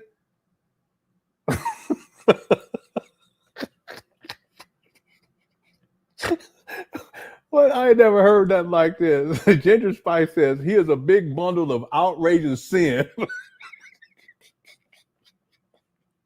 I'm going to have to write that down. What in the world? said Umar is a big bundle of outrageous sin. You right about that. Wow. Okay. I might quote you on that one. Ginger Spice. All right. It's so true though. Thank you for the super chat. Well, I done heard it all. I'm gonna leave this up here for a while. Let's listen to Umar with his outrageous sin talking. Here we go. Waiting from the 12th grade, and she still can't count. Why in the hell did you let them graduate your children? Outrageous. You call an IEP meeting, you tell them, my daughter is not academically functional or ready to graduate. My son is not academically. Why is he coming up with these types of scenarios? Man, this guy. Academically functional or ready to What's up, Ruben? graduate. You will continue to implement my child's IEP until they are academically functional on the 12th grade. And your child can continue to get special ed services right here in New Jersey, or Pennsylvania, or New York, or Texas, or Detroit, or Chicago. Here you go. And I'm naming all those cities because everything I'm telling you right now is federal law. So it applies everywhere in America, the Caribbean islands, the U.S. Virgin Islands, and all other U.S. territories. Stop letting them graduate functionally illiterate special ed children. Black mothers and my fathers, you're going to hear me say mothers a lot. I'm not leaving you out, black man. I appreciate you for fighting for our children, but it's usually the mothers. So I'm going to say mother. I need black mothers to stop getting frustrated and pulling your special ed child out of the charter school, pulling your special ed child out of the public school. That is a mistake. Umar, you're outrageous. Well, Dr. Umar, he wasn't learning. So why did we take him to due process? Dr. Umar, they misdiagnosed him. So why did we get an independent eval? Dr. Umar, I didn't like the Why are you yelling? School.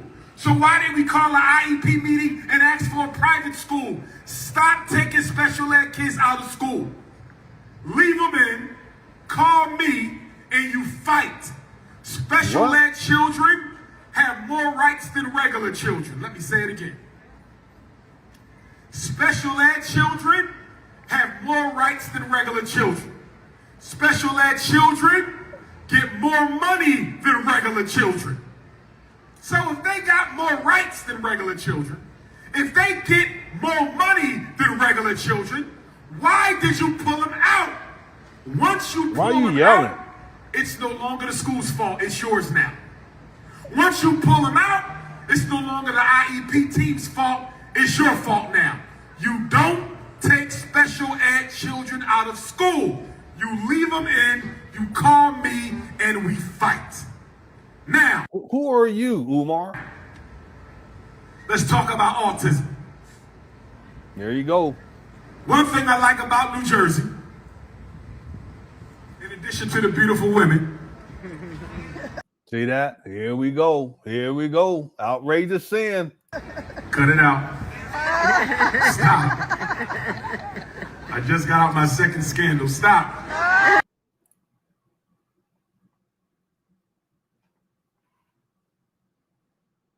You talking about Lene. Outrageous sin. But there's a whole lot of other women out here. Listen. What I like about New Jersey is New Jersey has a medical. Thanks, Ginger. This is hilarious. I wrote that down. I'll be quoting you on this. Okay, I'll give you credit. He's a big bundle of outrageous sin. Thank you for the super chat. Andrea said he's seeking his praise. That's what he's doing right here. Call Dr. Umar. You need me. Yeah, absolutely. That's what he's doing. See? He's already set it up by saying, black men, you're not doing what you're supposed to do. So he's tapping into the emotional space of the single black women, right? Then he starts talking all this stuff. But then he drops this whole thing about, the thing about I like about the New Jersey, whatever he said, is the women. Okay, now we get to it. Exemption law for vaccination. Thanks, Andrea. In the state of New Jersey, you have a no contest medical exemption for vaccinations. You know what that means? In New Jersey, all you have to do is write a letter and get it notarized stating that my child will not take vaccinations because it goes against my religious beliefs. Okay, Umar, you ain't saying nothing special. You don't have to name a religion. You don't have to cite a scripture. You don't have to list a church. You simply you don't have to yell. You have to say it goes against my religious beliefs. I take full responsibility for my child being vaccinated, and they have my permission to continue to attend public school. You get it notarized, you give it to the New Jersey charter school or the New Jersey public school, and your child can go to school without vaccination. That means we shouldn't have no black boys with autism in New Jersey. But we got a lot of black boys with autism in New Jersey. And guess what is the shot that's causing the autism? MMR. Measles, mumps, and rubella. Stop giving your sons the MMR shot. Did he say measles and mumps? What are you talking about, mumps? Because it interacts with the melanin and the neurology of black boys. Here we go. To the point where even the whistleblowers from the Center for Disease Control say that black boys are more likely than white boys to get autism from these vaccinations. Stop vaccinating. 40 years ago, you didn't have an autistic classmate. Anybody in here who graduated high school before 1990, you probably never had an autistic classmate your whole life, kindergarten through 12th. Yeah, but I remember people who had autism back then. Maybe it wasn't classified as that, but I remember that growing up. Anyway. Well, guess what? If your child go to school today, they get at least one autistic classmate every single year. So what, Umar? What are you talking about? This guy, this is man, this is dangerous. This guy. Because of the damn vaccinations. Stop vaccinating your children. There's no evidence that they work. In fact, there's Boy, I wish I could say what I want to say, but I'm gonna leave it go. I'm gonna let it go. evidence that vaccinated children are less healthy than unvaccinated children. I live in Pennsylvania. In Pennsylvania, we have it even better than New Jersey. You know why? Because in Pennsylvania, you don't even have to say religious exemption. In Pennsylvania, we have philosophical exemption. All you have to do is say, I don't trust white people. And my child ain't taking no shots. Get it notarized and give it to the school secretary. Now, can you believe this guy? Let's keep going. My New York Africans, I feel sorry for you. If you live in the state of New York, they no longer have a religious exemption or a philosophical exemption. If you live in the state of New York, the only way you can get around vaccinations for public and charter school attendance is if you can find a medical exemption. You have to find you a doctor who's willing to medically exempt your child. So if you live in New York and you have a young child, I think you're gonna have to move to New Jersey if they're going to public and charter school. Or you're gonna have to move to Pennsylvania if they're going to public and charter school. Can you believe this guy? Why would you be telling, that's your advice, is to move to another state? Can you believe this guy? Okay, real quick, I want to go back because let me see here. Which video? But we just did that one. Yeah, because well, actually, let me see. Let's keep going. Let's go to the next video here. All right, here we go. You told me I had to come sit with my child in the class. School said I got to come sit with my child in the class. No, you don't if they have an IEP. Yeah, the audience is not into this at all. You know why? One-on-one aid is a related service on the IEP. So why are you going up there sitting next to your child? Okay, I'll be right back. When the IEP allows for them to hire somebody to sit with your child. Queen Mother. Y'all see that? Stop paying for services. I'll give you another one. You said they didn't do a good job teaching my child how to read this year, Dr. Umar. I put him in a special reading program I found in New York. Why are you paying for it? Call an IEP meeting and ask the IEP team to pay for the summer program. What are we doing? In fact, tell him your child need a laptop for the summer too to work on his math and reading. It's perfectly within your right to ask for anything your child needs from the IEP team. And guess what? You do know if they in special ed, they have a right to extended school year services, right? ESY. ESY. Extended school year. That's when a special ed kid has not made enough progress, according to their parents, and you want them to go to school during the summer. It's called ESY. It's on the IEP. So if they need extra help, he's not playing basketball this summer. He's not playing football this summer. He's going to summer school through his IEP. ESY. And if the school don't have a summer school, they're going to put him in another school, summer school, or they're going to pay for a tutor. ESY.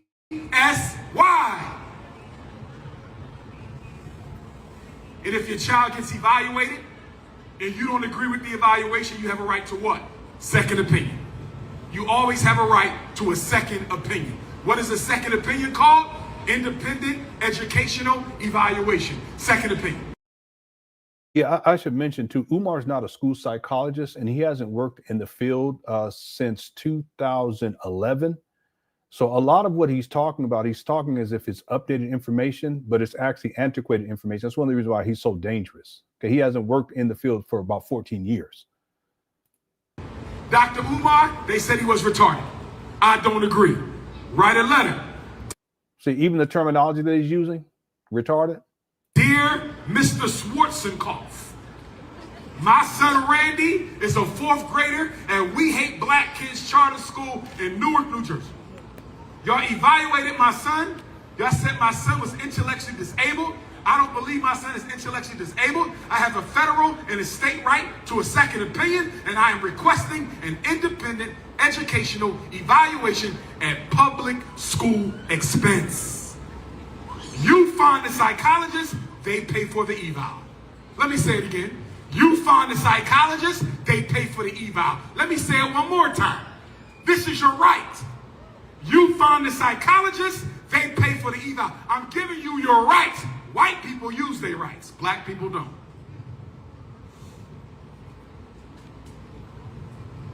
So that's fake. Appropriate. Free and appropriate. If you don't think the education is appropriate, if you don't think the IEP is appropriate, if you don't think the services are appropriate.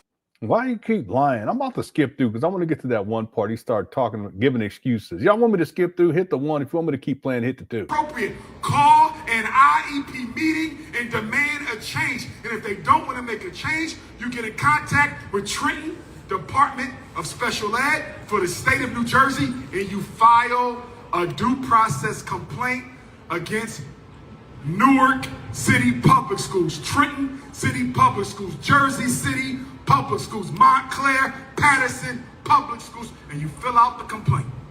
My child go to school in. Okay, I see a lot of 1s. I can't remember if I said 1 if you want me to keep playing it, or 2 if you want me to skip through, or which one is it? Someone let me know. There's more 1s in here, but I don't remember what I said. Newark, he has a learning disability. He still can't read. He's not getting the right help. He's not getting enough help. Blah, blah, blah.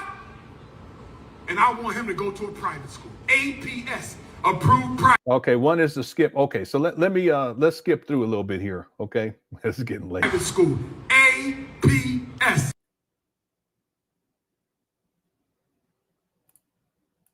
Least restrictive in special ed. The 4 levels of special ed. Part-time, half the instructional day, full. You don't need to be in there all day. I have videos of him talking about this. The videos are from like 2010. He said the same thing 15 years later. You don't need to be blind kids all day. If they have a severe, profound developmental, the reason he in there all day, because what help does your son need? You say skill. The IEP is the what? Curriculum. So that's number 1. What's the second job of IEP team? Dr. Umar, I'm so tired of these people.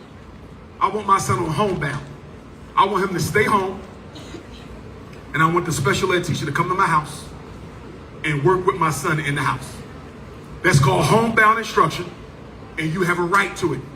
But you got to have a good reason on why he stayed home. Because I don't want him home either. But if he need to stay home. Who cares what you want, Umar? Let's go to the next video. Security, I could write a whole chapter on vandalism. Oh, here we go. Okay, check this out right here, everyone. Excuses, excuses. Here we go. Broke the security. I could write a whole chapter on vandalism. They haters. Right? That's right. They just got my bank account froze. I got to find out what's going on. When they froze the school's account, bank ain't telling me nothing. They said I found out yesterday, but I was too busy to call them yesterday, so I got to call them Monday. Because here we go. Close the account, give me the damn check, so I can open up a new account because we got bills to pay. I don't know if it's the FBI. I don't know if it's y'all see this? I don't know who did it. But anyway. See how he says he got bills to pay? This video's from today. This video that we're watching right now. You see how he got bills to pay? He watched the video from yesterday. See, he gonna try to use if more people talk about how Umar owes $38,388 in past due FDMG bills, going all the way back to 2014. Plus, he's on the hook for all of the bills from the previous owner from 2016 up until 2019, and then from 2019 to current. If more people talk about this, he's going to have to address this. And Umar, I'm fairly certain what he's going to say is because my bank accounts were frozen, that's why I didn't pay this. But this has been going on since 2019. He can't use that excuse. These bills are old. See? Let's go back and listen from the beginning. Broke the security. I could write a whole chapter on vandalism. They haters. Right? That's right. They just got my bank account froze. I got to find out what's going on. When they froze the school's account, bank ain't telling me nothing. They said I found out yesterday, but I was too busy to call them yesterday, so I got to call. They said I find out yesterday? What? Bank ain't telling me nothing. The bank's not telling you nothing. They said I found out yesterday. They said I find out yesterday. What does that even mean? But I was too busy to call them yesterday, so I got. You were too busy to call. Why? How are you too busy? If this is, see, here we go. He's not serious about handling business. You guys see what I'm saying? Even when he be lying, he tells on himself. He tells some truth. If you're serious about this is such a huge issue, why are you too busy yesterday to call? See, this is a bunch of bullshit, Umar. I call him Monday. So you're gonna call him on Monday, even though in the other video you said you're gonna find out on Monday, last Monday, whatever. If you close the account, give me the damn check so I can open up a new account because we got bills to pay. I don't know. See that the bills that he's talking about. What are the bills that he's talking about? Well, I broke the story yesterday.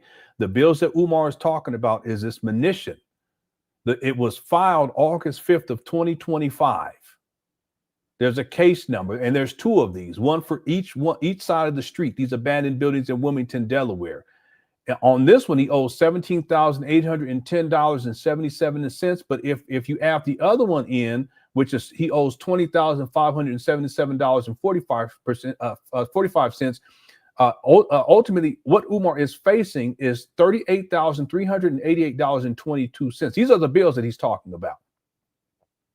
But he wants to play it off. He's going to try to paint a narrative that this is the reason why he hasn't paid this $38,388.22. But like I said before, these are old bills. If you look up there and you see LenonHonor watermark, the middle one, you look right above that. It says water and sewer charge from December 19, 2016. That's from the previous owner. Umar has to pay that. You donors have to pay that.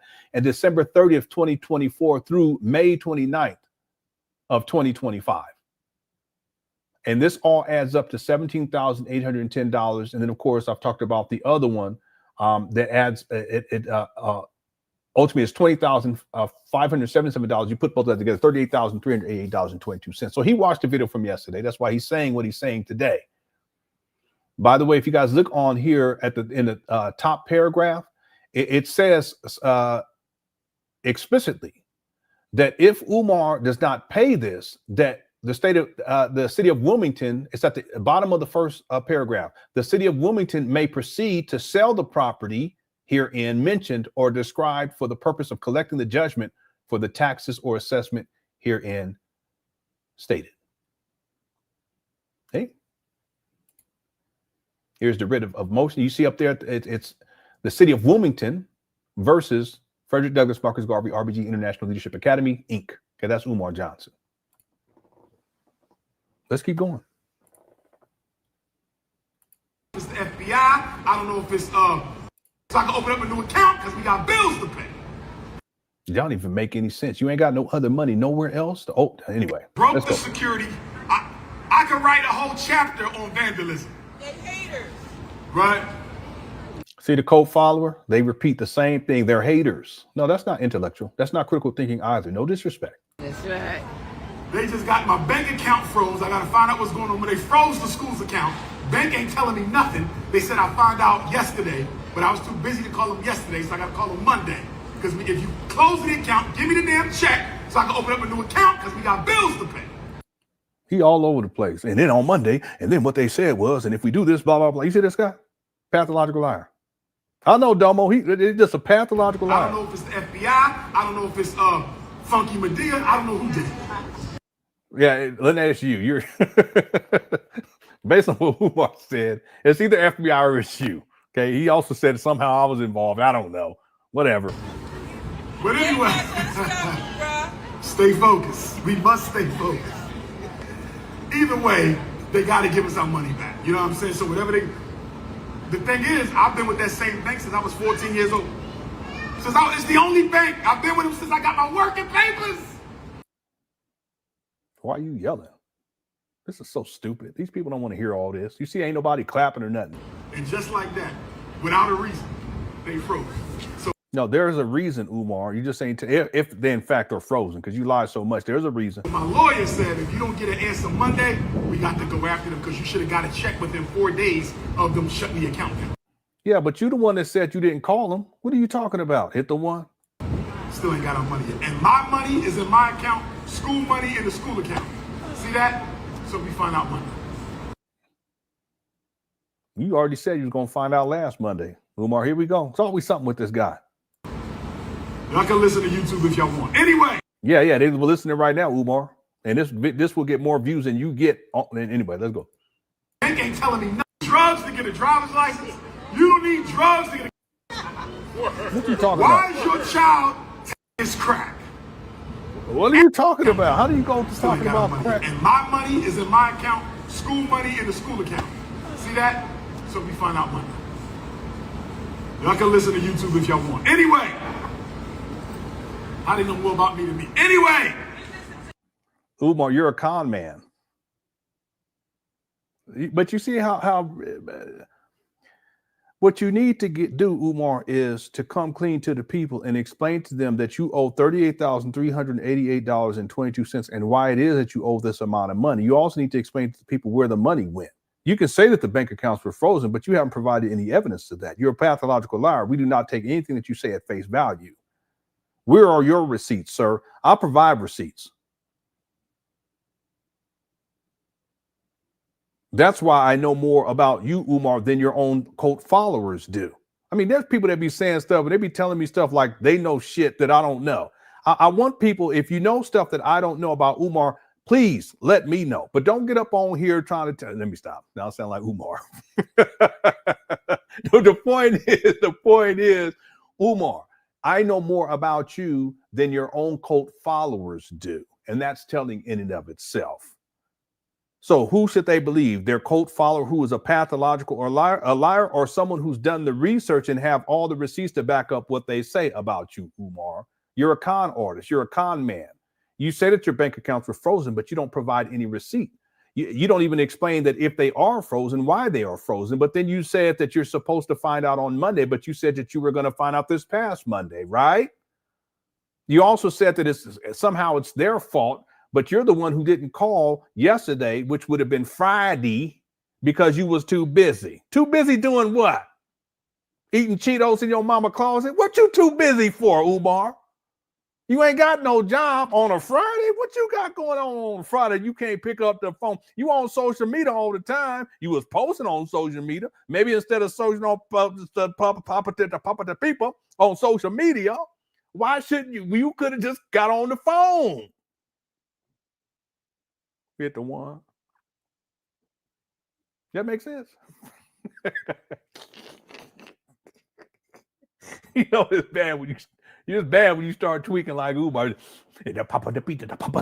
Start doing like Gator and shit. That's bad. Anyway, you the one that didn't call allegedly.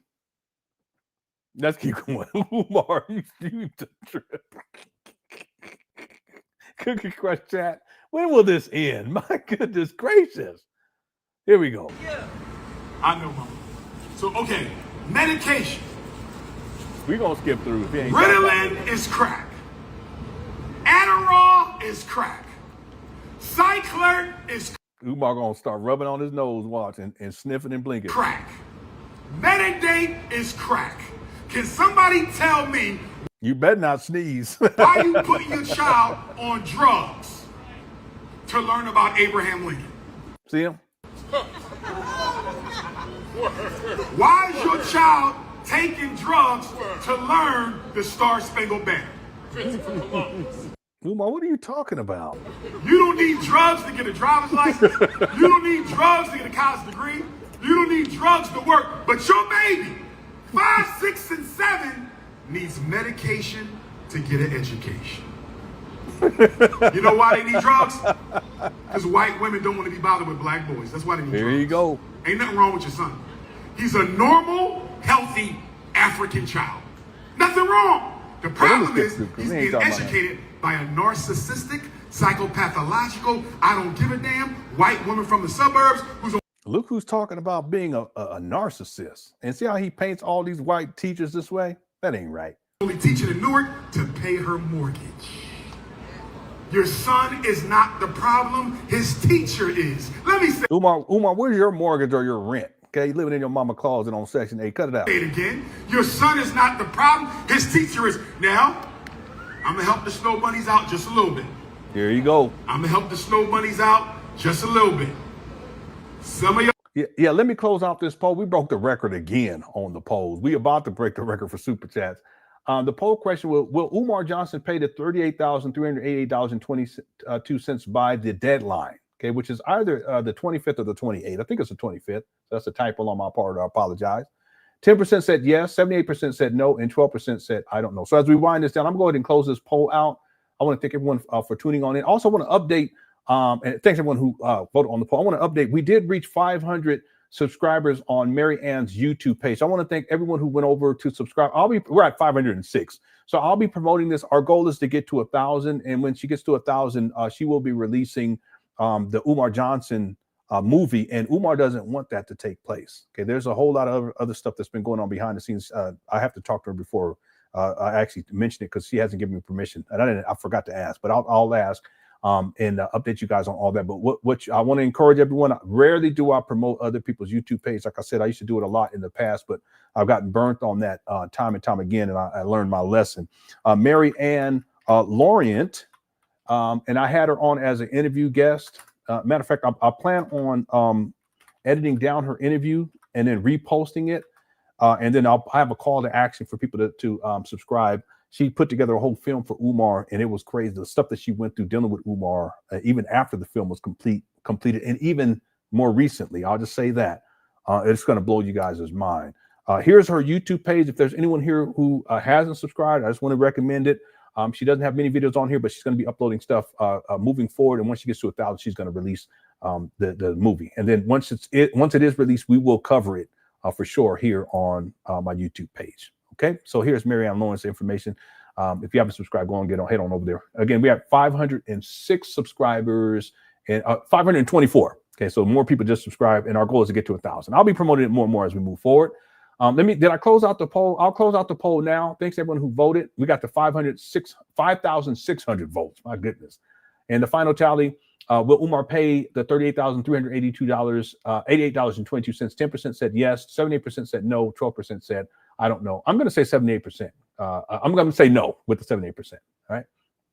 All right. Let me go ahead and close that poll out as we wind this show down. Thank you guys again. Hope you enjoyed. So thanks to Miles for handling business. I'll get to all the super chats too. We're almost done. Let me just get through this last video right here. I think this is the last one. Here we go. Y'all sons do need their ass whipped. Here you go. I'm going to skip through at a certain point. Hold on. I'm going to keep it a buck. There's about 12 black boys in Newark, New Jersey who need their ass whipped. I'm gonna keep it a buck. Most of y'all kids, they normal, they regular, the teacher can't keep up. But there's about 12 of them, because I didn't work with them. They have never been taught to sit still a day in their life. All they know is rap music, basketball. Thank you guys, little Princess. Football. Don't say nothing to me because my mama. See, this is all the stereotypes about black. He's boy, I tell you. Come fight you. Because your mama gonna fight you. See this? He always go down to the worst case scenario, like someone said earlier. Them 12, they need to come to FDMG. What's up, Jimmy Jamboree? You ain't going home for a week, little boy. Sit your ass down.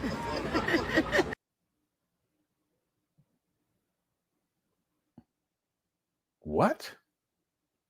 You ain't going home for a week? What are you talking about, Umar? Where the child gonna say? Where the child gonna stay? At your mama closet?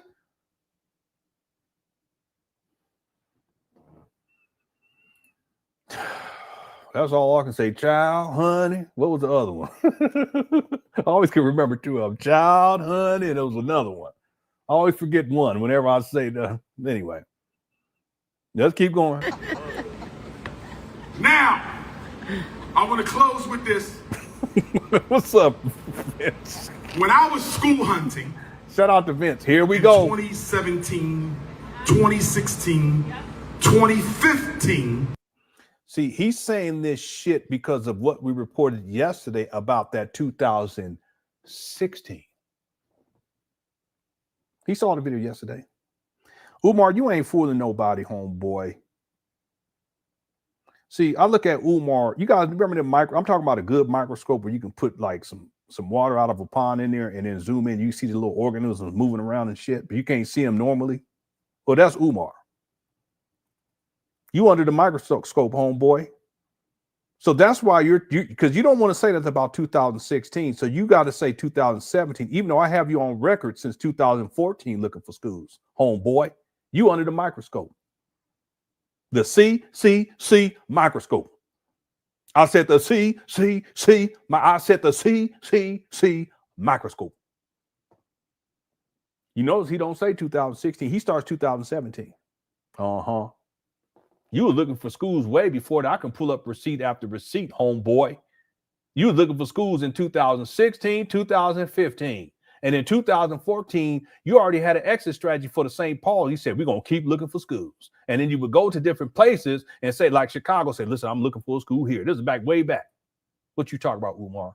The reason why he's saying 2017 is because the receipt that I showed where it shows Umar on the vacant property list for 2016.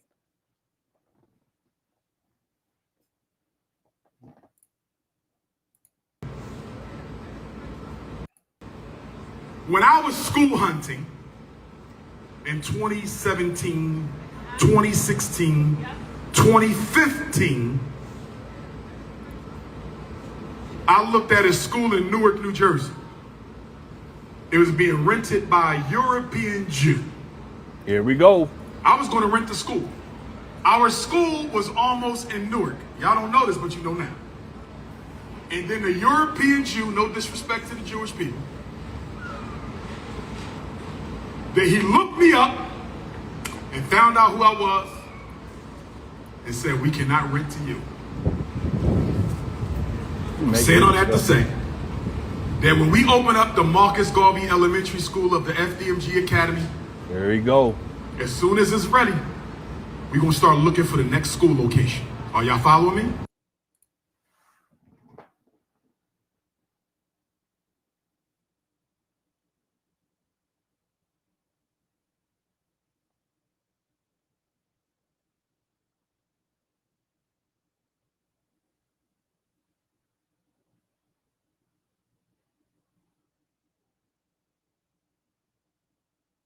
I was going to get up and flip the chair around, but I ain't got time. I got to go to bed.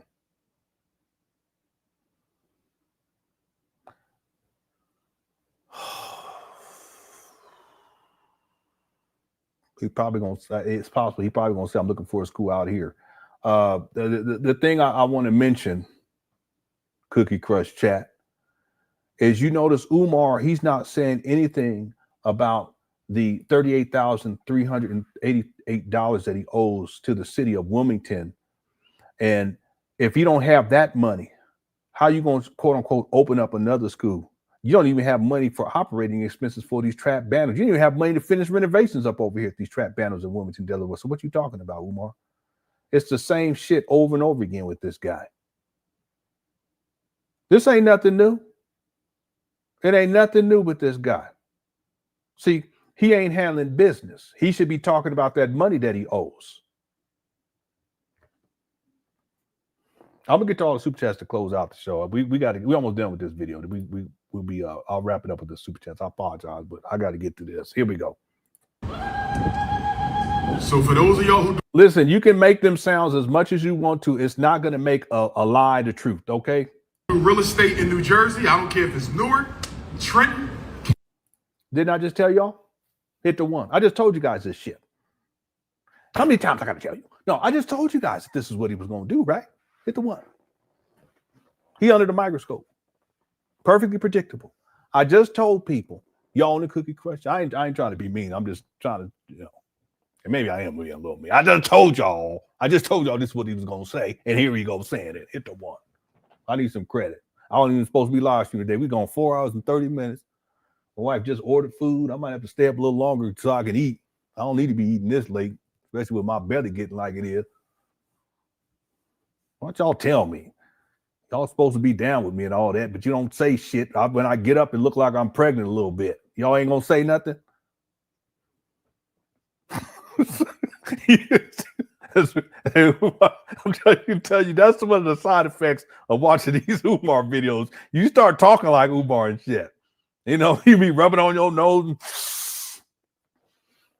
All right. I just told y'all that's what he was going to say, and that's what he said. Let's play that back. We're almost done. Here we go. Next school location. Are y'all following me? So for those of y'all who do real estate in New Jersey, I don't care if it's Newark, Trenton, Camden, Jersey City, my realtors in particular, I need you to find me a nice little school. I don't need no castle. That's a money drain. We don't want no damn castle. What are you talking about, a castle? You got these trap bandos. You done tricked off over $1.6 million, Umar. It's a money pit. These trap bandos in Wilmington. I don't want Eastside High Passing. No! Ah, you see that? He has to reference that because that's his Principal Joe Clark. I don't want no damn castle. I don't want Eastside High Passing. No! See? Get me a school. Fairy side. Fairy side. I'ma call the bank on Monday. Yes, today, forever. Yeah. Almost. Did you hear that? Let's go. That got about 25, no more than 25 rooms. 25 rooms. I don't need 50. 25 or less. If you find a school, Dr. Umar, they got 12 classrooms. Gimme. Dr. Umar, we Gimme? What you talking about? You ain't even got no money. What you talking about? found a little school in Newark. It got 15 classrooms. Gimme. But if we could find us a Gimme. What does that mean? nice little school, they not charging but a $500,000, $250,000, something. What you mean a $500,000, $250,000? You ain't even got, what are you talking about? You ain't got no money. You was begging last week about you need money for you. What in the world? Come on, Umar, you got to cut this out. You know what's crazy? I can pull up a receipt where he says the same shit. Like from what? 2018, 2017, the same thing. Around there, we can work with them. Y'all feel me? Because once we open up the first school, the rest of them are going to start popping like popcorn. Do y'all feel What did he say? He said they're going to start popping like popcorn. Really? Umar, what are you talking? I mean, come on, man. This is, Yeah. This guy said that they're going to start popping like popcorn.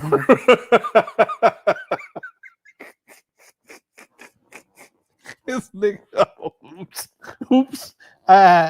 This guy, he said they're going to start popping like popcorn.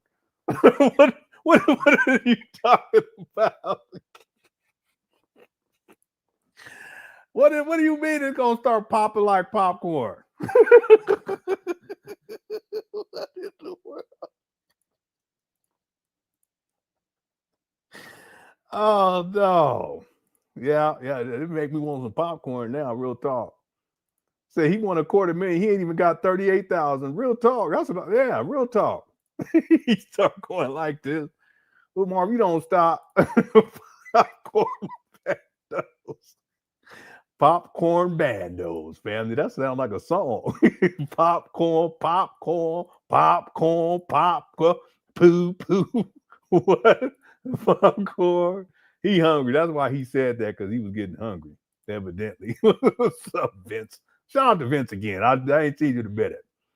What about the bigger building? Yeah, I know. Don't you got to renovate that other side of the street? Good point, Jimmy Jamboree.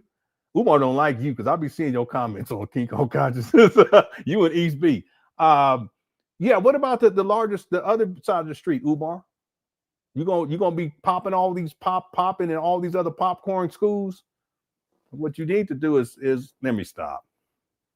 He can't get the FDMG kernel popped yet. Popping like popcorn. Jiffy, Orville, Redenbacher, Act 2. Act 2 is a cheap one. That's what we used to get. We the kids, because one of my sons loved popcorn. He don't eat it now as much as he used to. We used to get that Act 2. Yeah, pimp call. Okay, let's get back to it because we're almost done. Here we go. Let me go back to the popcorn popping though. That's ridiculous. Charging but a $500,000, $250,000, something around there, we can work with them. Y'all feel me? Because once we open up the first school, the rest of them are gonna start popping like popcorn. Do y'all feel me? They say the first one is the hardest one. He said it's gonna start popping like popcorn.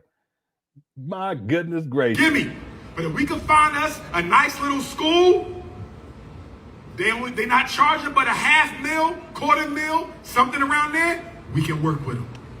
Y'all feel me? What do you mean we? There is no we, and you can work when you ain't got no money, you bum. You talk about you can work. How you gonna work when you ain't got no money with extra butter? Someone said extra butter. Somebody said extra butter on it. Here we go. Because once we open up the first school, the rest of them are gonna start popping like popcorn. Do y'all feel me? He said the rest of us gonna start popping like popcorn. What's up, East B? Butter flavor. Butter flavor bando. Yeah. Well, why don't you just start selling popcorn in a bag, little baggie? Get this money up, homeboy. Yeah, it is. He just shit talking. What's up, Ruben Rivera? Come on. Yeah, he just talking shit. That's all he doing. Just goofy, talking about popcorn. He said popping like popcorn. Anyway, here we go. They say the first one is the hardest one. And the only thing we got left to do in the first one is what? Put the tile down. And doors and floors, right? By the way, if there's anybody here he goes. Does tile? Here we go. He's been talking about these floors and doors for a couple of years now. Or sells the tile. Listen to me, Newark. It's the only what this got to do with anyway. Thing we got left to do in the school. Put the tile on the concrete. So if there's any brothers and sisters here who lay it or know where we can buy it for a reasonable price. He said the same thing for everything. Let me know you got my number. We ready to move now. Yeah. If you call me today, Dr. Yeah, real quick, bossy man, it's a good point. You see how the audience is non-responsive to this shit because people are tired. Remember I said earlier, people that are tired of the shit show and the traffic of this wreck, this train wreck on the side of the road. They're tired of it. Umar, I got a tile supplier and I lay tile. What you gonna charge me to cover up these 12 floors? Let's go. Once the tile done, we applying for certificate of occupancy. We done, y'all. Tile and done. So find me somebody who do towel. Ridiculous. And ladies, if you lay towel. Here you go. Here go the sex freak off tough. What? Freak off. Here we go. We can have a nice little towel party. At ease. So I want to close. See that? With a story. Here we go. Story about a lovely lady. All right. Okay, I think that the last video is him telling whatever story he's talking about. Let's go to this one. The takeover came, and that's when he put his wife's name on it. A lot of HBCUs got a tricky financial history to a lot of these white financiers. Yeah, let me skip through. Even though HBCUs are of our lawyers, 80% of our engineers. So John D. Rockefeller created the Rockefeller Board of Education. And y'all hear what I just said? If you want to know why your kids don't get real estate, Rockefellers funded the school. Have another. Here go one behind you, Baba. Right behind you, the Queen. Oh, I think they're asking a question. Yeah, it's only about 3 minutes left, or 2 minutes left. Look up the Rockefellers story. Look up the Rockefeller General Education Board. Yeah, we'll be out of here in 5 minutes. We have another. On it. I'll get to the super chats. One behind you, Baba. Right behind you, the Queen. My name is Dr. Lisa. I have my own therapeutic program, and I'm on the child study team. So I understand a lot of what you just said. I just wanted to add 2 things, because you talked about tutoring. But if your child has a diagnosis and you have an issue with finances, you can do 2 things. You can look into your insurance, because if your child has a diagnosis, your insurance can help you with funding. You can also maybe be eligible for Social Security, so that way your child can receive a check every month. But I want to say that if your child can get Social Security, please make sure that you use that towards your child's education. Thank you. Well said. I'm going to add some clarifying, and she was correct in what she said. I just want to add my psychologist bias. For me, here you go. Why are we tapping on insurance when the school get extra money in the first place? Special ed kids get double and triple the money of the regulars. Why are we tapping on insurance? I'm not against it, but if the school is being... I got you, but the special ed money should be paying for that too. Right, but the special ed money can pay for the after school programs as well. You see what I'm saying? You're not wrong. I'm just saying, I don't have a problem with them tapping into the insurance. See, Umar can't let anyone else shine. See that? Umar can't let anyone else get any shine. So he has to find some way to oppose what she just said. See? I think this is the last video. Real quick, we're up to 545 subscribers for Mary Ann Lauren. If we can get to 550 before we end this live stream, and we're going to be done within 5 minutes before we end this live stream. And like I said before, if you guys tuned in a little bit later, Mary Ann, she did a movie on Umar. Umar plays, he acts in the movie. She never released it, and I interviewed her, and she explains why, but she plans on releasing it now. Well, I shouldn't say now, but she decided to release it. And the goal is to get to 1,000 subscribers on YouTube, and then she'll release it. And here's the information. I just want to encourage people to head on over and subscribe. I rarely promote people these days, but it's going to be worth it. Okay, she doesn't have much up there on her YouTube page, but she's going to be uploading more content there. And then ultimately, she's going to release the Umar Johnson film, the movie. It's called Awaken. And when she does that, we'll cover it for sure. Okay, so here is her YouTube page right here. If you guys head on over and subscribe, let's try to get her to 550. She's at 545, and I'll be issuing calls of actions as we move forward, because our goal is to get her to 1,000 subscribers. All right, thanks everyone who's subscribed so far. Oh wait, she's at 556 now, so we're good. All right, so anyone else though, again, I would appreciate it. All right, thank you everyone who subscribed to her YouTube page so far. I appreciate it. Okay, so what we're going to do is, let me just make sure that was the last video, if you guys don't mind. Hold on one second. Let me go in here. Yes, and I think we already covered this one. Security. I can write a whole. All right, we already covered that. Okay. Now, one of the things, let me see. James said in this video right here that the lady, before they bring Umar up, she says something that's worth listening to. Of course, being the efforts that we've tried to bring to Newark, I guess. Yeah, I don't have the timestamp. Let me go to the end though, where right before she gets off stage. So let's go right here. Towards. So thank you once again for sowing into our community with knowledge. Thank you. People perish for the lack of knowledge. Let's get that knowledge. Let's support these sisters. Let's support these vendors. Let's support Queen Mother. Let's support Newark, New Jersey's own. God bless you. All right, thank you, Councilwoman. Okay, I didn't hear the part that. Let me just scroll through and see if she says something else. Yeah, I don't see it. Maybe she might have said it before. Let me just go back just a little bit more. For supporting. Thank you, Masani. Thank you, Patrice. Continue to do what you do, no matter what folks say, because while you're doing what you do, and while folks trying to figure it out, y'all better know God already worked it out. That's why y'all still on Broad Street. Source of knowledge, right here. God bless you. You know my man loves you. You know the council loves you. The president's coming. And listen here. Listen, no matter what, knowledge is powerful. There's one thing people can't take from you, and that's in what's between your eyes. That's right. Whatever you take inside, that's knowledge that's going to benefit your people and your life. Is what you should be working towards. So thank you once again for sowing into our community with knowledge. Thank you. People perish for the lack of knowledge. Let's get that knowledge. Let's support these sisters. Let's support these vendors. Let's support Queen Mother. Let's support Newark, New Jersey's own. God bless you. All right, thank you. Okay, I didn't see the part that a friend of mine was telling me to play. But if I find it over the next couple of days, we'll get into it the next time we get together for a live stream.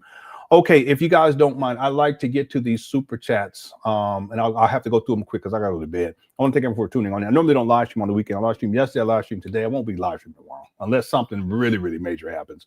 But I want to thank everyone for tuning on in as we continue to cover this Umar Johnson saga. And my battery is about to go out. So let me do this. Let me just pull up. It'll take me about 10 seconds to switch this out. Here, I'll be right back. To get an education. You know why they need drugs? Because white women don't want to be bothered with black boys. That's why they need drugs. Ain't nothing wrong with your son. He's a normal, healthy African child. Nothing wrong. The problem is he's being educated by a narcissistic, psychopathological, I don't give a damn white woman from the suburbs who's only teaching in Newark to pay her mortgage. Yeah, see, Umar, he's a narcissistic psychopath. Anyway, okay, let me get to these super chats, and then we'll be done for today. Thank you guys again for tuning on. Everyone who voted on the poll. If you enjoyed this live stream and you haven't hit that like button, go and hit that like button. That'll help with the algorithm. We broke the record for the amount of votes, and I think we broke the record for super chats too. Yeah, I appreciate it. Thank you guys so much for all the support. I really do appreciate it. Yeah, outrageous sin. I got that one earlier. Thank you so much. He got that one too. Thank you. Says a trauma dumping and trauma bonding. Yeah. I think that's probably the reason why. I think it is the reason why Umar he tends to frame things under the worst case scenarios, or just horrible situations. It's almost a form of trauma bonding. A lot of these parents that were there, they don't even have children who, let's say, are autistic or are in the. Some of them probably only have kids that are in school. Some of them have kids that already graduated, right? But Umar has to go to this whole thing about the school to prison pipeline and special education and drugs and all this other stuff. The worst case scenario. He does it all the time. Thank you, Seth. And as you can see, most people in that audience, they weren't receptive to Umar at all. Okay. Jay Civic said he's smart for dumb people. Yeah, I don't want to say it that way. I just because there are people who are smart, but they just don't have discernment. And you could be smart and not have discernment. I try to be as kind as possible to Umar Johnson followers. There are some who they follow blindly. I think that's when you get into the dumb aspect. This just don't even make no sense. I mean, Umar, like I've said it before, I mean, Umar could do something crazy and it's recorded on video for the world to see live, and then his supporters to find some kind of way. I'm talking about the ones that are blindly follow Umar. They'll find some type of way to make it seem like it's something totally different. Whatever Umar said, oh no, I didn't do that, but no, you just did. But then they said, no, he didn't do that. That's not what happened. Okay, that's where we get into the dumb part. Okay, just straight dumb. Thanks, Jay Civic. Michelle says, no prep, just freestyling a bunch of nonsense. Yeah, Umar doesn't pre-plan. He's talked about this in the past. He just runs off the top of his mouth. That's why a lot of times you'll see him, he's just freestyling. You know, he's just making up stuff, stuff not connected. He'll be talking about one thing. All of a sudden he's talking about something else, and he's talking about something else. That's what he does. Umar is not organized. He doesn't have an organized mind. If you listen to Umar speak, it's not like he will speak long-term with a logic stream, meaning a stream of logic where one thing flows into the next, flows into the next, flows into the next. And it makes sense. You don't hear that with Umar. Largely what Umar does is anecdotals. He gives antidotes, not antidotes. It's anecdotal. I think that's the word. I apologize. But he'll come up with these, what I call, hypothetical realities that he starts to spin. It's usually worst case scenarios. Then he just starts to kind of build off of that, you know. And then he gets to lying sometimes, especially when he starts talking about the school. See, but this is very true. It's just a bunch of nonsense. James says, "Is Cookie Crisp time for Dr. Dr. Werewolf Umar?" I used to love me some Cookie Crisp. We didn't have Cookie Crisp that much, James, because we grew up poor. But every time we get that Cookie Crisp, I love me some Cookie Crisp. It's just basically cookies and milk for cereal for breakfast. Okay, normally we had corn flakes, and then every once in a while the Frosted Flakes. That was a special treat. And then Captain Crunch, that was the best. All right, thanks, Jason. For the super chat. Andrea says he needs to be stopped. He's dangerous. Yeah, a lot of his rhetoric is dangerous. A lot of what he says about special education, all this stuff is antiquated rhetoric. Again, he hasn't functioned in in his field of psychology since 2011. Furthermore, Umar holds no certification, so he's not current to any professional standard to this day. In 2025, he wasn't in 2024, wasn't in 2023. He's never had a license to practice as a psychologist. Yeah, he's dangerous. Absolutely. Thank you, Andrea. Miranda says false info about vaccinations causing autism. Yeah, I wanted to speak on that, but people tend to get real sensitive about that, so I'm not going to speak on it. But again, like I said, a lot of what Umar says, it's just him running off the mouth. Again, the other thing too about Umar, he was a conspiracy theorist. I was one too. I would say I was more of a conspiracy theorist than he was, and that's not to be boastful. It's just the reality of the situation is not something I'm necessarily proud about in my age of coming into a little bit of wisdom. Right, but back in the day, I was deep into conspiracy theory. So a lot of what Umar references is really coming from a conspiratorial aspect, and he gets to run off of the mouth. I'm gonna leave it right there, though. Okay, but I know what you're talking about. Thank you so much, Miranda. Malika says, "Them jeans hanging on for dear life." Yeah, people have been commenting about Umar. He's lost quite a bit of weight, and then his clothes start sagging, his face starts sagging. And part of the reason is because he's the binge aspect of all of this. See, Umar has these tiers of addictions. His main addiction is not food, even though he's addicted to food. Okay, he eats and he binge eats. I've seen this take place. That's based upon how the money's coming in. If the money gets low, that food is not the primary thing. The primary thing for Umar is turning of the heat down. And that's what you see with a lot of these people who have substance abuse issues. It's just things that mattered before, they get pushed further and further down. As money starts to dwindle, the money goes to what is most important to them and less to these other things that are necessary for survival, including eating properly. All right, so that's another reason why Umar, his clothes like these days, they're sagging. But at a certain point, if money starts coming back in, he'll start putting back on weight because he'll have money to spend on food, and he'll start eating and binge eating like he normally would do. But right now, it's a very difficult time for Umar financially and on other levels too. Okay, thank you, Malika. JH says Umar exhibits a lot of cult leader traits, demanding very drastic life changes for his listeners. Absolutely. In fact, he's programmed his cult followers, and they always recite the same things over and over again. I put together a list years ago of, let me see if I can pull this up, of the top 10 excuses made by Umar Johnson followers. Let me pull this up. And we did this years ago. Quick question, you guys remember this? Let's see if it still holds true to this day. And this is what I mean by the cult aspect. He's the cult leader, and they don't question him. He tells them things, and they repeat it verbatim with no critical thought. Top 10 excuses made by Umar Johnson followers. Number one, you didn't donate. Well, that's what Umar says. Well, you didn't donate, so you don't matter. You're not a donor. You don't matter. What you are criticism doesn't matter because you didn't donate. Isn't that what Umar Johnson followers say?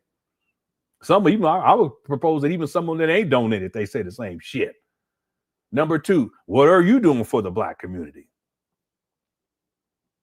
How many of y'all have heard that one? If you heard the first one, hit the one. If you heard the second one, hit the two. What are you doing for the black community? They repeat the same thing. Well, that's what Umar says. Yeah, they're criticizing me, but what are they doing for the black community? See, I'm building a school. I'm building an institute. You ain't building nothing. These abandoned buildings might be taken away from Umar within the next couple of months. What you talking about? What are you doing for the black community? Hit the two if you heard that one. Number three, where's your school? Hit the three if you heard that one. I never said I was going to open up a school. So what you talking about? See? And Umar, well, all these people, they want to criticize me about the school, but they don't even have a school. See, so he repeats these things over and over again over the years, and his cult followers, they repeat it verbatim. No critical thinking, no critical thought, no intellectual process. They say exactly what Umar says. That's the cult dynamic here. Number four, name calling. Hater. That's the main one. The C word that he uses. Okay. Pastor B. He called me Pastor B. That's another one. Have you guys heard the name calling from Umar Johnson followers? When you criticize Umar or you ask a basic question like, when's the school opening? Or how much money have you raised? Well, they get the name calling. Well, Umar does the same thing. See, their cult follower falls right in line. They repeat the same stuff that he say every single time. Number five, diversionary excuses. That's deflecting. As an example, his followers will say, well, what about the black church? Okay, we're not talking about the black church. We're talking about Umar. See the diversion? It's a deflection. Umar does the same thing. He deflects a lot. You ask him a question about the school, he starts talking about something totally different. And he starts talking about, well, the black church did this. And what about the pastors? And we're talking about you, homeboy. How many of you heard the diversionary excuses of the deflection? That's number five. Hit the five. There's a lot of those, come up with all kinds of stuff with that one. Number six, you're trying to tear another black man down. That's probably the main one that I hear. I still hear that to this day. Well, you trying to tear another black man down. How many of y'all have heard that? Hit the six. But if you listen to Umar's rhetoric, most of what he says is disparaging towards black people in general and black men in particular. We got evidence of that today, right? So do we say that Umar's trying to tear a black man down when he's talking all this shit about black men? Talking about how they ain't doing what they're supposed to be doing, even though he ain't doing none of that either? Make sense? So that's probably the main one. You're trying to tear another black man down. I don't want to hear that. Umar's not a man in the first place. Secondly, he's a threat to the black community. He's a con man. He's a threat to these black women out here too, exploiting them for money and for them cookies. So is that tearing another black man down? No. But see, Umar has said that so many times in the past that his followers, they repeat it verbatim. That's mind control. Well, that's the cult dynamic. Number seven, black people spend money on alcohol, weed, expensive shoes, and y'all be spending money on this, so what you talk about the donations?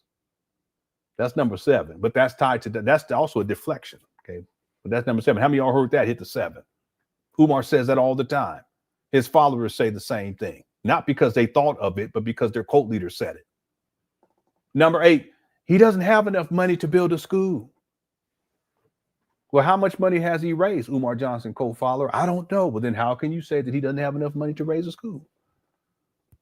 He hasn't updated people, you donors, since 2020. He said he had raised $850,000. And in 2025, he's saying that 5 years later, over 5 years later, he's telling people that he hasn't raised $1 million, even though back in 2020, he said he raised $850,000. Why is Umar saying in 2025 that he hasn't raised $1 million? Well, I've already proven without a shadow of a doubt that Umar, bare minimum, he's raised $1,677,860. You Umar Johnson followers didn't even know that because you listen to this clown without any critical thought. That's a cult.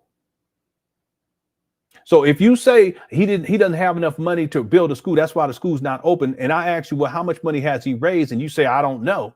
Then how can you say that he doesn't have enough money to build a school? He's had more than enough money to do something. Interesting enough, you don't hear this excuse as much these days because people they're hip to the game. They done seen the train wreck on the side of the road and they're tired of the traffic. Number 9, white supremacy is trying to stop me. That's where he's talking about the archdiocese and the white lawyer that helped him get to school allegedly and all this other stuff. We've heard that time and time again with Umar trying to blame white people. Hit the 9. That's the 9th one. His followers say the same thing. Well, you know, in this oppressive society where white supremacy is hard for black men, I don't want to hear all that shit. This guy done raised over $1.6 million. Cut it out. And number 10, it takes time to build a school. Well, how much time does it take? He conceptualized this in 2004. It's been over 20 years. How long does it take? He's had enough money to get something started. But you see, he don't handle business, which is the theme for today. Instead of Umar getting online to explain why it is that he owes right now, and he's in jeopardy of these abandoned buildings being taken from him by the city of Wilmington, the state of Delaware, that he owes $38,388.22. Instead of handling that and coming to the forefront to explain that situation to his followers, he out there giving bootleg, antiquated speeches to an audience that is not even receptive to him, and he's hanging out and living his best life. What kind of man? What kind of scam? Okay, so the point is, we put that list together years ago, but it still applies to this day. Okay, that's the quote dynamic. Thanks, JH, for the super chat. Holly B says, remember when he told a mother he was going to pull out her fingernails because she got her child an IEP? Remember, they weren't to get special ed. Yeah, I know that's another thing. He's all over the place. He says keep them in now, but then back in the day, he said, no, this is not something that you should be doing, right? And then he did. He told the woman, I have the video because you guys should see her expression. She was like, what? Can I pull your finger? He's a sadist. Can I pull your fingernails out for getting my whatever he said? What did he say? My little brother tested. Who talks like that? He's supposed to be a school principal and a child psychologist or a school psychologist. There's a difference between the two, by the way. But the point is, he's all over the place. Now he has a total different thing he's saying now in 2025 about the special ed. Thanks, Holly B. I can pull the video. We ain't got time. Andrea says, I wonder where is Umar's IEP team? No telling. I think Umar was diagnosed with some things when he was a child, but he didn't get proper treatment, and that he still holds that to this day. And so his mission is to disprove his own issues. And then he's going to defend these other black children where, in point of fact, he's trying to defend himself. Well, that's what his daddy should have been there to do in the first place. Real talk. Thanks, Andrea. The little gaming channel says, full of, yeah, you're right. Umar is. That's all he do. He's a professional shit talker. Thanks, little gaming channel. Diaz all says too busy to check on the money. Yeah, he's too busy to call the bank on Friday.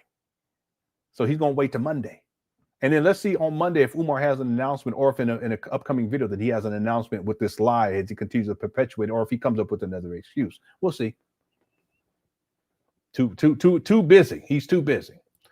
Thanks, Diaz. JD says he thinks COINTELPRO is after him, but he has a paranoia issue. He think everybody after him. He thought that one of his baby mamas was after him too. He's all over the place with that. But that's the paranoia. He suffers from paranoia. I would call it paranoia schizophrenic. Because there's videos where he's saying he's hearing stuff and seeing things, and this video there's nothing there. It's just him. So he has some serious issues, but again, he has some extreme paranoia. Okay? That's why he's always looking around like this. Thanks, JD. James says, plane to the motherland in the near future. Yeah, I don't think it's going to happen anytime soon. He has too much holding him here. I don't want to speak too much on that, but he has a lot that's keeping him here. But if he didn't have those obligations, yeah, I think he would have been out of here a long time ago and just take the money that he has and just go. The conversion rate over in Africa, he can live off it for an extended period of time. Okay, not forever, but for an extended period of time. Thanks, James. I got to do these real quick. We're almost at the bottom. Mr. Controversy says, I'm perplexed how people still taking this Asian. Okay, serious. All right. No, seriously. How the freak does this guy even have an audience? Are blacks that gone? Well, again, Umar is a master manipulator, and he's deceptive. So a lot of people, a lot of black people see him in a particular way, but they saw Jim Jones in a particular way too, right? They saw P. Diddy in a particular way, right? I mean, this goes on and on and on. I think this applies to Umar in particular with his cult followers. They see Umar in a particular way. It's not reflective of the reality of the situation and reality of who he is. But he's groomed them that way. He really has. See, if you tell people that you're the most requested and you do it thousands of times over the course of 20 years, people are going to start to believe that shit, even though there's no evidence to prove that to be the case. If you're still telling people that you're a school psychologist in 2025 and that you're certified and all this stuff, because he has this listed on side of his Instagram page, but none of that's true, and he hasn't worked in the field since 2011. But you keep telling people that for a decade, people are going to still believe it. 15 years, right? People are going to believe it. See, so Umar, he's carefully crafted this persona, and people still believe it to this day, even though there's no evidence to prove any of what Umar Johnson is saying in terms of who he is to be true. See, that's why Lenon is so important, right? That's why Umar, when people really understand Umar in terms of his personal life, is so important, because very quickly they'll realize who Umar is. He's Sauron, okay? He's Senator Palpatine. That's who Umar is, a great deceiver. Okay? Thanks, Mr. Controversy. Hope everything going well with you. Shamara says, I thought you and Lene were responsible for his account issues. Now he says the FBI.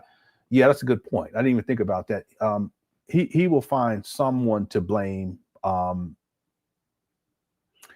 Listen, I ain't got nothing to do with that. It's extremely unlikely that Lene has anything to do with that. And I highly doubt that the FBI has anything to do with that either. See, the thing is that Umar may be lying about his bank accounts being frozen. I think that there is something going on. Could they be frozen? Yeah, I think it's probable that they are, or that he's very least he's being investigated. But does that mean that there's some massive conspiracy out to get Umar? No, he's been shady. He's been shady for a long time. The math ain't mathing. Where's the money gone? See, he's always lying about stuff, and people are waking up to that, you know. And he can only do this for so long. If you owe the city of Wilmington $38,388.22, and you're just not paying on this, and you let it linger for all these years now, at a certain point, it's going to catch up to you. So no, that's not the FBI. No, that's not me, but it's not Lene, but he throws these things out there because he has to blame someone else as opposed to holding himself accountable. And he has no proof that I'm responsible, or that Lene is responsible, or that the FBI is responsible, or that Shamar, that you're responsible, or anyone else in the Cookie Crush chat. But he'll throw this stuff out there because that's what he does. This is what you call painting a false narrative. He does it all the time. He's a pathological liar. All right. Sean Priest says, and thank you so much, Shamar, for the super chat. Sean Priest says, how are you too busy to see about your money? Yeah, that's what we were talking about earlier. Okay, about an hour ago. He too busy. No, he just ain't handling business. The other thing is that this whole story that he's told, it may not even be what he's saying that it is. It may not be anything. I mean, it could be partially true, but Umar lies so much that there's no telling. He never provides any receipts. So the way I look at it is that if this is all true and you really need this money, and based upon the stories that he was telling before, then on Friday you would have made that phone call, right? But he said that it was supposed to be this past Monday. Now he's saying it's next Monday. So which one is it? He's a con man, straight up. Thank you, Sean Pre. Mr. Cross says, what's crazy is Monday is coming. Yeah, I know. And we're going to see. He may not even mention this again. Ain't no telling. He may come up with something else to talk about where he's trying to get money out of people as opposed to the bank accounts getting frozen. We're going to see on Monday, I guess. Thanks, Mr. It's always Monday. Thanks, Mr. Controversy. User 225 says, how these people aren't booing the F out of him is great. But they weren't receptive. I can tell it's not like they were really feeling Umar with what he was talking about. I don't even think they wanted to hear that message. That's not what they're there for. They're trying to have a good time, but Umar, he has to go to whatever he can go to, and he ain't got nothing pre-scripted, so he just start running off the mouth talking about stuff. And you can tell these people ain't worrying about none of what he's talking about. Thank you, 225. Sorry, you're pregnant. I thought it was safe. All right, that was earlier. Thank you, user 225. JD says Umar's next school going to be the Carter Building from New Jack City. Yeah, painted red, black, and green. Okay, with chains on the doors and everything. All right, I can see Umar in there, pookie ass. All right, thanks, JD. Alfonso said, make an East Side High song, but with F. Yeah, the lyrics wouldn't work though. Fair Side, FDMG. FDMG, we gonna go to school on Monday of next week, forever. Yeah. I love that part. You know that song? Oh, my daughter was like, she was supporting me. Thank you, baby. I appreciate that. Okay, thanks, Alfonso. They about to eat. I'm about to eat too, but it's late, but I gotta eat something. I ain't eat what I eat today. I can't even remember. What's up, Kidwana? Kidwana says, how in the world is going 8 years of malady behavior? Oh my God. How in the world is going 8 years of malady behavior by not allowing a child to go home? Yeah, Umar, he's twisted. This is from earlier. He's a twisted individual. This is, again, gets into the cult aspect. What Umar wants, he's conceptualized in his mind. It's not so much about having a school. The school is really the basis upon which he can have access and control of other people's children. That's why when he conceptualized FDMG, it's like a cult compound in the shape of Africa, 500 acres, and the children are going to be living on campus, and he's the ruler of Zamunda, whatever it was. The single black mothers, that's just, they're there to fulfill his sexual needs and sexual fantasies, which is a lot of it is sexual debauchery. And then also they provide financial assistance to Umar because he sees them as basically slaves. You know, they're going to be working for me. He said stuff like this. But the children, that's where he has full control, and he whatever he wants to do, he can do whatever he wants to say. If they act up, he has a room in the back of, he calls it a black room, where he'll pound their damn chest in. That's what Umar says. So what I'm getting at is that Umar's conceptualization in terms of the children, it's not about them going home. It's about him being in possession of them. They are his possessions. Okay, just like his mama is his possession. Wow. See, if you look at how Umar treats his mother, I don't want to speak too much on this, but if you look at how Umar treats his mother and how he doesn't want anyone else to see them, he doesn't want anyone else to see her or to visit her or to call her, and she's just locked up inside of the house while he's doing whatever he does. Well, that's how he conceptualized FDMG, but instead of it being his mama, it's these little kids. They're locked up in the school. I can't wait to, this is what Umar said, I can't wait to where we can have the sleepover with the boys, and we can turn off, lock them in, turn off the lights and play capture the flag. See? It's about possession and control.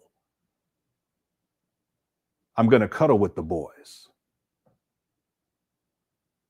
Dress them in business suits. That's grooming. Give them a dinner. That's grooming. It's all about possession. That's why I say our children. But Umar don't even take care of his own children, but he'll say our children, our children, our children. It's about possession. So part of that possession is like when he said, why would I want him going back home to you for? You're part of the problem. You have Willie Lynch syndrome, Willie Lynch all in your system, talking about black parents, and particularly you black mothers who don't know how to raise your kids. So it's about possessing your children. And so he can have full control and autonomy to do whatever he wants to, autonomy to do whatever he wants to. And your job is to give him money, and then for you women to give up the cooch. That's Umar. Thanks, Kitwana. Veracity says half a brick, quarter brick, whole brick, popcorn trap house, brick. yeah, he said popcorn. He was going like this. Umar, he crazy. Okay, let me do these last ones real quick. Thank you guys so much, everyone. We broke the record for Super Chats today. I have to mention too, by the way. Thanks for asking the Exchange TV. What's up, Robbie? Robbie became a member again. Hope you're doing all right. Appreciate you. Mr. Controversy says, but his accounts are frozen. How he gonna pay? I don't know. That's Umar. Talking about he's gonna get a school out there. But he does that. He's been doing that for a long time, telling people they're gonna get a school wherever he's at. This running game. Thanks, Mr. Controversy. YouTube, you also need tile in the ceiling. You poop. Yeah, he ain't even talking about that. There's a lot of other work that needs to be done in these abandoned buildings. But Umar, he keeps telling people all he needs to do is get the tiles done. A real man would have got that done a long time ago, if that's the last thing to do. But he's busy. Thank you, 2-5. More thread says, Lenon, stop worrying about how long we will watch. We still here, 3,000 strong. Yeah, we still got 3,000 people. That's crazy. Also, I just purchased a coaching which you can. Okay. I'll get into. I'm so behind on email. I think I'm. It's been at least 2 months. I've been slowly but surely trying to get through, but I've been getting so many emails recently from people, a lot. And when I say a lot, I mean a lot. I was telling myself, what you need to do is just, get rid of that email and get another one because this is crazy. I've had that email though since like 1999 or something like that. Anyway, I'll check my email. I'll get to it tomorrow because I got to get into bed, and then I'll reply to you. Thank you so much for the super chat. I look forward to speaking with you. Okay, user 225 says, for someone who advocates against school psychology, his audience sure has a ton of autistic screech. No, that's not what it is. The thing is, Umar knows how to play on the emotions of Black people, you see.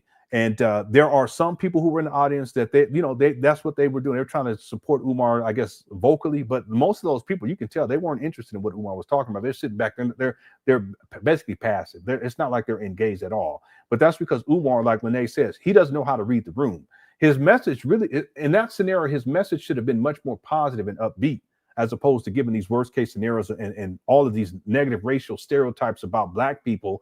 It's just ridiculous. But he doesn't know how to read the room. Okay? So that's what that was all about. But the truth be told, most of those people, they weren't feeling Umar. Okay.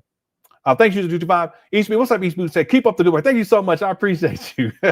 That's another Umar followers. They don't like Eastby because Eastby be going in on King Kong Gotcha's YouTube page. Every time I'll get over there, I'll be looking for you. Thanks, Eastby, for super chat. Sorry for the last one. No, don't worry about it. It's okay. Okay, it's okay. I know you've been tripping anyway. All right. James says she said it after the man in the blue suit spoke. The camera turned to Umar. Listen to what she says. Okay, let's go back to that real quick. All right, so that would be this one right here. I hate that I'm so dressed up. I really wish I had a little casual. Blue suit spoke after the man spoke in the blue suit. Okay, so let me skip through. He's still talking. This is at the end right here, though. Supports source of knowledge, supports this event here today. Yeah. Get some good stuff, get some good clothes, get some good books, get some good sea marks. I saw that on there too. God bless you all. Take care. Thank you. Yeah. God bless both of you. Come back. I want to see you next month. We ain't forget Dexter. The only thing is, if you want something said, send a man. You want something done, send a woman. Ooh, and Umar walking up. Dexter, thank you for making sure you say everything that's necessary to be said. We love you, Dexter. You remember this? How many from the Dang. Yeah, I heard it that time. And look at Umar walking up. You want something said, that's all he do is run his mouth. Come back. I want to see you next month. We ain't forget Dexter. The only thing is, if you want something said, send a man. You want something done, send a woman. I agree. Dexter, thank you for Wow. Yeah. Okay. I got you. Thanks, James.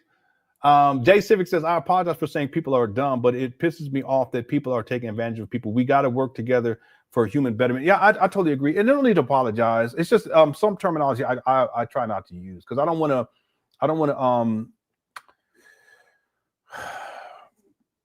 I just don't want Umar Johnson followers to feel as if something's wrong with them per se. It's just, I understand how Umar is a master manipulator.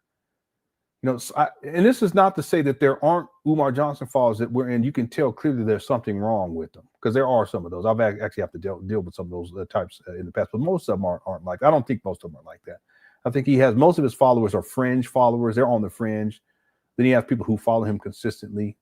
And then he has diehards. I think the diehards, those are the ones that if you want to call them dumb, okay, I get it. But I try to avoid that type of terminology because I don't want Umar Johnson followers to feel as if they're being unjustly criticized when they're not necessarily dumb. Again, like I said, I've said this in the past. If you guys look into these different cults, because I've studied these different cults. One of the cults was they were out, I think they were, I want to say San Diego, somewhere out there, because I'm from San Diego. And I remember all that was going on. It was in the 90s, the Heaven's Gate cult. And what they did when people researched that cult, they started getting more information about the people who were involved. A lot of those people were extremely intelligent people, like extremely educated. They, master's degrees, PhDs, this type of thing. If memory serves me correctly, there was someone who was like really high up in the science field, but they fall victim to this foolishness. So what it comes down to is it's not necessarily about whether a person is smart. It's whether or not a person is smart enough to where, and they may be intelligent in terms of book smarts, but whether or not they have discernment. And I think that that's the critical thing that people are missing. And there are a lot of Black people who miss that aspect. And at least there are a lot of Umar Johnson followers who miss that particular aspect of having proper discernment. And that what that means is to see things for what they are, truly are, not what Umar is telling you they are. You see things for what they truly are. And that's what my work is about. That's why I always provide receipts. And if I speculate, that's how I'm speculating. If I don't know it to be true, I'll say I believe, right? But at the end of the day, it's about Umar's ability to manipulate people so that they see things in a particular way that's not reflective of reality. That's where discernment comes in. You see, and yeah, real talk. There are some Umar Johnson followers, but I think it's a small percentage. You're just straight dumb. Right? Yeah. Thanks, Jay Civic, for super chat. Jen said, and God is gracious, amen. Says my summer reality show is on. It's called Family the Money Gone. God bless you, Mr. Honor. Keep calling out evil. You know, it'd be funny if Netflix picked this up and they called it Family the Money Gone. That would be awesome. You know what I'm saying? And there's no telling where this will lead later on down the line, 10 years from now, 15 years down the line. I think Umar will be studied by sociologists at some point. He will be studied. And they will look into his impact and look at his influence, really, as a social media influence, not as a Black leader, because he's not that, but as a social media influence. There's so much there. And there's a lot of the components in here. It's just high drama. You know, it's entertaining. It really is, right? Yeah, so they can call it Family the Money Gone. That'd work perfect. The story of Umar Johnson.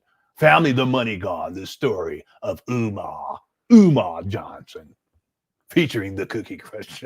All right, thanks, Jen. User 225 says, if people start crashing his speeches, will he stop? No, he won't. He's just gonna keep running his mouth. There's people who have crashed his speeches. You know what I'm saying? Like the one young lady that threw the bag at him. All right, user 225. Let's see, Banky Lewis. Okay, I let me say Banky. At least I can get that right. Really enjoyed your content, sir. Bless you. Thank you so much. Bless you too. I appreciate the super chat as well. Okay, and then the last one for user 225, Finger Tunde for the Ifa Tuna. All right, we're gonna end it right there. Thank you guys so much for tuning on in. I hope you enjoyed the show. I normally don't live stream on the weekends, but the block is hot, so we had to get in here and get busy today. I don't plan on live streaming tomorrow, but we should be back on Monday. Unless something happens tomorrow that's way over the top, we'll get together, but it'll be later on in the evening. Otherwise, we'll be back on Monday. We broke records today for super chats. We also broke records for people voting on the poll. I want to thank everyone for tuning on in as we continue to cover this Umar Johnson saga. Let's continue to be kind to each other. Okay, let's continue to have grace for each other.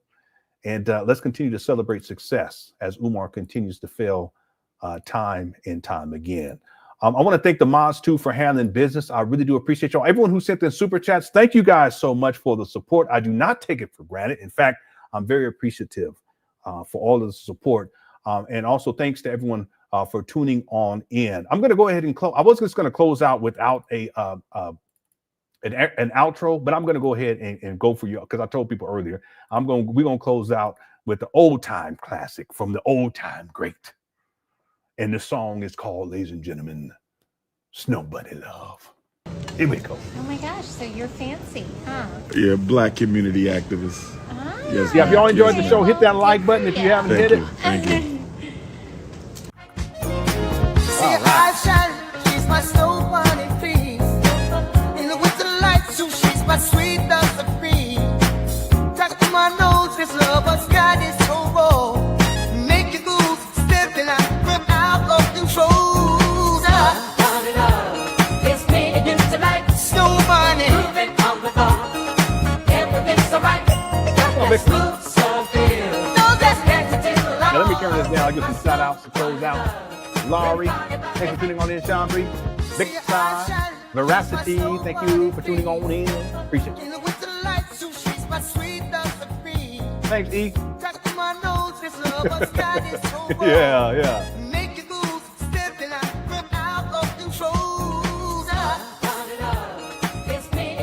Shout out to the night. Umar's worst nightmare. Laneige Jack.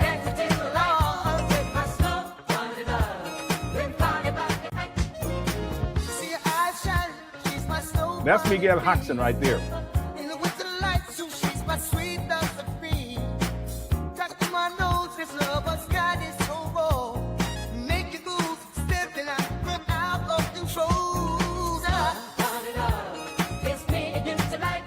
Shout out to user 225.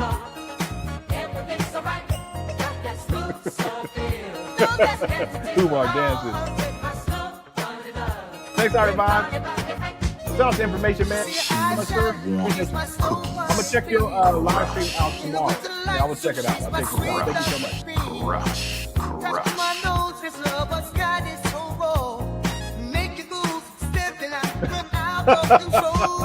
Well, thank you so much. I appreciate it. Thank you for tuning on in. I appreciate you. Here we go. Yeah, Cook Crush, that's undefeated. Thank y'all so much for tuning on in. Thank you so much, Fly Guy.